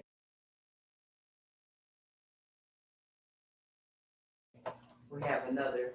Yeah, so this is going to be same information but it's for Cornelius Smith's cellular device, which his last used number for that phone was 901-513-6236. Correct. And then this cellular device is one that belongs to Angela Arnold for the number of 901-370-0185. Primarily has the same information that you can use to compare. So we have a date of July 27, 2021. That's correct. Is there any significance to that? No, that date's For us, we found that was significant from the interview with Angela Arnold, actually Cornelius Smith. I'm sorry. What are we looking at here? So on the 27th, you have we take the call detail records in the software and we create a hot number list. If you're looking at your phone, for me it'd be my girlfriend or my mom or my dad. That'd probably be your typical top 5 callers. It can vary, but it's just showing your top callers and down. And this is for a particular. Yeah, so I've filtered it for that actual day. So it's not the totality of the records. It's just for that day. And this telephone number belongs to Justin Johnson, which is 901-236-1625. And then as you see, when we look at the records, his top caller is going to be a number that belongs to Hernandez GOVAN. And it shows like 24 communications. The next number is going to be for Anthony Mims, and his telephone number is 901-692-2767. And as you can see, Hernandez GOVAN on that day, again filtered for the 27th, is around the 8th or 9th call.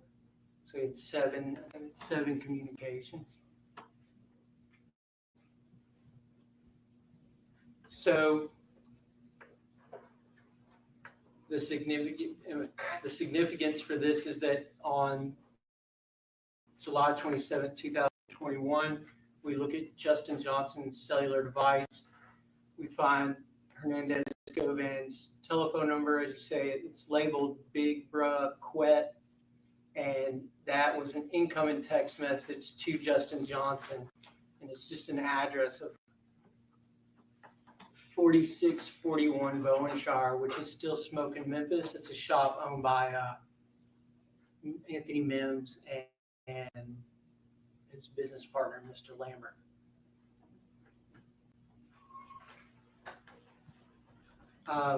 Can you go back? I apologize.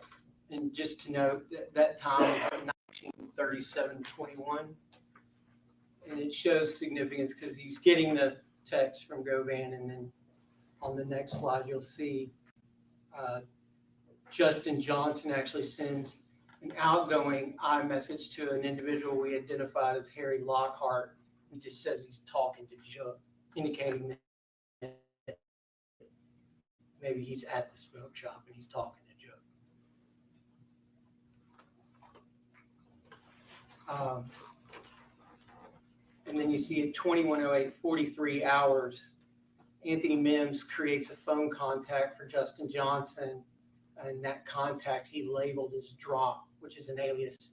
It's short alias of what we know Justin Johnson to be, just like a short alias we know Jook to be. It usually goes by Big Jook or Jook, and then we've heard referred to Drop, or his actual name that he uses is Straight Drop on YouTube and things of that nature. So when you say he created a contact, he was putting the phone number into this phone. Right, he created that contact to be at 7/27/2021, 9/8:47 p.m. He creates that contact.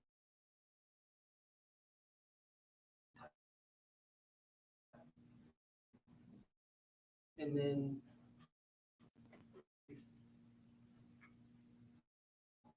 as you see,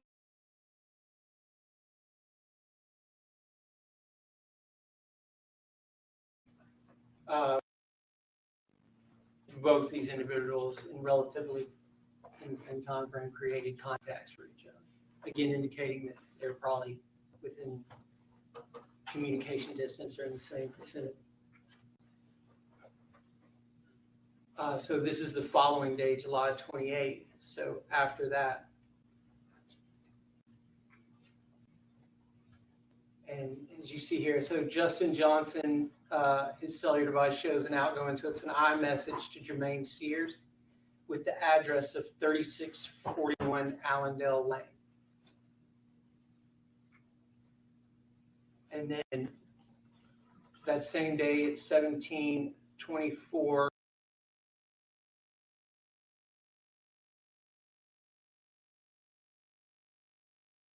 when you get in your car, you just need to put your location in the trip planner. It recommends where you need to stop, for how long, park, plug in, and you can go about your day. It will alert you if your charge session is coming to an end, so you can maximize your time before you have to hit the road.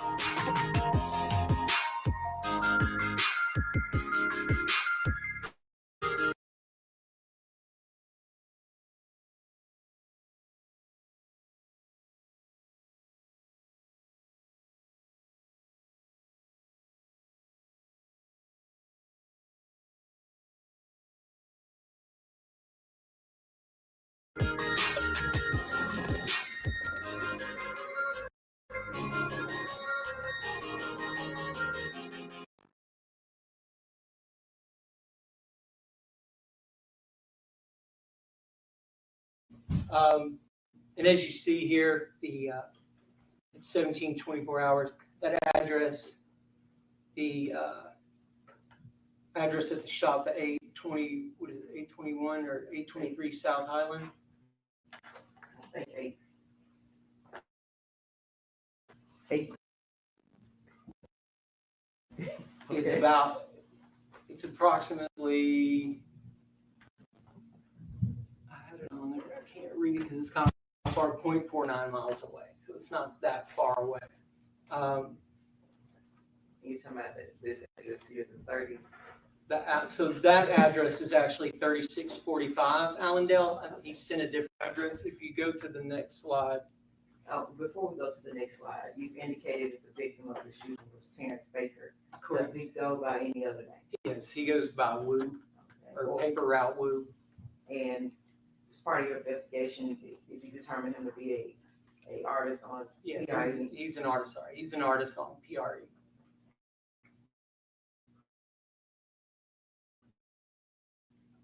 Here is the actual address, 45 Allendale, and the address that Justin sent was right next door.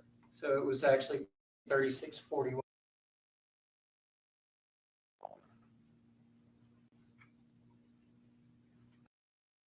Here's so later that day, 18:04 hours, Mississippi finds the Dodge Charger. Witnesses on the scene say they see 3 males jump out and run. The vehicle was stolen. They then processed that vehicle, which came back with some APHIS hits. So the fingerprint, when they dusted the vehicle, they had prints come back as to be for Justin Johnson, Rashad Hill, and Cavius Wesley.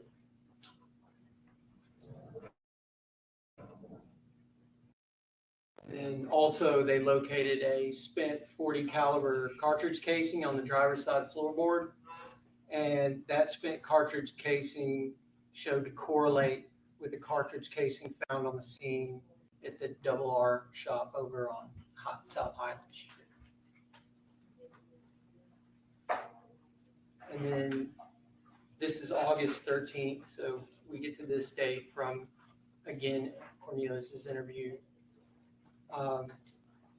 We look at the hot number list, we see that 859-1460, a number that belongs to GOVAN, had 12 communications with Justin Johnson on that day. He was the top caller. Before we get there, go back just a bit. So we mentioned Cornelius. Do you know when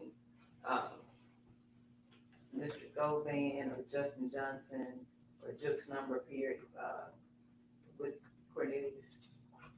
You guys ascertain that information? It would be hard to say just because, you know, we get records for a certain amount of time. So I wouldn't be able to like determine, I would be able to say the date just based off records we have, but that doesn't necessarily mean that they weren't communicating prior to that. If you can, the records that you have, when is the first time that you see any of the individuals appear in Cornelius's phone? I don't know. I don't have that, to be honest with you. Okay. So again, for this, it's the communications for Justin Johnson, and it's going to be on August 13th, 2021. And as you can see here for Justin, he's got 12 communications with Hernandez Govan, who's his top caller. And then this is going to be the same. So another hot number list for Cornelius Smith. Now the number is different because he had this telephone number, same device, but different telephone number, which is 901-479-3786. I think on his device, it showed that number was last used in September. So that means it's probably sometime he changes over to the number you saw earlier. And on that hot number list, you see Bobby Carter has 33 communications, which is about his third caller. And then Devin Burns, it's about a sixth caller. And then you have Hernandez Govan with 8 communications, about his 10th caller. Let's see, his first one is Angela Arnold. Correct. And then on this one, we have Anthony Mims' hot number list. And again, it's filtered for just the 13th. And as you can see here, Govan's number 4, I think that's 4 communications. He's actually 10, maybe 9 callers down, because you can see you have a bunch of unknown. And then you have number 2 callers, just a list of numbers that it's usually just information getting from the cell phone company and other things, like other traffic, but actual numbers, he's about number 9, 10. And then on August 13th at 13:45 hours, we have the 911 call where Terrence Fager's cellular device calls and says that he's at Allendale being shot at and he's hiding. They asked for his name, he refused to give it. He just told them to hurry up, they're coming after him.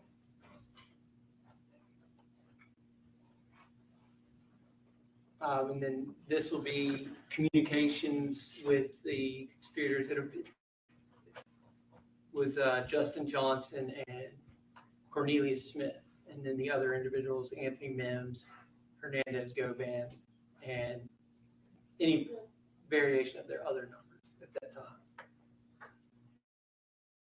time. So as you can see, it's represented in color is essentially the light pink is going to be Hernandez Govan. The blue is Cornelius Smith is green, just to kind of so you can see the kind of the flow of things. And so essentially on November 2nd, we had Justin Johnson had 7 communications with the cellular device that belongs to GOVAN, and then he had 4 communications. And I'm sorry, are these in chronological order on the date? Correct. So Justin communicated with Hernandez GOVAN, then he communicated with Anthony Mims, then he communicated with GOVAN again, then he communicated with Mims again, and then he communicated with GOVAN again. Correct.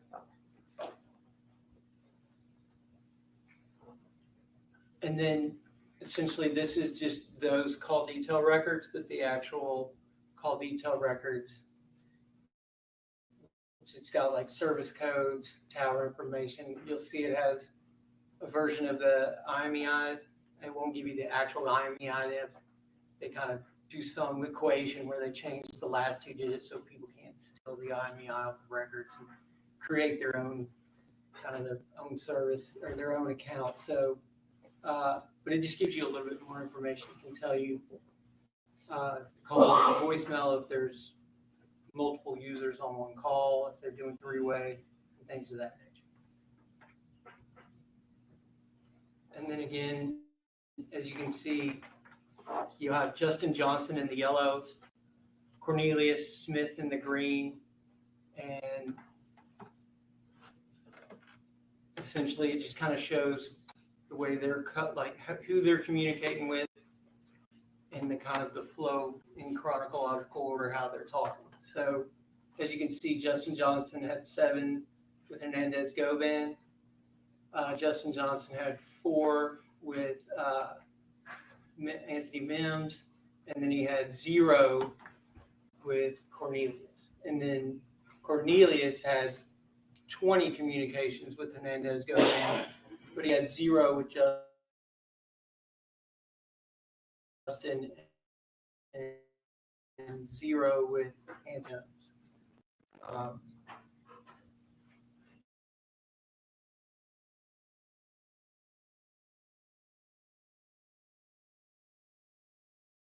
Pigs with that. And then at the bottom, you have Cornelius Smith's records. And again, another report showing that Justin Johnson had 7 communications with Hernandez GOVAN. On November 4th, he had 1 with Anthony Mims and 0 with Cornelius. And then Cornelius had 2 with Hernandez GOVAN, 0 with Justin Johnson, or Anthony Mims, and 0 with Justin Johnson.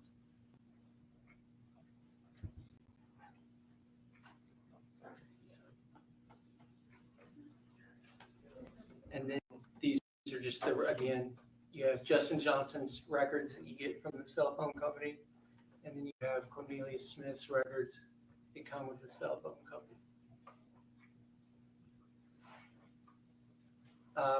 Again, For November 5th, it's November 5th. And as you can see, it's harder for me to see, but the yellow and the green, they're kind of throughout the day, but go with Anthony Mims, and then he has 1 communication with Cornelius Smith.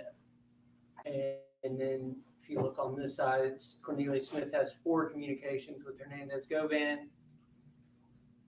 He has 0 with Anthony Mims, and then of course 1 with Justin Johnson. And then these are those records that represent that. And then this is November 6th. You have Justin Johnson has 0 communications with GOVAN. He has 2 with Anthony Mims. He has 1 with Cornelius Smith. And then as you see, Cornelius Smith has 4 with Hernandez GOVAN, 0 with Anthony Mims, and then 1 with Justin Johnson. And then as you see, these are just the raw records representing those individual calls. Again, November 12th, you have 0 communications with Hernandez GOVAN. Justin Johnson. Yeah, Justin Johnson has 0 communications. He has 3 with Anthony Mims and 0 with Cornelius. And then Cornelius has 5 communications with Hernandez GOVAN. He has 0 with Anthony Mims and 0 with Cornelius Smith.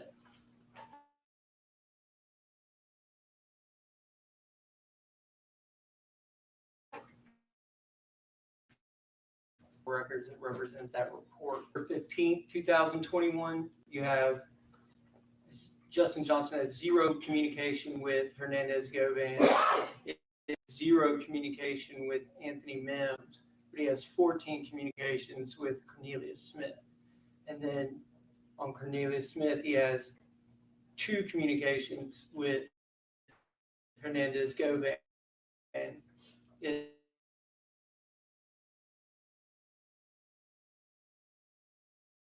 is 0 with Anthony Mims, and then of course he has 14 communications. And then November 17th, obviously, is the day of the homicide. So if we look at the hot number list on the day of the homicide,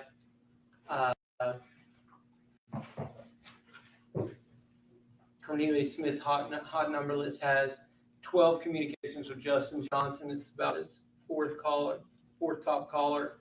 He has 11 with Hernandez Govan, and then he has 8 with Angela Arnold.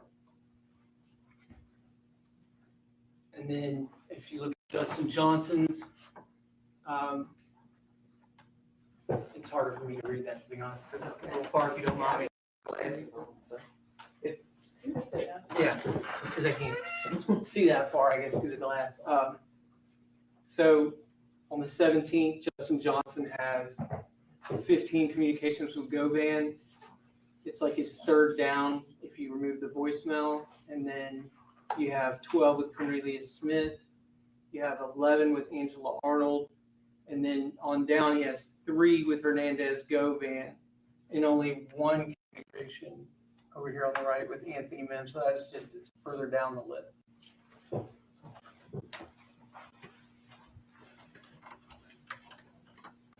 Can you read that? Okay. So this is just going to be a call log, essentially taken from cellular or from Cornelius Smith's cellular device, and it's showing that he's communicating with you down. It's 2 times. It's an incoming call, and then as you can see, he's got his contact listed as Little Brud Drop.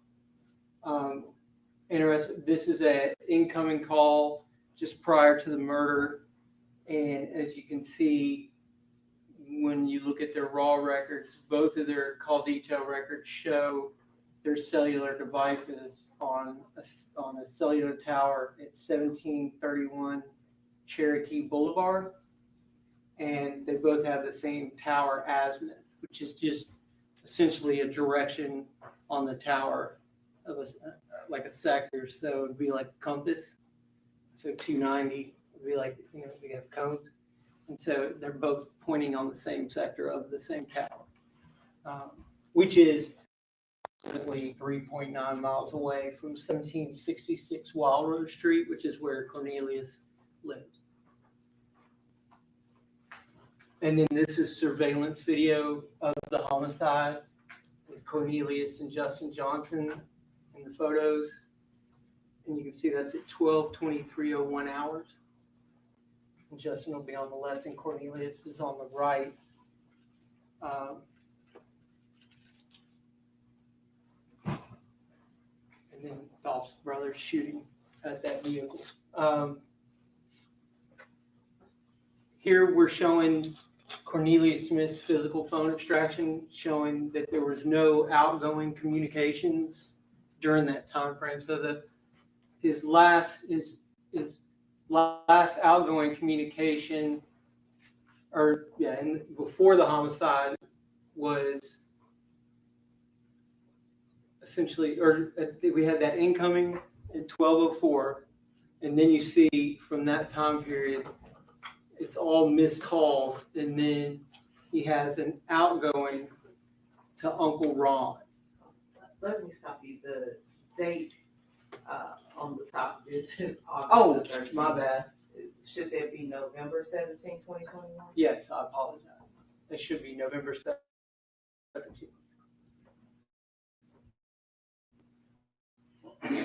But the dates all here correlated. Yeah, the dates are in the record show and out, so it shows right there at the 1804. So records come in UTC.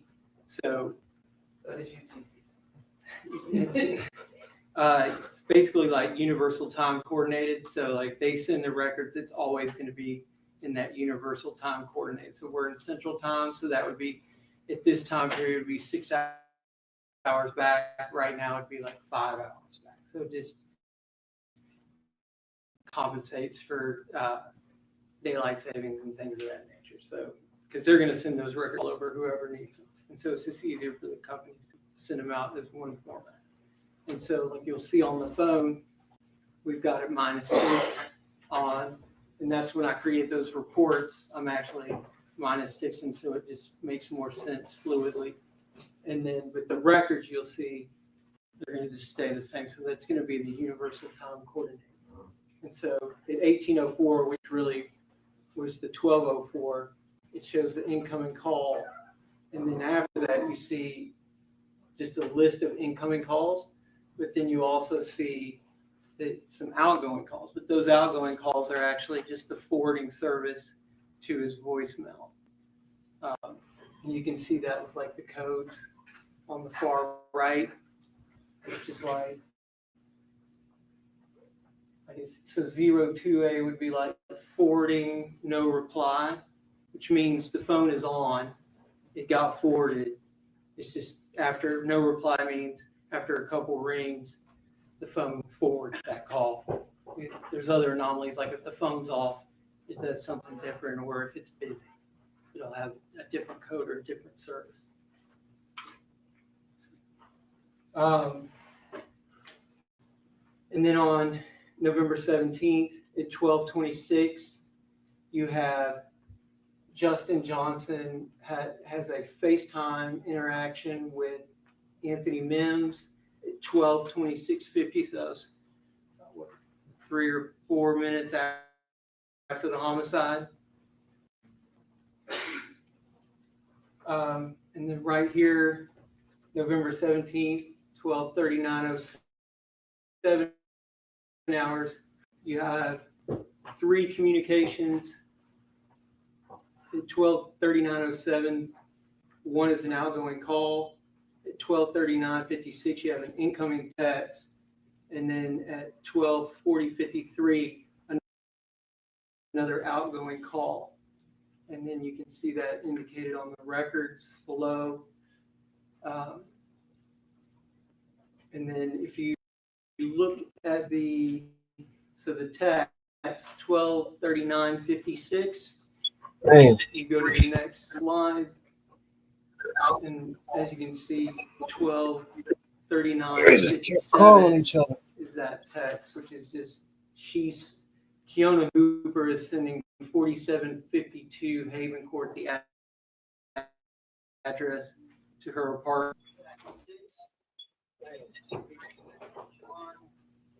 And then later at 12:47:22, you have Justin Johnson sending 4752 through iMessage to a Jermaine Sears, a number that belongs.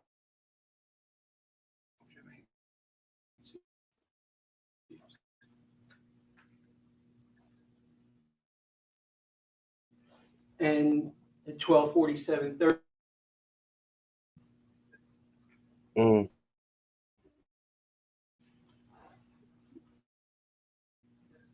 And then you have a response at 12:47:41. Jermaine Sears sends an incoming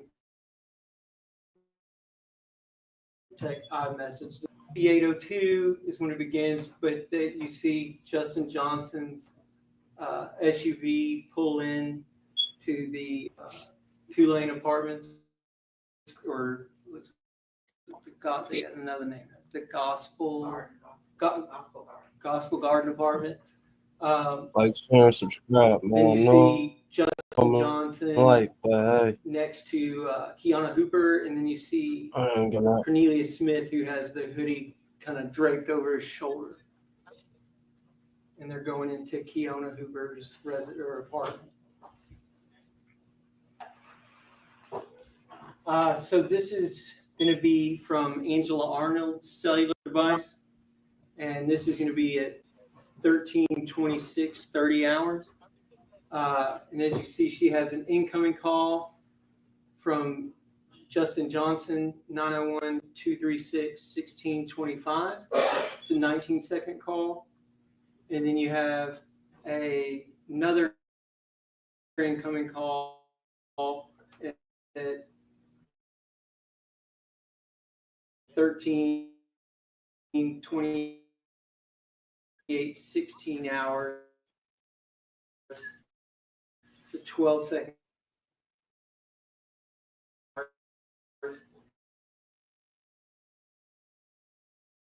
And then below are the records that coordinate calls, and these are going to be her call detail records that are associated to her device. And then that text message, which was at 13:28:50, is again the address, which is 4752 Haven Court. Justin Johnson sent this to Angela Arnold. Justin Johnson's device. Justin Johnson's device. Correct. Sent it For to telephone Angela numbers. Arnold's device. Yes.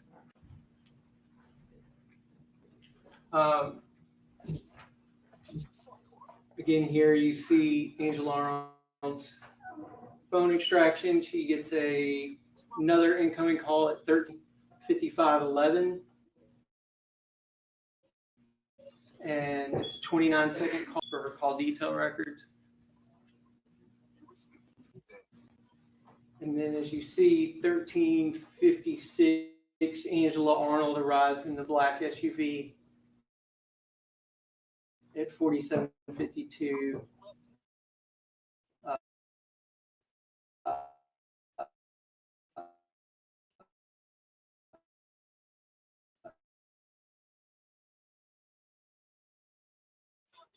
Haven Court, and I think we see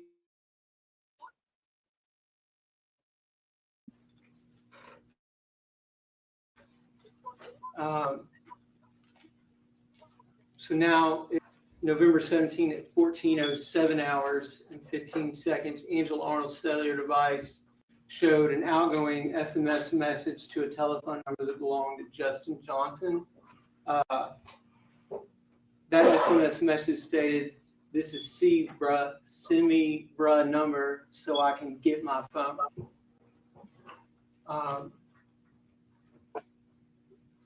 That's then followed by another SMS message, which is at 14:13:21 from Angela Arnold's cellular device, and it says Quiz number.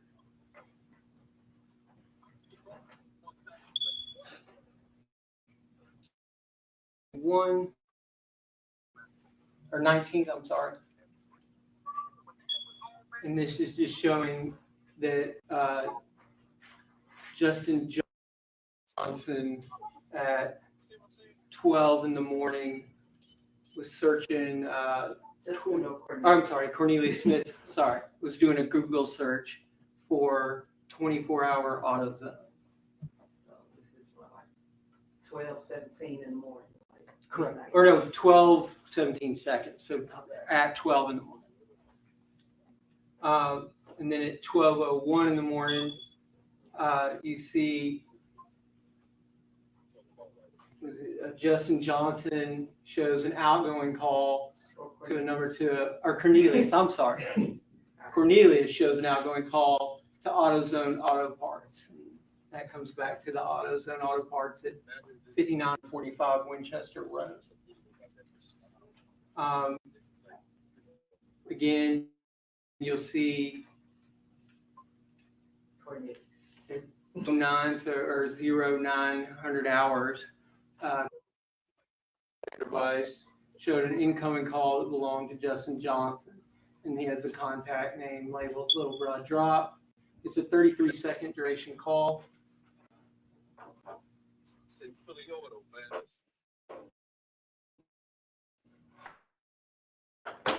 12:10 a.m. or 0:10 hours, you have Cornelius Smith's cellular device showing 3 outgoing calls to a telephone number that belonged to Hernandez GOVAN.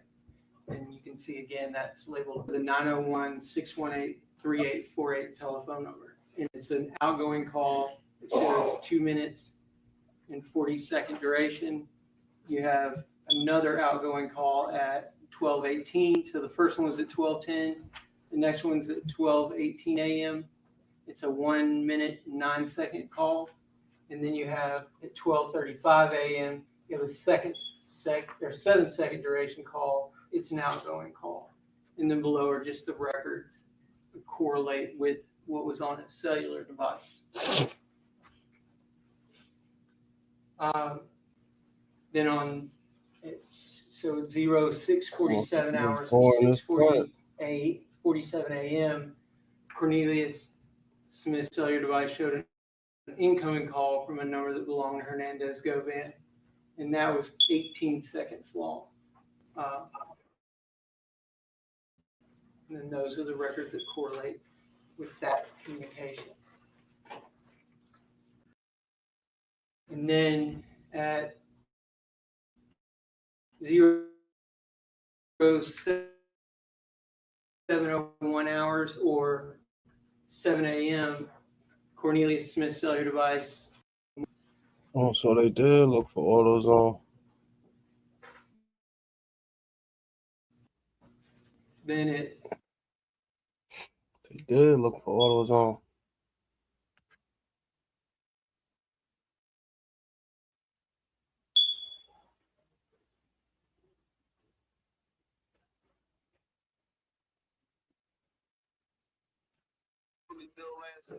Watch your fucking mouth.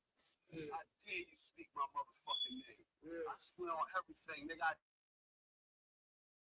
dare you speak my motherfucking name. I'm not rapping. Keep talking about my nigga. Yo, I'ma slap the shit out you next time I speak. I wish one of you young boys could fly.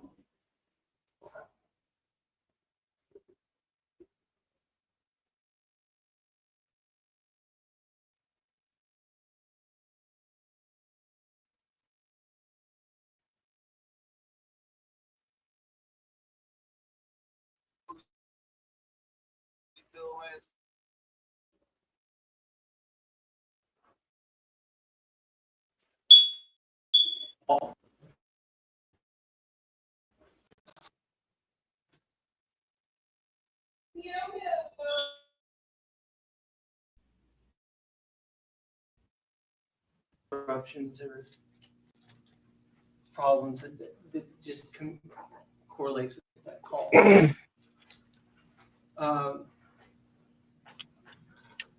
Again, it's 7:08 or 0700 hours 8 or 7:08 a.m. He has another Google search, which is the universal car cover. And then later at 18:47 hours, there's an image of an AutoZone receipt that's extracted from his phone. You can see that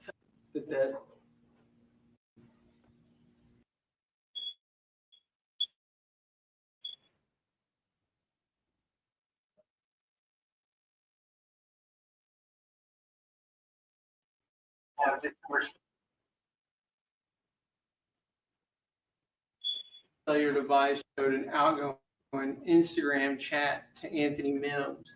And essentially it says, "What's up, big bruh? I'm trying to get with you. I'm GOVAN, little homie. Get that money.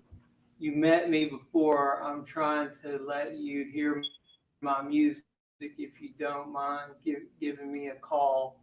And then he lists 901-370-0185, which is Angela Arnold's cellular device, her cellular phone number, and you see it's So her Cornelius chat Smith.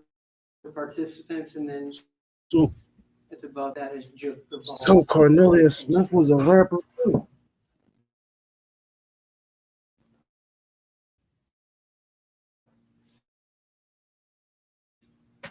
and then that's it.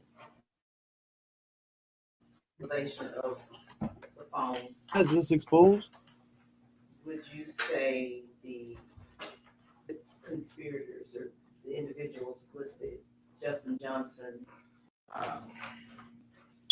Cornelius Smith, and they communicate more to GOVAN than with Or each other? I think that it started as a lot of communications between GOVAN, but as you saw, as it gets closer to the day of the homicide, those communications then seem to be more between Cornelius Smith and Justin Johnson, and not GOVAN. And after the homicide, I would say most of the communication. I know that Cornelius was communicating through Justin Johnson's brother. Justin Johnson was doing something weird with his phone, but he was just trying to avoid getting in trouble. So you see that Cornelius is communicating with his brother. But I don't think Hernandez was communicating with any of them that I know of, or Mims. I think all communication was done with Mims.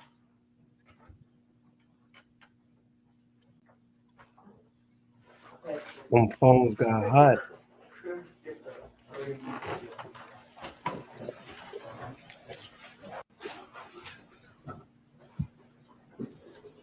Boy, start texting, talking about some fucking music.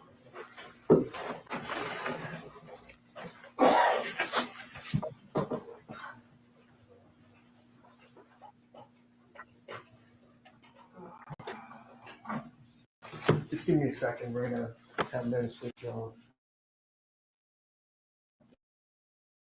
So we can go.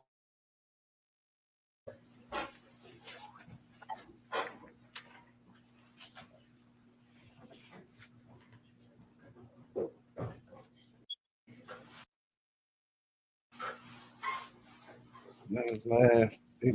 People might laugh about the live or whatever. Only a few people watching the live or whatever. I don't care. I'm gonna keep going live. Okay. After the homicide, we know Justin Johnson fled to Indiana, right? Correct. And he gave his phone to his brother, and his brother was using the phone. So a lot of these calls, his brother was the one using his phone to make it seem like he was still here. Right. Correct. So that would be Jamarcus Johnson, Justin's brother. Correct. Okay. This PowerPoint slide, you said you just finished it yesterday? Correct. All right, so I'm just trying to catch up and go through it today as I just got it. Starts this AutoZone stuff. Was that mentioned in any of the police reports that had previously been provided? Police report. Right, you write down narratives, explanations of what happened. Supplements, yeah. I mean, that was, it would be in the PowerPoint that y'all were given, or it would be, we might have some type of supplement about the receipt and everything. I got it. So it was done yesterday. In fact, did you talk to the government about the testimony that's been going on as to what we were looking for as part of the case the last 2 days? Not in the last 2 days, the receipts and the. He look at the judge.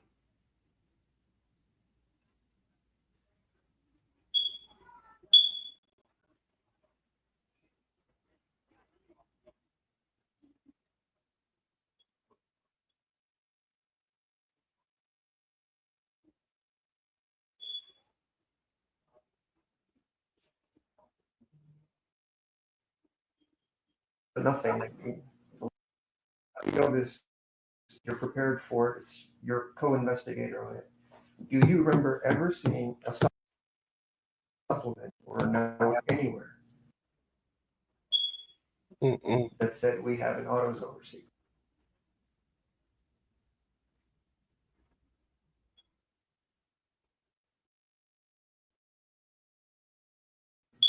I know that there's multiple PowerPoints in the discovery. Your old drunk. I'm pretty sure that have that, all those slides.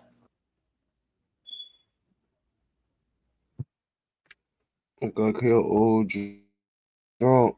Because most of those slides are taken from that, all those slides. Because most of those slides are taken from, I got those slides from that discovery, most of that information. You just created it yesterday. I'm telling you, you've done 2 PowerPoints. I didn't create PowerPoint yesterday. I created, when I told you the records from November, that's what I was working on yesterday. Who put the PowerPoints together? I, So you made this entire 70 pages we just did. yeah, a lot more than that, yes. Okay. The reason I ask is the lead detective in this case said you guys never followed up on any receipts with AutoZone. And I've been working on AutoZone, and now for the first time I'm seeing this PowerPoint with an AutoZone receipt. Is that right? Well, probably because we didn't find out about the seat until much later in the investigation. This was That's what they keep saying.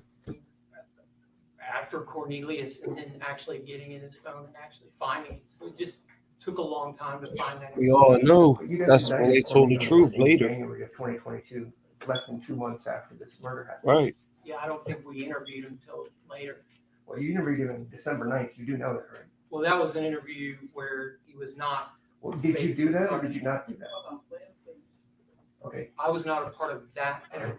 Okay. But where he came forward with the truth, I was there.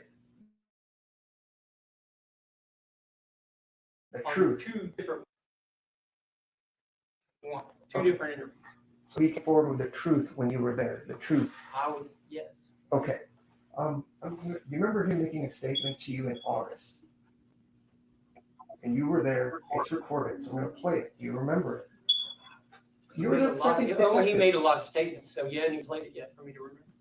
I'm just asking you because you went through 70 pages of slides with very specific dates and times and phone calls.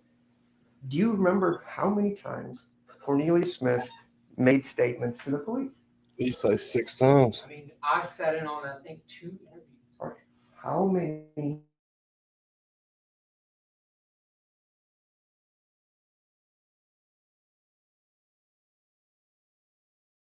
Smith talked to the police? You are When he was initially, I would think one when he was initially arrested. Okay. Essentially, he didn't say anything, or he might have said he didn't even do it. I You don't wasn't know. in that interview. I was that I had with the prosecutors and his attorneys and everybody that was involved. After he signed the proffer agreement, Yes. to be protected and all that kind of stuff with his statements. So he That's the proffer agreement. trying to catch it on a So lie. it protects the person saying it, right? Okay. Do you remember a proffer agreement taking place in August of 2022?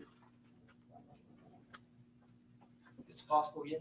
I don't remember when those 2 proper dates were. Okay. Before I play that tape, Mr. Cornelius and Angela had both already talked to you all, right? Correct. Angela actually supposedly came clean on December 17th of 2021. Correct. Told you about AutoZone. He did not tell us about anything like That would be incorrect about AutoZone. She did not say anything. I did not see anything in her testimony. I didn't interview her, but I've listened to her testimony. Okay. I don't remember her saying anything about AutoZone. I found that out the day Cornelius had mentioned to us. When was that? That would have been later when in one of those proffers. I'm not sure if it was the first or the second one, Okay. but he relayed that information to us, and that's when we started looking in his phone for that specific information to see if it was true. All right. And Sergeant Dabney was involved in the proffers too as the lead agent in this case. He could have been. I think at some point he had left, but I don't know if it was prior, or before, or after. So he retired. I'm not sure what that time frame was. Okay. So you Definitely don't know what was when going the on. investigator in this case retired. On the biggest case the Memphis has got with Young DOLPH, you don't remember that.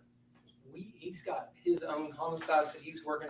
We were embedded in this, working this in a completely different building. Yes, we coordinate with him, but at some point I know he retired. And during the investigation, I don't document the date that he leaves. All right. Go ahead. I know the pictures are a little grainy. That's your voice, right? We're showing Cornelius pictures, and you say they're a little grainy. I think so. It was still back in the second. I'm afraid I know the pictures are a little grainy.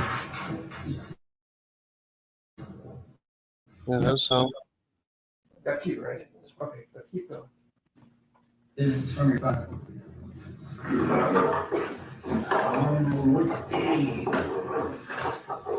You're holding it. A video. It was in your phone, it was a video. Yep, it was a rainy tank. Yep. What firearm is that? There's an AK-47, I think. That one is just gun. That was gonna hit them. Is that the gun that you used Yep, that's the gun he had, yep. on the murder? I guess it's the sign one, but pretty much. Yes, sir. That's the one you had on the Moochie, right? Yeah, it was the day on Moochie, right? It was dope. You saw that big moose with grape too. So, but he had two of them. He had like, yep, two handguns. What is this? That's old. It ain't even right sign thing. What about this one?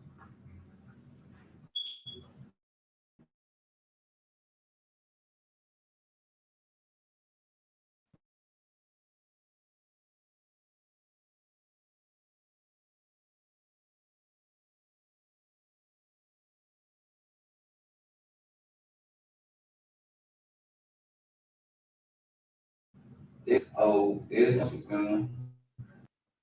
What about this?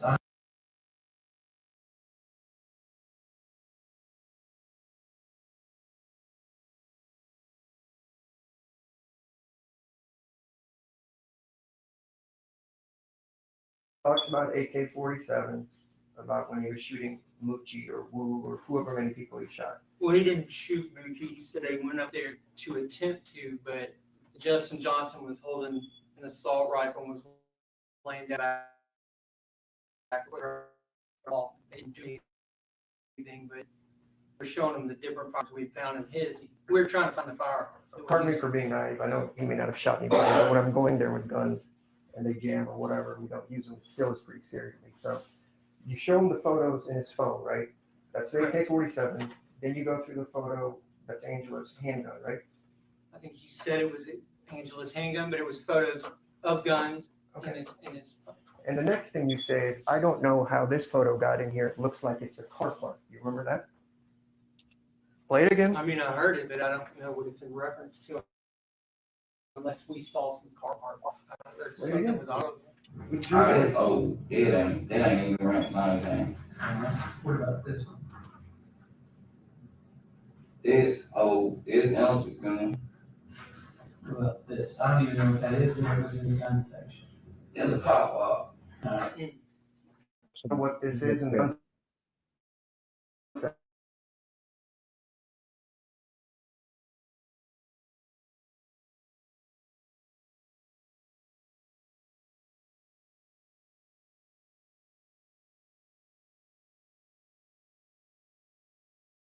And when we filtered that, we had some that were so grainy, we weren't sure, but maybe he could clear it up. He said it was a car park. Okay. It wasn't really, you couldn't really tell what it Right. was. I appreciate the explanation. You couldn't really tell, but these jurors are going to watch that receipt, and you're telling us that that receipt is an AutoZone receipt. It looks like it's got, if you look at the very top, it looks like an AutoZone receipt. It's got the auto part in the zone. It's very difficult to see. I Sure. agree. But it looks like an AutoZone receipt at the top.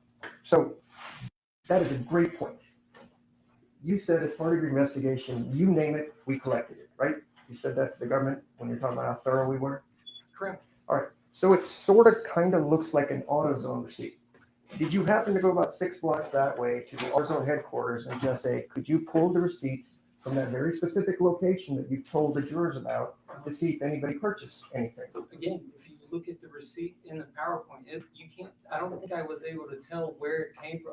And All right. So now we don't know where it came from, we or know it could be AutoZone.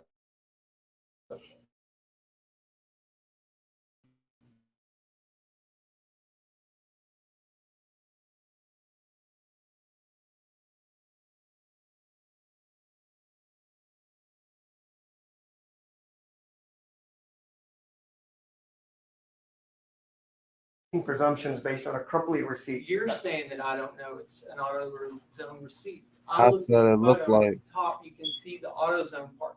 You can't see when he purchased it or the dates on the fine print. But it just it appears at the top. It says AutoZone. It doesn't have all the details. Trust me, we looked at that. We wanted to see what time did it first happen. But he said, You get mad at like, him. well, I mean, can we get video? I mean, we look at these things to try to figure it out, but sometimes all you might have is just at the very top, it says AutoZone. Yes, it sounds like it's a very difficult job. Did you go to the AutoZone that was addressed and ask them to pull video? No. At the time, we didn't have an address. And You said you looked at the phone and you saw it, you got an address. Did you go yesterday to ask AutoZone headquarters, is there available? Historically. No, not historically. Yes or no? Judge, I need him to answer. He's dodging me over and over again. I'm asking simple questions. I'm gonna get you. Did you go? No, I did not.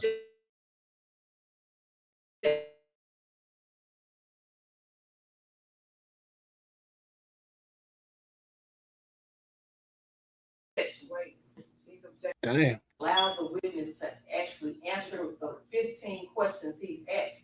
He may get the answer that he needs. I'm asking him to let the witness answer. Let him answer. Did you go to AutoZone at any point in this investigation? I appreciate the smirk, but just answer yes or no. They don't like Did you go? that. You know, I would ask him, he's not making. We don't need commentary. All right.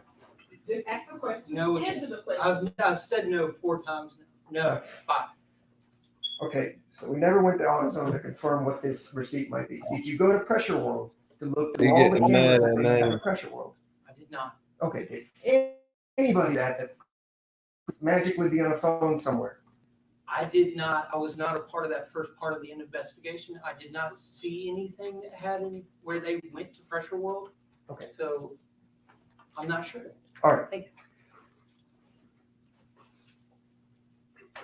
With regards to the records that you went through with the phone calls and the hierarchy of numbers, we know for a fact that Justin Johnson did not communicate with Hernandez Govan for at least 2 weeks prior to the homicide.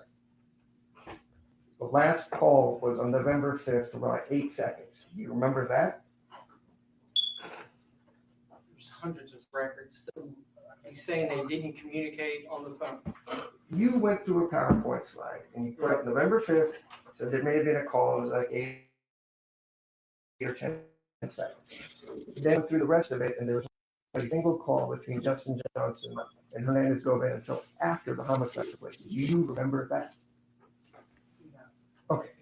With regards to Cornelius Smith, you said 2 calls were made on November 15th. No calls between Cornelius Smith and Hernandez Govan on the 16th, right? Correct. You remember that? All right. And then the 2 calls that you put on the slideshow with regards to Cornelius and Hernandez Govan, one of the calls was 0 seconds, right? There were calls on there with 0 seconds. Yes. Right. So, and the other call was 40 seconds and it had a code 11 next to it. You know, it could be 2A, it could be 11. There were calls with 11, yes. Okay.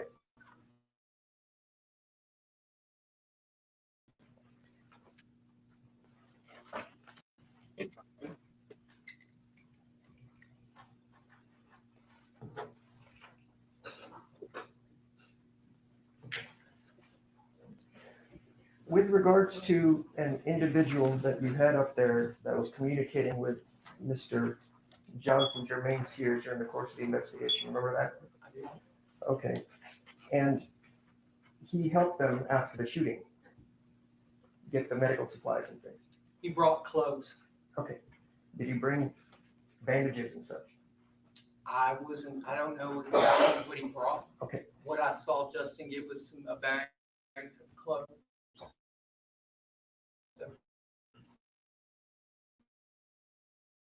When Jermaine Sears was up, Justin Johnson gets clothes and some other things out of the back of Jermaine's car. Okay. You wanted to talk to Jermaine as part of your investigation, right? We did. You did or you didn't? We could. Okay. And that's because you called to reach Jermaine Sears and you were referred to his lawyer, is that right? Correct. And then his lawyer, all he said is Jermaine's out of town. That's it, right? Yeah, he's not gonna talk. Okay. Did he say he's not going to talk, or did he say The he's attorney not said he going was not gonna communicate with us. I think we tried a couple times. Okay.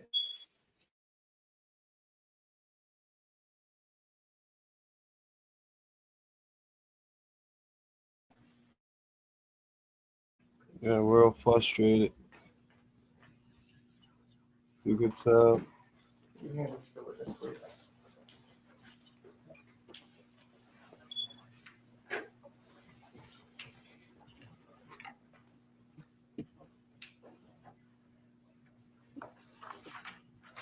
Just let me know when you're finished.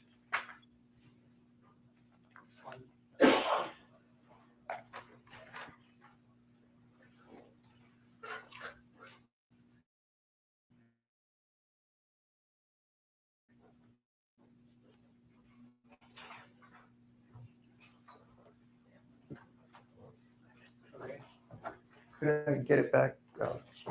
Please. In this, it says you tried to contact Jermaine Sears. You were referred to his attorney, and he was living out of town. And then, quote, so we kind of let it be. Who said that? You said it. This is you. Question, and how did you establish that number was Jermaine Sears? Answer, we use law enforcement.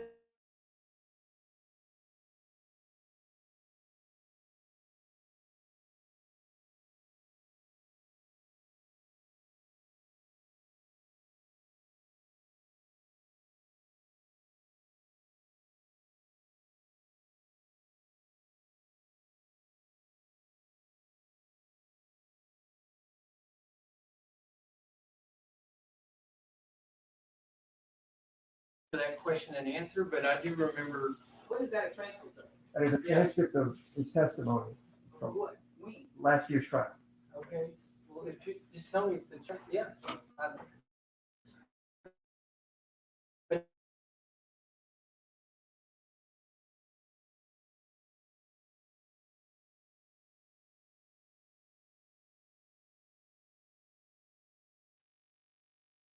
Talked to him, he just simply said you advised he was out of town, so you just let it be.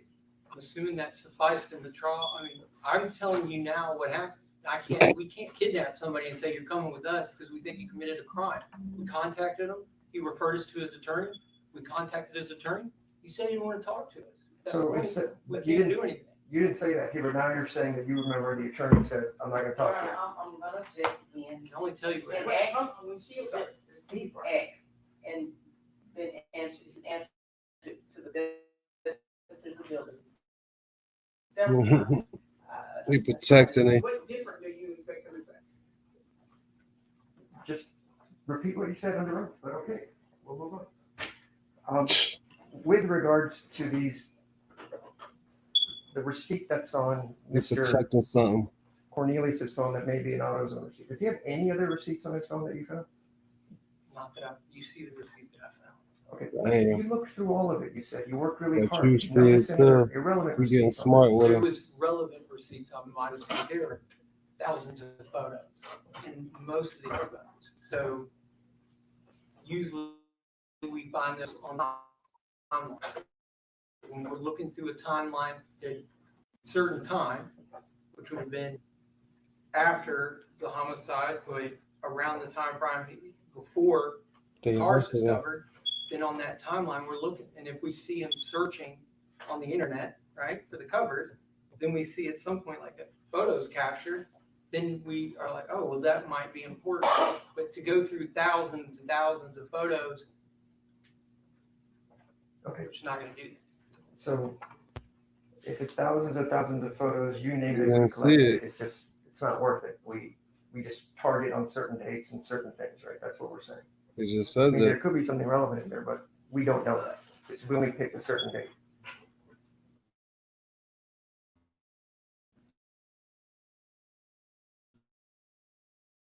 Yes. Okay. With regards to the table, there's 14, sometimes there's 20. Are those all communications between the phone, be it text message, phone, whatever? Those on On your prior to the slideshow? homicide on the slideshow, those are just most of them are voice, but they're communications. It could be text messages too. Okay. Just label So if there were 22 text messages on one of the day between Mr. Govan and Cornelius, you're aware that Cornelius used to buy ecstasy pills from Mr. Govan pretty regularly. it. He stated that he bought Yeah, the phone records. All right. And you ever had a text with anybody where you say, okay, you say, hey, and suddenly it's 10 texts or 15 texts, just like that? Yeah, I don't know what the content. The 22 contacts would be just a simple text conversation about a guy asking, when can you meet me to come pick up drugs? Meet me here. I'm at the store. I'll come back here. It could be anything, right? You don't know. I didn't testify to anything of content, just that the communications occurred. I got it. And you also don't know from those communications if there were 0-second communications, voicemail communications, actual calls. It will show you that you know, there's actual call, or that, you know, call forwarding was picked up. And again, like I stated earlier, it could have a And start what we call forwarding no calls. reply, which means your phone is active, right? You could have a non-reachable, right, which means the phone is off. So the phone, it automatically, that code will push it to that call forwarding service. There's a busy, so if you're on the phone, so the phone, it gives you that information. I mean, it's not going to give you That's content. crazy. Them niggas is playing smart. It'll give you the duration of the call, what type of call it is, or if it's a text message. So it give you some. I'm just trying to keep it simple. There's some summary tables where it just sort of had the top 10 list or something. It's a number of calls. Oh, hot number list? The hot number list. Yeah. And so that didn't tell us if anything actually went through, if it was a text, it was just how many Correct. communications It's we just how had. many communications they had on that day. And we don't know if it's back and forth, if it's one way, anything. Doesn't list any, it just shows communications for that individual's phone. Okay. With regards to Justin Johnson, you're aware that Mr. Govan were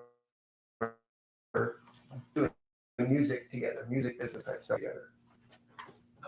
And there were hundreds of thousands of text messages between those two in the summer of 2021. I can say that's probably true. Okay. And they, okay. With regards, so we've established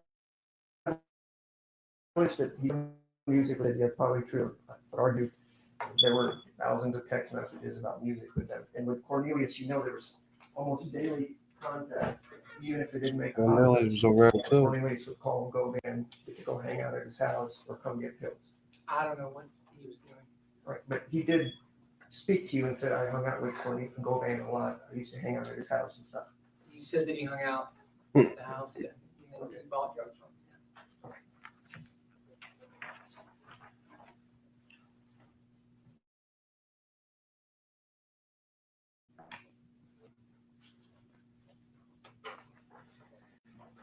For some text messages that you pulled up there, did you look at a lot of text messages on Mr. Justin Johnson's phone?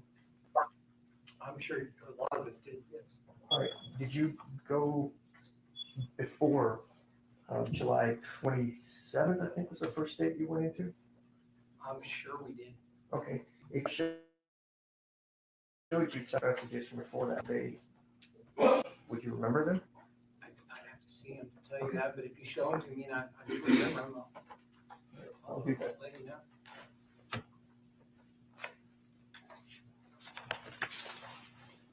You know, he protected by the judge, so he's sitting there getting smart.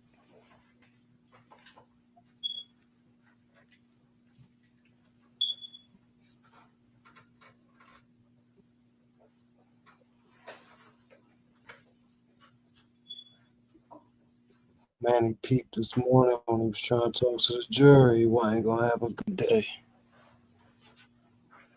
But let's see.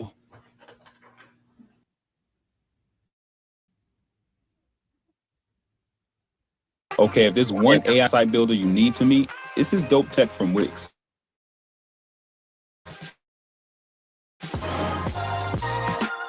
Now this whole flow.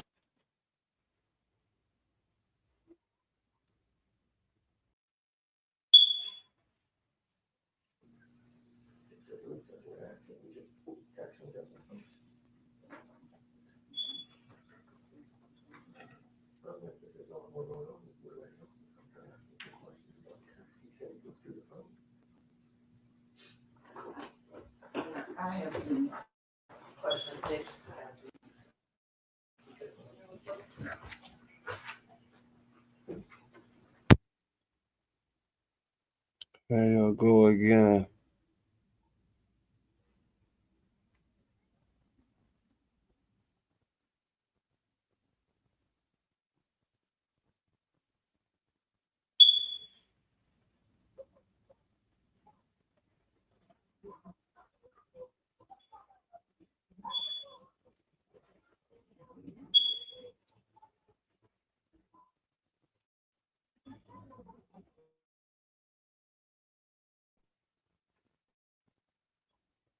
Ain't trying to be left the fuck out.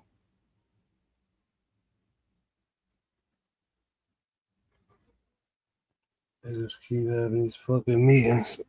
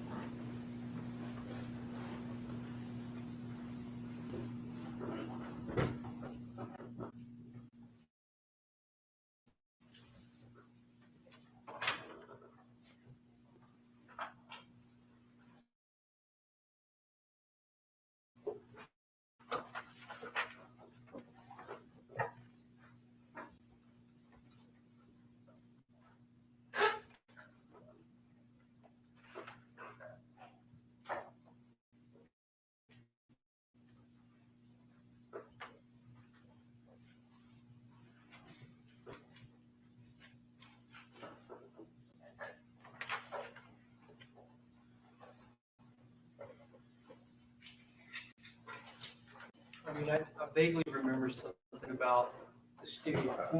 I'm gonna admit that in evidence and say that is text messages from Dustin Johnson's phone And Josh Tate. on July 9th of 2021. Correct.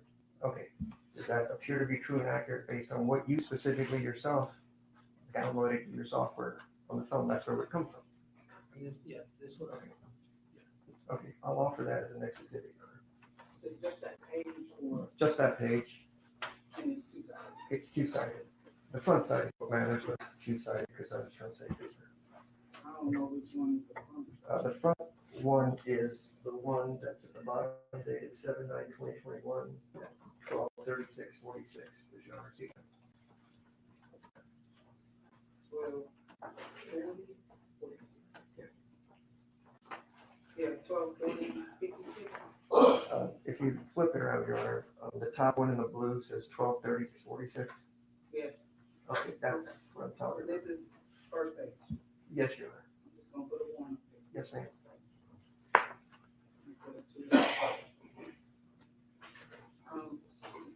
This is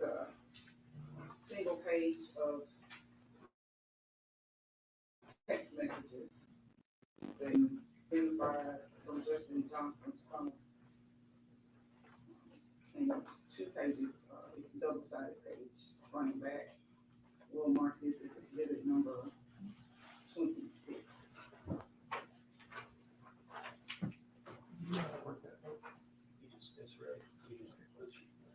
Publisher? Let's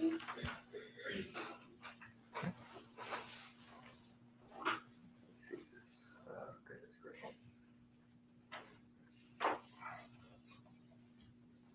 Okay, I gotta be smarter than this, right? Okay, good, okay.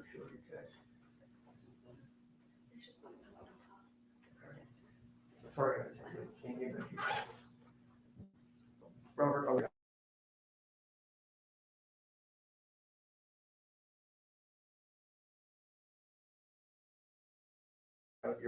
you're at 30, 60, and you just can't figure this out.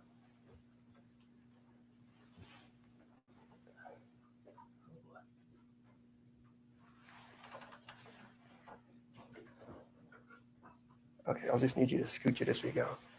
All right, so the first text is from TZ to Justin Johnson, is that right? Correct. TZ, somebody you guys investigated, right? Yeah, Joshua Taylor. Okay. Didn't charge him with anything. He's deceased. Okay, but prior to being deceased, you didn't charge him with anything. Correct. All right, go to the next slide. Oh, I'm sorry, scooch down. And so this is Justin Johnson. Can you all even remotely see this? No.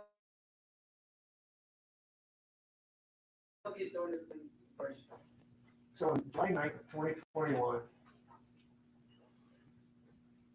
Justin Johnson tells TZ, okay, we need to spin on street, excess ham, said Duke for show, pulled up on Dolph now. You see that? Mm-hmm. All right. We've already established Ham was somebody that Justin Johnson was communicating with because you had it on one of your slides, right? Correct. I didn't get a mugshot of him, and that was what was shown on the slide. That's his photo. Correct. Okay. And then Duke, you know that's stupid Duke on the streets, right? I don't know. There are a lot of Dukes. Okay. And at that time, I think Duke might have been stupid Duke. The one you're referencing might have been in custody at that time. I'm not. Okay. But there's multiple Dukes that are in that world that they're in. Sure. So I'm not sure who he's referencing. And Because there's there's a Duke that's in their friendship. Sure. And I know you don't know what's referencing because we don't know who's in custody, who's not. There's also serial killer Duke, right? The one that's just you know about that's just dumb enough to shoot anybody. Right? He's the gang member. I'm just asking. I mean, I'm working that case. Yes. Okay. I know who you're talking about. Right. I don't think that's a reference. Okay. And then spin on street. What does that mean in gang parlance? That they're going to go shoot something up. All right. So here we have on July 9th from Justin Johnson to TZ that we're going to shoot something up. We're going to pull up on Dolphin, right? Mm-hmm. Okay. Yes, sir. Let's take that one down. What? I know, but I got to admit the next one. We're going to do one more. Oh, okay. Sorry. Scooch it over. My bad. All right. So the next one.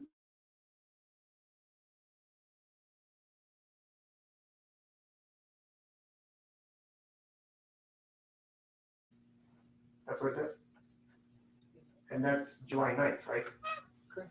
Okay, because on the slideshow, we talked about reaching out to Jook on July 31st, but here they're saying, call Jook, we're about to go shoot somebody, possibly Dolph, on July 9th. It's July 27th, but actually TZ, the text messages aren't in there, but if you have TZ's text messages, you'll see that TZ is the one that made the introduction to Mims, because he texted.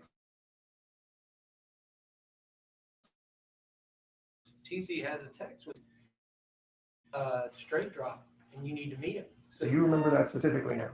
I remember that text.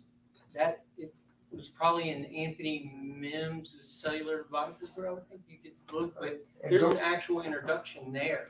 Okay. Because Justin Johnson was in jail in May, and so sometime between May and July is when he sent a message. So that kind of gave us some time frame. I get it, but a few minutes ago, you said he would have met him at the weed shop or wherever the smoke shop was on July. I'm representing incident. I'm just showing you that specific time frame. Okay, so if you're saying made the introduction to Justin Johnson, GOVAN didn't do that. You just said TZ made the introduction. I see there's a text message where he's making an introduction like, hey, TZ is telling Mims, I've got this guy. Okay. You see what I'm saying? Like he's introducing as like, I got this guy. I got you. All right. We can take that down. We're gonna go to the next exhibit.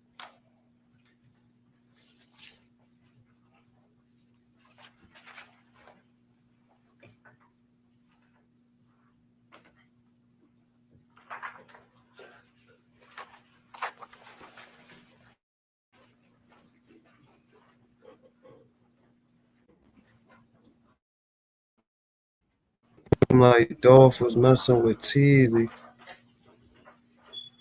This next exhibit, Your Honor, will be 3 pages. It's single-sided. So once I go through it, I'll just give you a heads up. They're reviewing it, yes, Your Honor.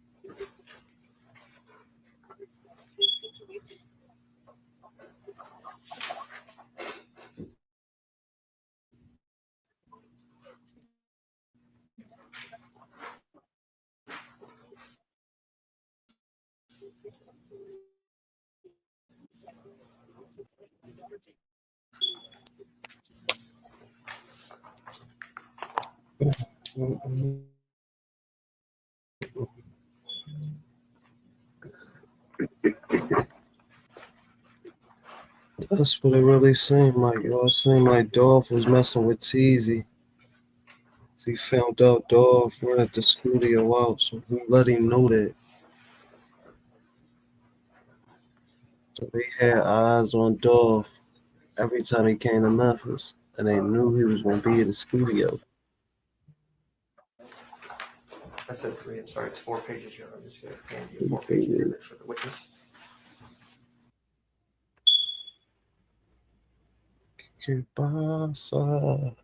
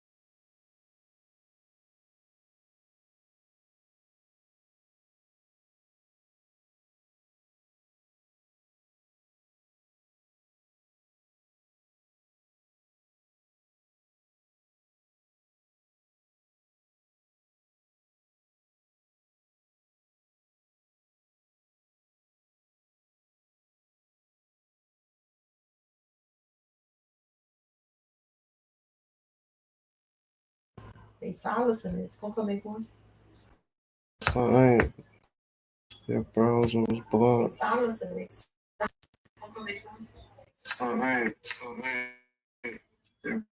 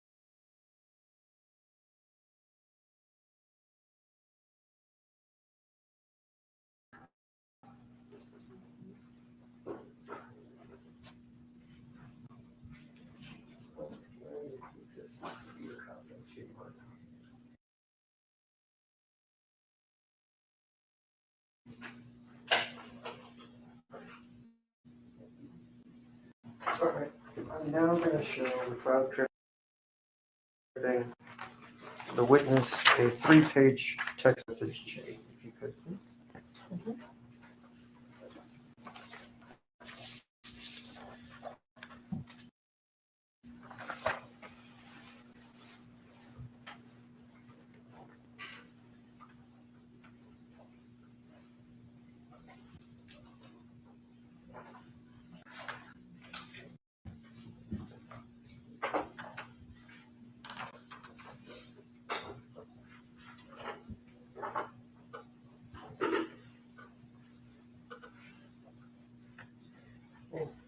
Go to the witness and see my copy just so I can properly authenticate it.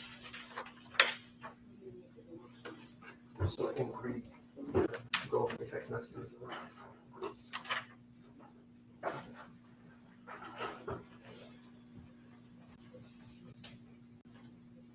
I mean, I don't remember these text messages, but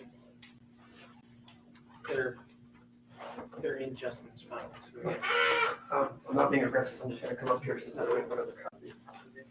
All right, these are the text messages from August 25th of 2021, right? Okay. And Justin tells Jew, J-U-U, just pulled up onto Privé, right? That's what it says. Okay, Privé is the club that Jerk owns, right? Yeah, it's a restaurant, I think. He owns. But it's a CMG restaurant. I would Or say a it's Jerk restaurant. Anthony Mims' restaurant that he owns. But it's a CMG restaurant. I would Or say a it's Jerk restaurant. Anthony Mims' restaurant that he owns with his mother. Okay. And then the calls go on, not so much, but he's just talking about he's going out with Jerk. Yeah, I don't, is the attorney testifying or the witness testifying? Well, he's not asking a question. all right. This is a conversation between Justin Johnson and Jew. Do you not have another copy of that? I don't, because I didn't have the color copy, so.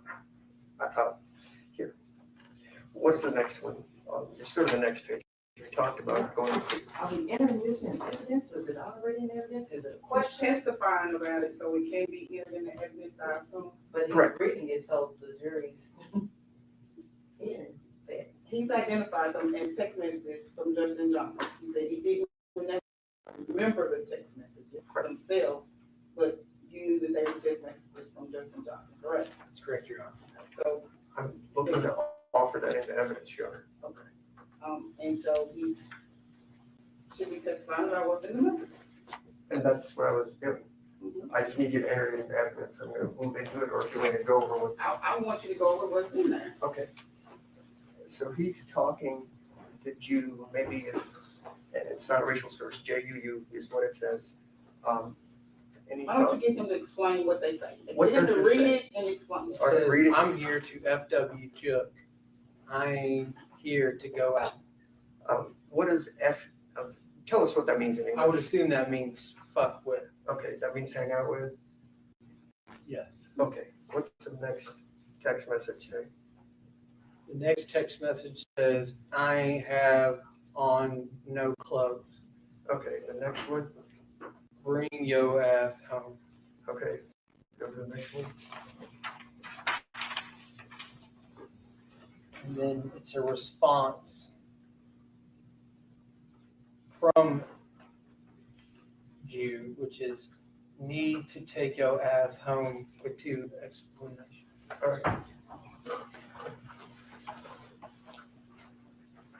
This is a conversation between Justin Johnson and Jew about him being at pre-vet and not having the right clothes. He needs to go home. Yeah, you can surmise that, it sounds like. I'll offer that into evidence, Your Honor. And I don't reject all the relevance. I don't know what Mr. Johnson's clothes has on has anything to do with anything that we talked about ever. He's spending time with Joe. The whole issue is Mr. Govan controls everything in this case, and Justin. I didn't know that this was Jook we were talking about. You Yeah, said JUU. That's to his girlfriend that he's hanging out with Jook on that date. That's what he says, I'm FW with Jook.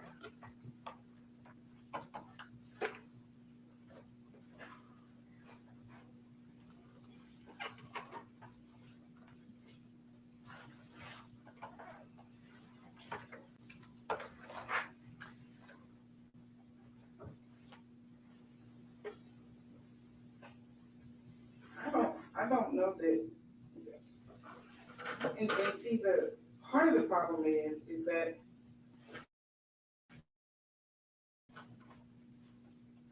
the witness testified when he said that this text message on the beginning of the page 2, I'm here at FW Jook. I ain't here to go out. Right. The witness testified, you asked, does that mean I'm here hanging out with Jook? And he said it could just mean I'm here to F with Jook, I think is what he said, or something like that. Yes, sir.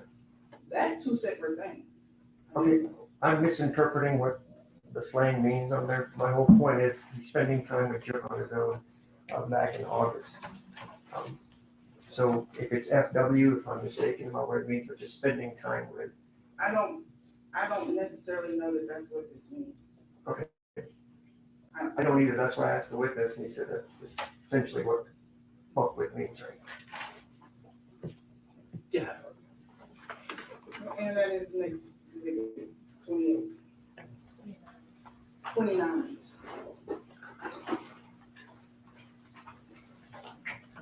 Like, for the sake of everybody's sanity, I'm just going to stop with the text message. Just a couple more questions. We'll call it a day, okay? I'm here. All right. With regards to, we've already established the last time Justin talked or contacted GOVAN, we talked about 2 weeks, all that stuff, in a couple of days with regards to correlates. I'm not going to rehash that, but with specifically regards to Justin talking to Jook on the 16th, he did make a phone call on the 16th, correct? I'd have to see it again. I highlighted for you the time and everything.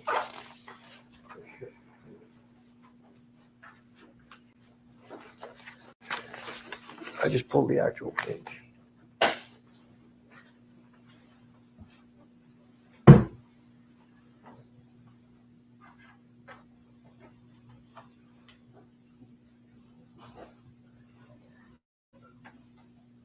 Did you change the time frame or anything? You just tell me if I've done something wrong. You tell me. No, because it's in. If sometimes people will take records, it appears to be on an Excel, and they'll actually roll them back themselves. I was just making sure. Oh. It shows on 11/16/2021 at 17:37, 15 hours. It's like a 331 second outgoing call from Justin Johnson to Anthony Mims. Right. And you did that much nicer on your slideshow. I just sort of went in and downloaded the actual CDR thing to show all the parts of the line. So Justin Johnson and Anthony Mims had a 6-minute call the day before the murder, the evening before the murder. Well, it would have been, assuming that these haven't been rolled back, it would have been 12:37. Okay. But there's no dispute based on yours. I don't know if it's UTC plus or minus 6. They communicated for 6 some odd minutes the day before the murder. 300 something seconds. You said. That's correct. Okay. All right. And you're also aware that Justin sent a turkey emoji the night of the 16th. No. You're not aware of that? I mean, I'm not saying it didn't, I'm just saying I'm not aware. Okay, I'm not accusing you of anything. I'm just.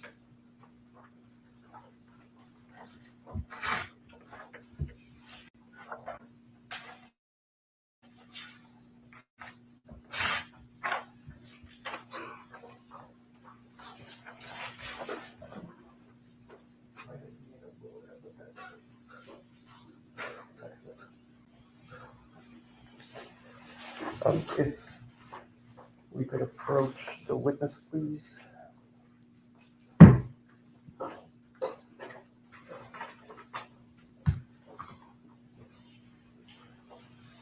Objection?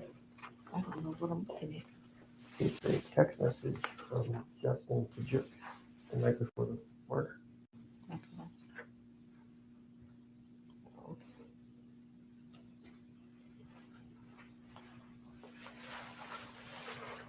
Are we approaching it? I thought this was next to the. No, he hasn't-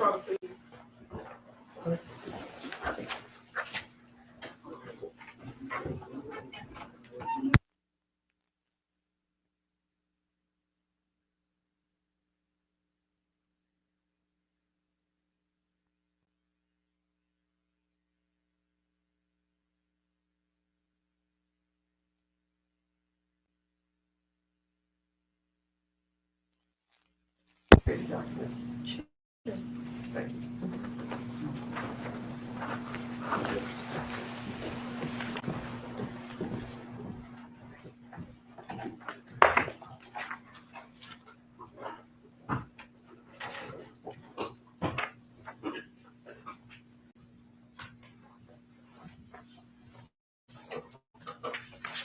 Okay, this is a text from Justin Johnson to Juk. Can he testify about that, please? Yes, sure. Who are the texts from? So it's from Justin Johnson to Anthony Mims. And I know there's more than one text, but I'm concerned about the one I'm I'm starting with the first one. It was on August 13th at 12:56 a.m. Would you look at it again? Are you sure it's not November 13th? Oh, I'm sorry. Oh, yeah, November 13th. Okay, I'm sorry. 12:56 a.m. And it says, bro, we got put squeeze on Wicked. That video ain't really shit. All right, and the next one, if you could escape, that's the one I'm worried about, is the next one, the one from the 16th. If you could review that, please. Okay. November 16th, 2021, 4:37. It's Justin Johnson sending looks like a turkey emoji to Anthony Mims. And so that's the only page I would offer, and that looks like that came from Justin Johnson's phone based on the numbers, and that's Jook's number that it goes to, correct? Yes. Okay. And we don't need the second page, I'm just doing a large version of that, Your Honor. So just the first page is all I'm looking to admit. Any objection? You want this too? No, just give her, I'll take it back, but we just admit the first page.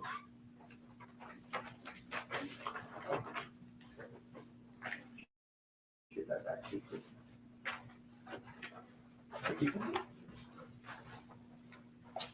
This is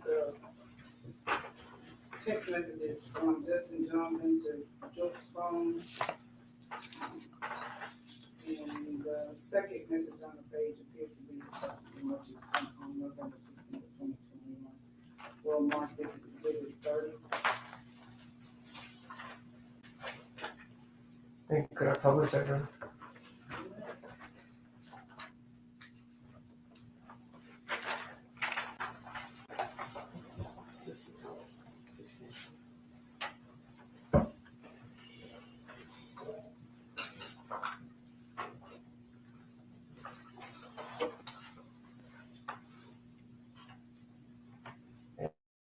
I know it's hard to see, but that's the text message that Justin sent to Joe the day before the murder. The turkey emoji, yes. Okay, thank you. Take it down. So we've gone through, we've already discussed all the hardware store and all the other stuff. With regards to Jook, did you all ever try to interview Jook? Yes. When did you try to do that? When we executed a search warrant on his phone Okay, when he was at the airport. okay. It wasn't indicated that you had talked to him anywhere in the police force. The lead detective said you guys never reached out to him. Is that incorrect? I can tell you that they asked him, wanted to talk.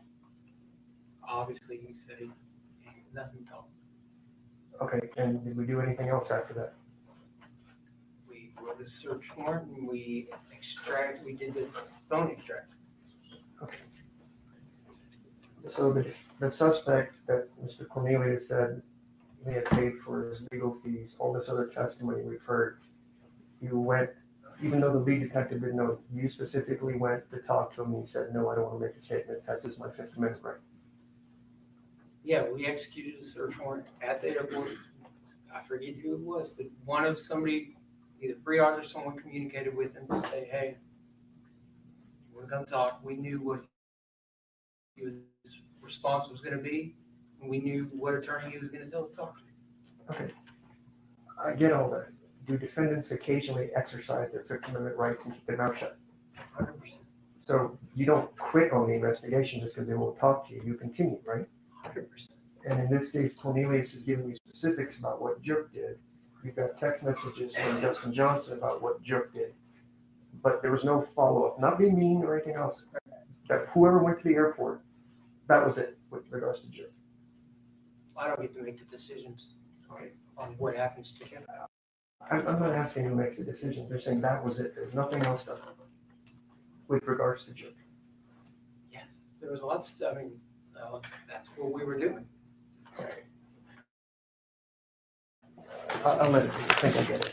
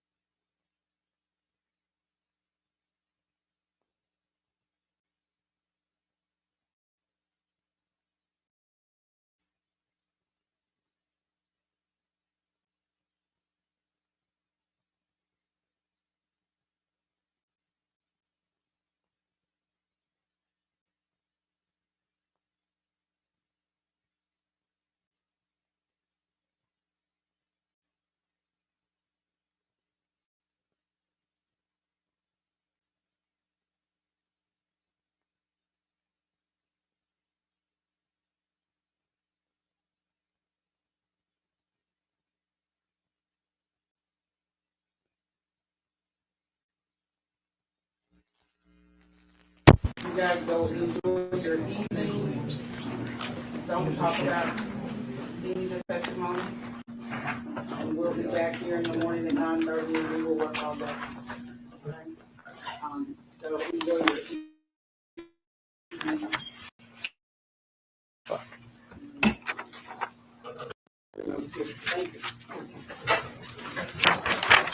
you.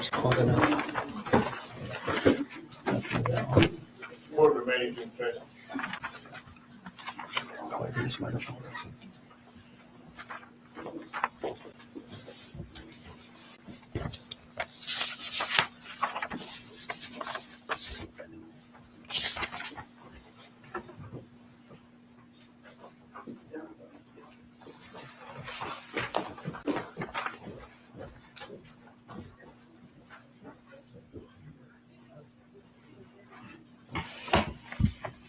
Oh.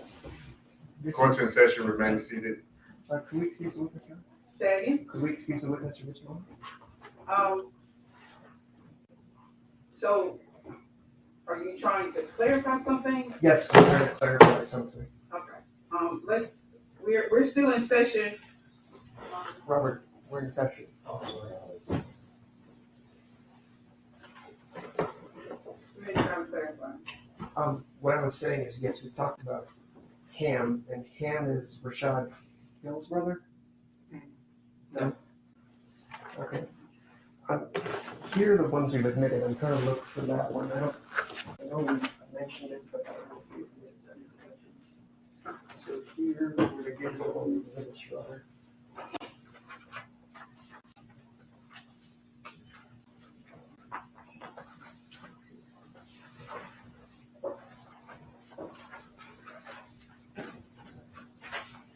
So here's number 30, the original, that's the turkey one. Yeah. It was one of the first couple ones. This is 29, if you'll look at it and see if I missed something.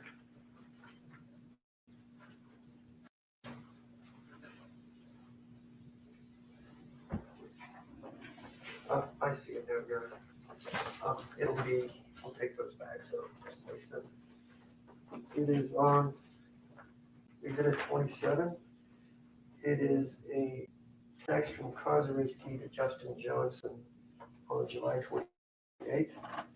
Route there now. I think Shad know where that hoe at. I seen him over there before, I think. That's where. And that's Rashad Hill. Is that shot at Rashad Hill? Or do you know? I know that the shod that was referenced throughout the phones amongst Justin Johnson and his associates. When they say shod, they were referring to Rashad Hill. That's what you testified to originally.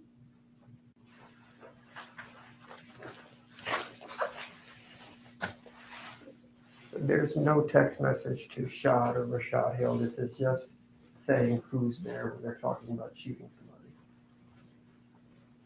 Or, I'm not sure.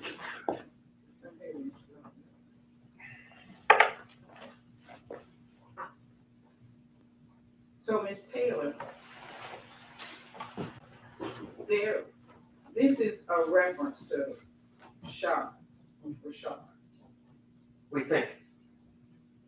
Well, we think. He testified that it's based on his familiarity with these records, that they're referring to Rashad and they're calling him Shad or Shad. I don't know how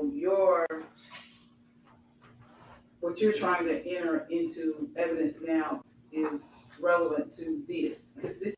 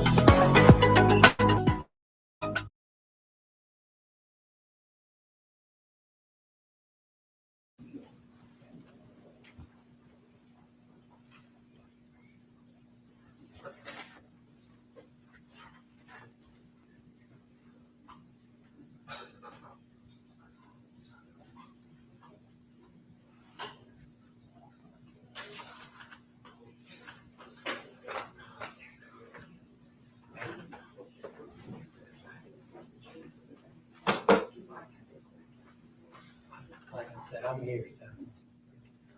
However many days you need me, I'm good.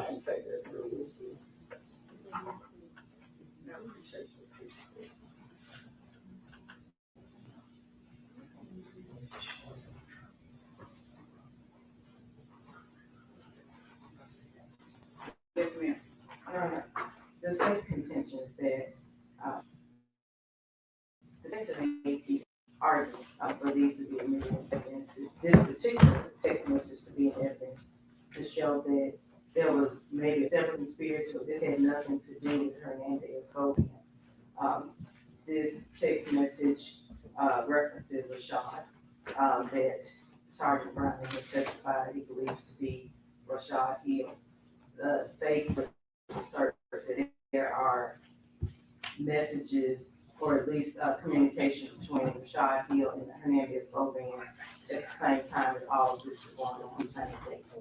I think that that puts GOVAN right back in the middle of association with them, not just a separate conspiracy going on, but all of this is mixed up.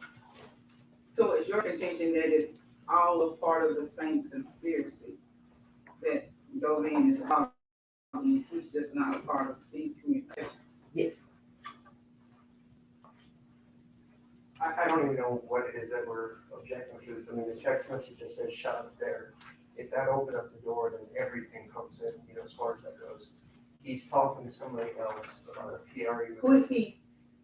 Justin Johnson is talking to somebody else about a PRE member.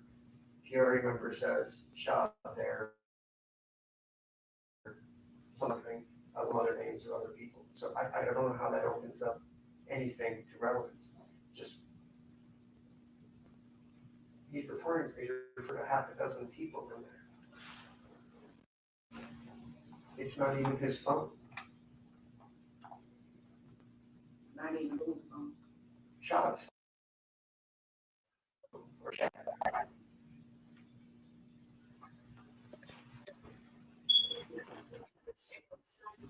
You have anything for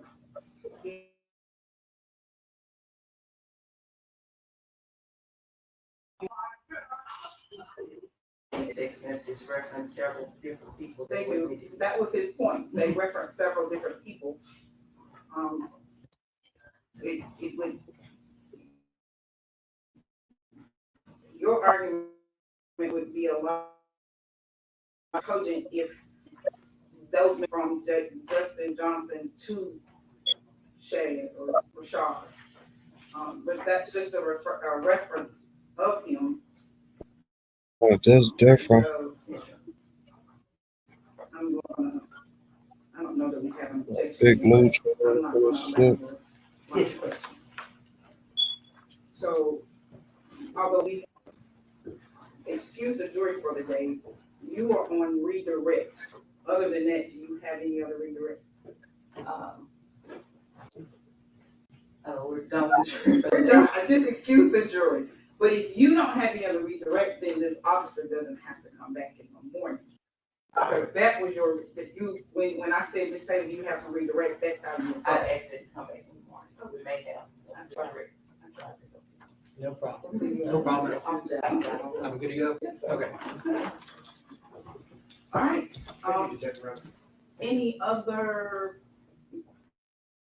matters we need to take up before in the morning? I'm guessing the state only has one other witness, which is an According to actor. the- I'll have. I was asking the state, as far as you know, any, you don't have any other witnesses? No, not at this time. So I just try to figure out, excuse me, when to have my witnesses here. We don't know. Right, If there's so this- he's gonna come back in the morning. I would suppose there's not gonna be much more for him, but we'll see. And then your last witness, you probably need to have your witnesses here by 10:30, 11, yeah. Okay, I'm just gonna have some of the folks run, so could we respectfully ask for 11? If they don't have questioning, I'll get in here earlier, but I just don't wanna be That's fine. dragging cars back and forth, because I don't have the resources. That's fine. Okay, we just have one car. Just one witness. One car, we have multiple. I Oh, just you gotta have go. one call. I understand. Okay. Yeah, if it looks like things are going a lot quicker than we expect, then see your car. All right, otherwise, if it doesn't, just give me some text and we'll get it going. Thank you. This John is complicated. If we finish Right, everything let's tomorrow. talk about tomorrow. Okay. I anticipate, based on your proof, with the proof, sometime tomorrow, fairly early. Well, Trey on Ingram may take a few minutes, Your Honor. You remember that one sort of went through the motions. So that's the only one that could take that, the others. Okay. That still would hopefully get us to mid-afternoon. Right, we will finish before 5, there's no doubt. Yeah. And so I am working on the jury charge. Yes, sir. I will email a draft of that, so you at least know those things in it that I'm including, and I'll give you an opportunity to, we'll discuss that on the record. You'll ask for making motions of anything you want added or something you think is not appropriate. But I will send you emails of that this evening. They don't want them talking about them other members. We'll see how early we finish tomorrow. If we finish in decent time, I'll go ahead and start the jury. Unless we finish extremely early, you probably won't close until Thursday. But go ahead and be working on it, because if we got time, we can get it on. All right. Sounds fair. Anything else? There you go.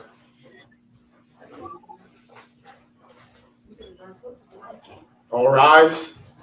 This honorable court is adjourned till tomorrow at 9 a.m. 9:30 a.m. 9:30 a.m. tomorrow.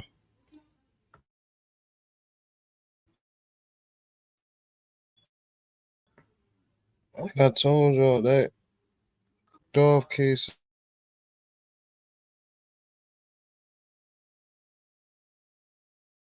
is real.